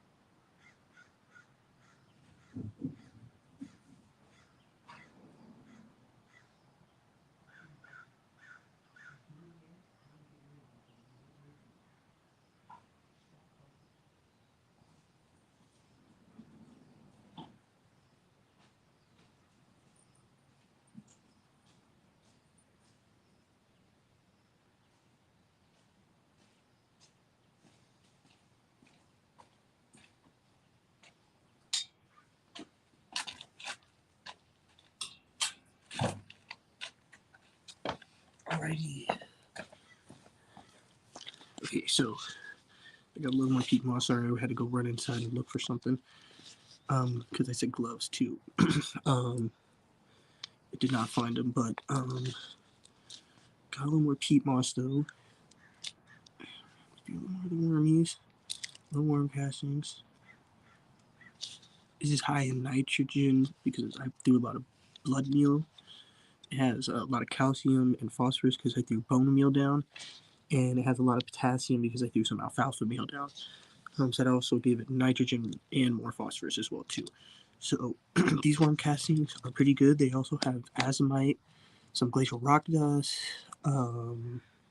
BioLife, acid mix, dolomite lime, soil acidifier, all types of stuff. So it's pretty fire. This should be a good seedling starting mix. This will be something we'll up pot. I got this done and out of the way right now. Don't have anything I can kind of sit on, so but whatever. It's no worries. Okay. These ones we'll be doing when we come back. Alrighty, well, so it's pretty easy. Just, simple. Look, we're just hanging out here.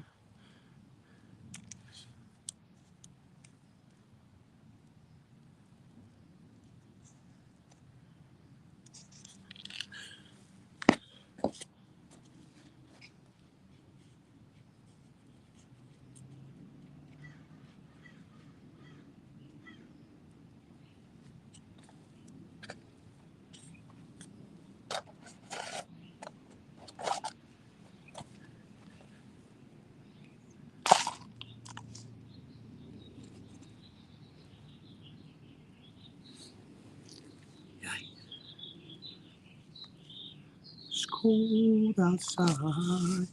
It's cold outside.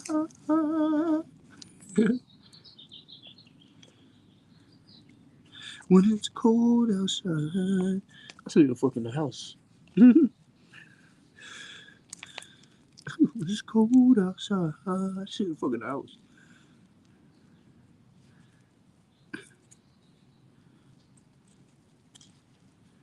So we'll probably throw the watermelons in those and throw one of the watermelons in the 1 gallon. Actually, which makes some sense. Probably do the Charleston Gray.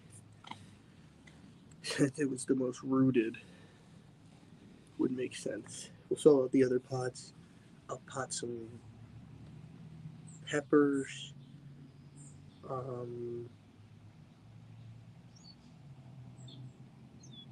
Show off the tent, and then we'll call it a stream. Oh, and then we got to start some seeds. So we'll do that too, and then we'll show off the tent, and then we'll call it a stream, which sounds nice. A little late night, overnight stream. Started at 3 a.m. Went all the way to 7. Probably will end around 8. Let's be real. Hopefully not.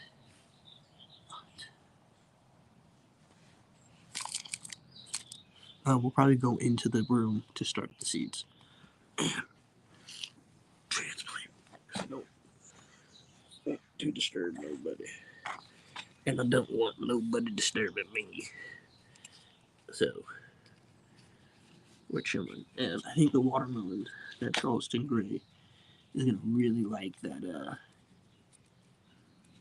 1 gallon pot. I think he's going to really enjoy his time in there. Because that's basically worm castings and peat moss. That's going to be really nice and soft. And easy to move his roots around in. And we should get a Magellan watermelons this year. We're going to start some more. We're going to do some sugar babies, get a couple more going, just so we have good production. We're going to do some on the ground, trailing along the ground, and we're going to do some in the on the trellis, which will go basically right where you see me in. back where we've been doing our worm farm. So this side is pretty jam-packed. We also have green onion. You can't see it, but it's on this side right here. You can kind of see how there's a wall right here, and you can actually kind of see here. This is some green onion.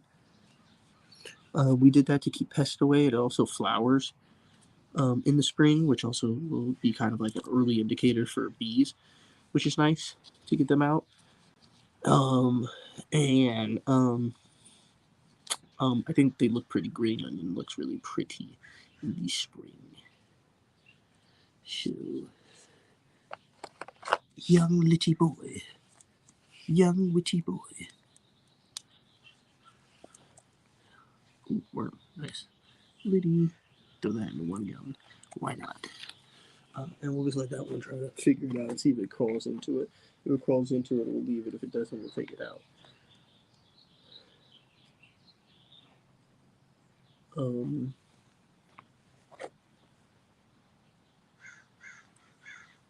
Like, it's sad that it's actually going to rain the next couple of days, but as soon as we get like a week straight of no rain, I'm going to transplant out the sunflower into the garden and let those suckers get rooted so they don't get too root bound. But probably, I don't know, maybe not too soon actually. We want to make sure they get well rooted at least. Well rooted at least.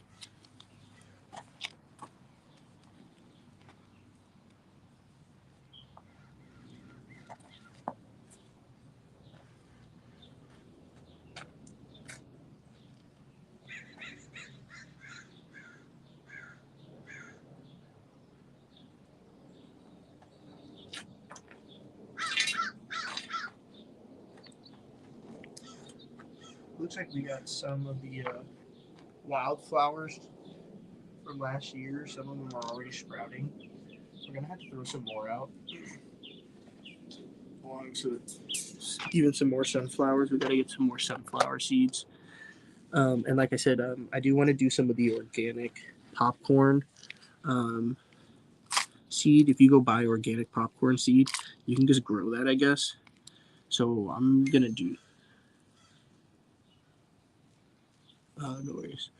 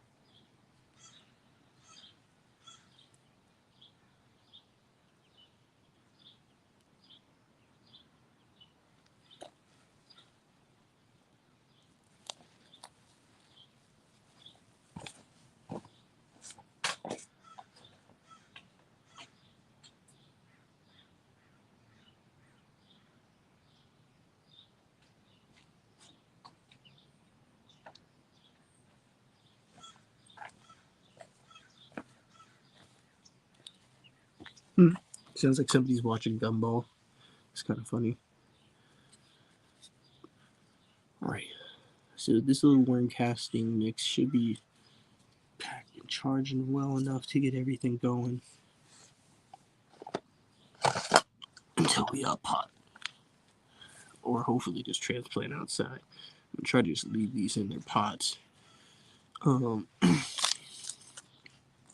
we can just do a bottom feeding, which would mean taking them out, adding a little extra soil, pushing them in, adding a little extra soil on top, and then amending, obviously, a little bit. And so that'll just basically give them a little more soil space. They'll be able to grow a little bit bigger, shoot their roots out more without us actually having to up pot. And we can do that a couple times, and they'll be fine. And then with the compost teas, they'll have basically everything they need. So we won't really have to worry. That was lit. Found some peat moss from this area from last year, which is lit. Use a ton of that. Just gotta mix it in so it doesn't get too hydrophobic in one area in case it dries out. But that'll help with drainage. Its roots will like that. It'll be nice and.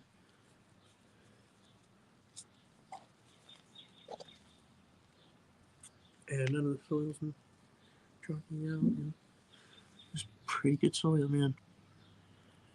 I'm pretty excited for this year. What's up? I don't know who jumped in, but we're just grabbing some soil from our little like composting area so that we can. I don't have gloves. Sorry, I normally would wear gloves, but I don't. So I'm just gonna wash my hands later. It's not that big of a deal. Just soil. And I have soap, so whatever. But what's up to anybody? If you want to jump in to the chat and say hello, and ask any questions, you can definitely do so. We will be showing off the tent soon, which has all the cannabis, all the vegetables, and different things we'll be growing this year. We got some sunflowers, pumpkins, zucchinis, all types of stuff. So that's kind of lit. So we'll have some fun. So we're going to be showing that off in like 10-15 minutes. We're also going to be starting some fucking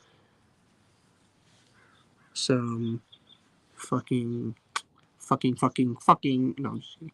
We're going to be starting some seeds here too. We're going to be doing some jalapenos, some peppers, some other type of peppers like some habaneros and things like that. We'll also be doing some more tomatoes, some cucumbers, watermelons. I think I need to do a couple more pumpkins for my grandmother's yard, and then I need to do some. What else? Oh, we have a microgreen. We're gonna do some microgreens, but we're gonna actually let them grow out and get kind of big because they're kind of cool. It's some kale, 2 different types of cabbages, and some mustard. Two different types of mustard. And we have pickling cucumbers, so we can use the mustard for the for pickling cucumbers when we do like our pickling, which is kind of lit. I don't actually eat pickles, but my family does, so that's why I grow them. And that's why you should grow vegetables too, not just cannabis. Cannabis is cool too, and that's also good for the environment. So if that's all you want to do, you can just do that. Sorry, my feet are starting to hurt. My knees are hurting for sure. Because we've been doing this for about 20 minutes, 30 minutes now, but not complaining. Could definitely be doing something totally worse in the world for sure. But yeah, definitely. Can't remember what I was going to say, but no worries, not that big of a deal. And we definitely should have a good year. We got a lot of cool stuff that's going to be going out into the garden. The garden's definitely set up, ready to go. I was just amending the raised bed and like kind of turning it over a little bit and working in it. And I stepped into the watermelons patch it's going to be. Yeah, dude, my whole foot like sunk into the soil. It was fucking crazy. It was almost like I stepped in a quicksand. And that's how loose that soil is over there. So, and the raised bed is also really come along. It's starting to really get good. Like the soil's really starting to look a lot better, which is nice.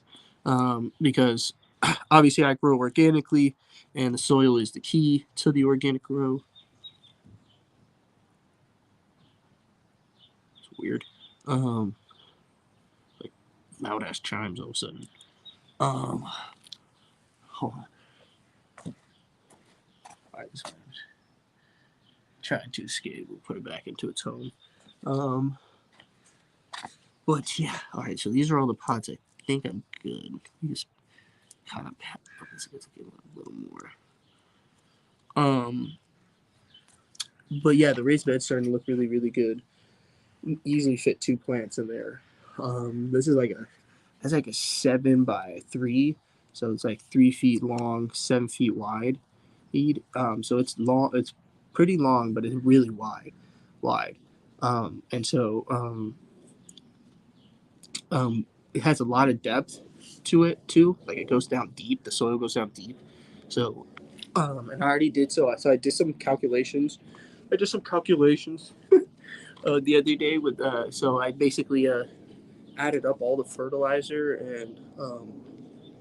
and basically I don't remember how I did it. I had to look it up again. I looked up a video where like if like what would like 5 gallons or 5 pounds or I remember. So if 5 pounds of down to earth fertilizes 100 square feet, I looked up how many square feet like my raised bed was, and it wasn't 100. So I basically did like I basically with 60 pounds of fertilizer, I did this twice. I fertilized 110 gallons worth of soil into my fertilizer and into my bed. So that's about 110 pounds or 110 gallons worth of soil. You can equate that to about 110 gallons worth of soil. I did that twice. So we have technically 220 gallons worth of soil. And then we did another basically 90 pounds. So now we're probably getting closer to maybe 200 from that. So we're like at 400 gallons worth of soil equivalent off of how much we fertilize. You can equate that to about 400 gallons worth of soil, which is a lot of fucking soil. And we're probably going to do 2 more 50-pound fertilizer regimens. I want to kind of do, so what I'm thinking about doing is 50 pounds of flaxseed meal and 15 pounds of gypsum. The gypsum's going to help loosen the bed up. Also with that flaxseed meal, it's going to help loosen the bed up, obviously, but the flaxseed meal is going to add a lot of nitrogen. It's also going to give us some phosphorus and some potassium. That gypsum's going to give me my calcium and sulfur I'll need, and it will loosen up the bed, make sure it's nice and loose with no compaction. And then when we do our next fertilizer regimen, that'll be our fertilizer regimen for growth. So we're going to give it 50 pounds again of alfalfa meal this time, though. The alfalfa meal is 3% nitrogen, 1% phosphorus, 1% potassium. We're also going to give it 15 pounds of gypsum, and then we're going to give it probably 2 bags of acid mix and 1 bag of dolomite lime, is what I'm thinking. The dolomite lime and the acid mix are going to be our pHers, and that should give us a little bit. That should give us 2 more, more acidic mix, where we'll be leaning more acidic, which is where our plants will like it. Not too acidic, but just about right. The dolomite lime is going to also add in a lot of calcium and magnesium.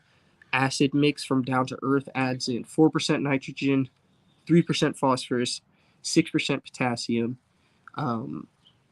2 or 3% calcium, 2% magnesium, 2% sulfur, and 2.5% humic acid, which helps with uptake.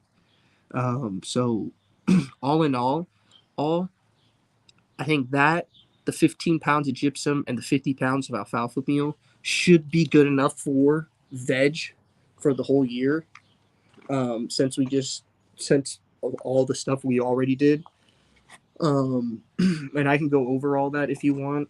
So in the first regiment, we gave it 25 pounds of alfalfa meal, 5 pounds of gypsum. That helped the bed a lot, but didn't, obviously do enough. Then we did the next regiment. We did about 61 pounds of fertilizer, and that was more of like an all-purpose blend that I made. I got most of my stuff from Down to Earth and Organically Done. We got some Karanja cake. We got 8 pounds of Karanja cake, 4 pounds of dried molasses, 4 pounds of azomite, 5 pounds of shrimp shell meal, 5 pounds of bone meal, 5 pounds of acid mix, and 5 pounds of dolomite lime, and 2.5 pounds of the flaxseed meal. We mixed that into the bed. That was like a little all-purpose fertilizer right there. Try to hit a little bit of everything, just try to give it a nice little complex soil. The next one we gave it was really for growth and to give it everything it needed to make sure the bed was ready to go for the year. And so that's really, and that also includes compaction. Oh, we also, in the last one, I forgot, gave it 15 pounds of gypsum. I don't know if I said that in the last one. It also gave it 15 pounds of gypsum. Now that's about 30 pounds of gypsum into the raised bed. In the next amending, we gave it what's that shit? We gave it about we gave it another 15 pounds of gypsum. We gave it 22 pounds of glacial rock dust from Gaia Green. We gave it 15 pounds of shrimp shell meal and 15 pounds of soybean meal. The 15 pounds of soybean meal and shrimp shell meal were to give it nitrogen. It gave it phosphorus. The shrimp shell meal gave it calcium, and the soybean meal gave it some potassium. Another thing the shrimp shell meal gives the soil is chitin, which will help with oil production. So it makes your plants stickier. It makes them smell better. It makes them have better terpene profiles, so that helps with smell and taste. So it makes it taste and smell better. Um, so that is good. The gypsum helps with getting soil compaction out. It adds a lot of sulfur. Sulfur helps with taste and smell, and it adds a lot of calcium. Calcium helps with growth because you need calcium for your plants to stay nice and sturdy and for them to actually grow. They can't uptake nitrogen without calcium, so you need calcium in the soil. So that's important. The glacial rock dust was to add in our trace minerals. So the main trace minerals it adds in is some iron, it adds in magnesium, and it adds in manganese. And then it adds in a lot of trace minerals also as well that help with water retention and water drainage. Um, so that was about 67 pounds of fertilizer. That's part 2 of amending a raised bed. That video is going to come out probably today. We'll probably drop that video today. We already shot that probably a couple weeks ago now, but that'll be dropping today. Then we did part 3 to amending raised bed, maybe like 4 or 5 days later. We didn't wait very long on that one. We basically just, I turned the soil over. It smelled really bad, to be honest with you. So I basically immediately mixed in some more fertilizer, which I had the 50 pounds of flaxseed meal. We threw 25 pounds of alfalfa meal, and then we do another 15 pounds of gypsum. So you see a routine here. We keep adding gypsum each time, and we're going to do that each time we fertilize the bed, just because that's going to add more calcium, which the plants are uptaking constantly, and it's going to help with compaction so that the soil never gets too compacted. And when that does that, it helps. When it does that, when the soil gets too compacted, what ends up happening is that the roots can't get too. You don't get a good root zone, so your plants don't get too big, and 2, you don't get good enough drainage. So if you get a big rain, you're going to get a lot of flooding. So you don't want that. You want that to be able to suck that water and be able to take that water up and not be able to, have like a whole bunch of mud or flooding issues in your yard. So gypsum will help with that. If you have a lot of flooding issues, you should use gypsum. Or start gardening. That'll definitely help without getting, if you start gardening, your soil is going to get a lot better and it'll uptake that water immediately. You won't have flooding issues, which will be nice. So that's a little pro tip, gardening tip for you if you ever deal with mudslides or things like that. So we did that.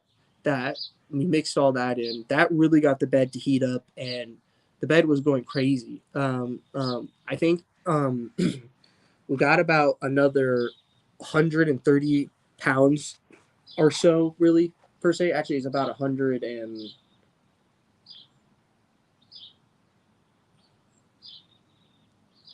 So about 145 pounds more to go into the raised bed of fertilizer, and then we'll be done. So that's going to consist of 50 pounds of flaxseed meal and then another 15 pounds of gypsum. And then when we go to amend for growth, we're going to do alfalfa meal because that should break down really quick. That'll also help because alfalfa meal is really sweet. It smells nice. It's not hard. It breaks down very quick, so that'll get the microbes very going. The worms like that's something that we aim for in organic gardening. So that'll break down really quick. We'll add gypsum. Gypsum is going to do all the things I've already listed, so I'm not going to go over that again. And then acid mix and dolomite lime are going to pH the soil so that when we go to plant, our soil is not too hot and it's not pH'd incorrectly so that the roots don't want to grow into it, and then we end up having small plants because, well, they just didn't like the soil. There should be no problem with the soil. It should be pH'd correctly. We might give it a soil Big boy, no barking.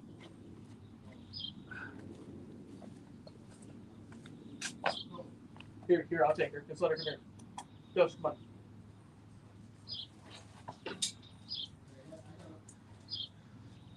You can go ahead. You don't need to wait for her. I'll put her back in. What? You need me to hurry up or? What are you doing? Turn the thing on him. Come here. Come here.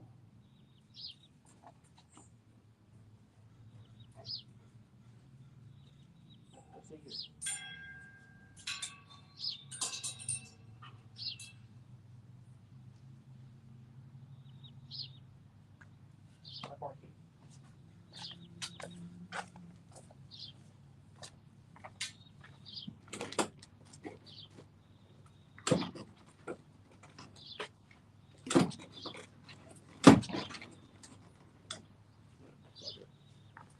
Well, sorry about that. Thank you for staying. I appreciate that. So, pHing is just, yeah, like I was saying, it's just going to make sure that the roots actually go into the soil. After we do all that, I'm not going to need to do anything again until we go to flower with the cannabis plants. And so when they flip to flower, what I'm going to do is a very simple, easy, and cheap resin. It's not going to cost you an arm and a leg, and you're going to get great results from it. To be honest with you, I've used it a few times and I get great results each time, and so I recommend it. It's a mixture of dolomite lime acid mix. You're going to want to lean more to the acid mix. So I normally only do 1 bag of dolomite lime, but I'm going to actually do 2 bags of acid mix per plant. So we're not going to do one. So in the raised bed, this is how it's going to go. We're going to have 2 plants in there. When they flip the flower, we're going to give them immediately 2 bags of acid mix, 1 bag of dolomite lime, 2 bags of bone meal, but that's basically 1 bag per plant. It's actually, like I said, 1 bag per plant of bone meal, but 2 bags per plant of acid mix. And then we're going to give it 1 bag of lagmanite. If you want, you can also give it a soil acidifier. You don't need to, because lagmanite itself is a soil acidifier because it has a lot of sulfur in it, has a lot of magnesium, and it has a lot of potassium. Those 3 things right there are basically all you're going to need for flower, along with sulfur or along with phosphorus. The bone meal is what's going to give you phosphorus. I use organically Dunn's bone meal because that's high in phosphorus. It has like 23-25% phosphorus. So we should get some giant monster sized buds colas this year. So I'm really looking forward to that. So but I don't want to do too much of that. So and since the acid mix already has a lot of that and we're adding in 1 bag of lagmanite, I don't need a ton of phosphorus, so we're probably just going to do 2 bags of that into the raised bed. We could technically go three, and I might do that. But I have to think about it, and I just have to do some more research, and honestly do some pHing before I go into there to see what the bed needs for flower. That honestly, do pHing and do some soil testing. But honestly, that's really what I probably should do when I should do the soil test. It's not for veg. Veg should be pretty easy. There should be no problem. It's really flower that we'll have to do a soil test for to see if we need to, what we need to add. If we need to add a ton of phosphorus, we'll add a ton of phosphorus. If it's like we don't, if it looks like your phosphorus levels are high because we used a lot of shrimp shell meal, we added a lot of bone meal already to it, and a lot of the other stuff that we added also had some phosphorus in it. It might tell me you don't need to add any of that. Might say you only need to add a little bit of that. Or might say you need to add a ton. I don't know. We'll have to wait and see. Phosphorus is something that you do use in veg as well too, and I didn't go crazy on the phosphorus because obviously phosphorus is not something that you want to throw a ton in your soil. It's like nitrogen. It's the same thing. You don't want too much nitrogen. You don't want too much phosphorus, and you really don't want too much potassium either. And if you have too much calcium, that's a bad thing too. Too much calcium is going to mean your soil is not going to have enough nitrogen. Basically, how it is. You have too much nitrogen, you're not going to have enough calcium. That's how it's going to go. You kind of want a good little balance of everything. Ghost, get out of there. Ghost, come here. Watch out, Ghost. Don't knock the stuff over. Come on. Fucking fool. Keep walking. You sit there. Girl. This Ghost. She's my husky.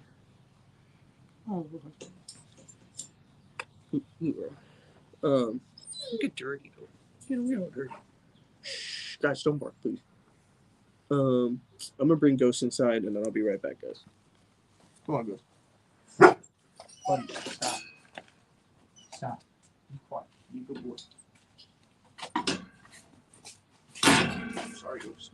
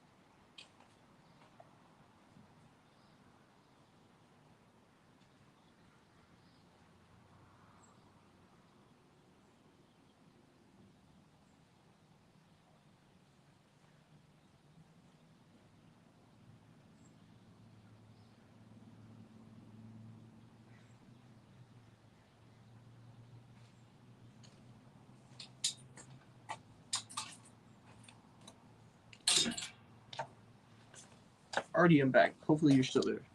Thank you. You are. But yeah, but it should be pretty easy. We have stuff coming for our pots. We'll have about so for the pots, we have 20-gallon pots. We already got our bale of peat moss here. If we need more, we'll get more peat moss. We're probably going to do 100% peat moss or more peat moss and some compost or something like that. I don't know. We'll have to see. Though 100% peat moss is not bad. If that's all you have, that's all you can roll with. I'd do that, amend the hell out of it, and you're ready to go. It's gonna lean a little more acidic, so throw a little more Dolomite lime in there, but that's about it. Um, chill.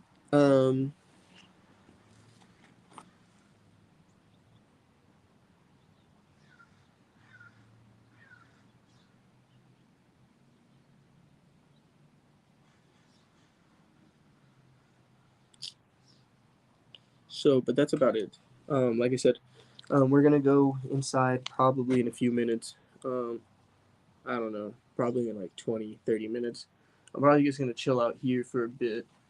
I need to water some plants though.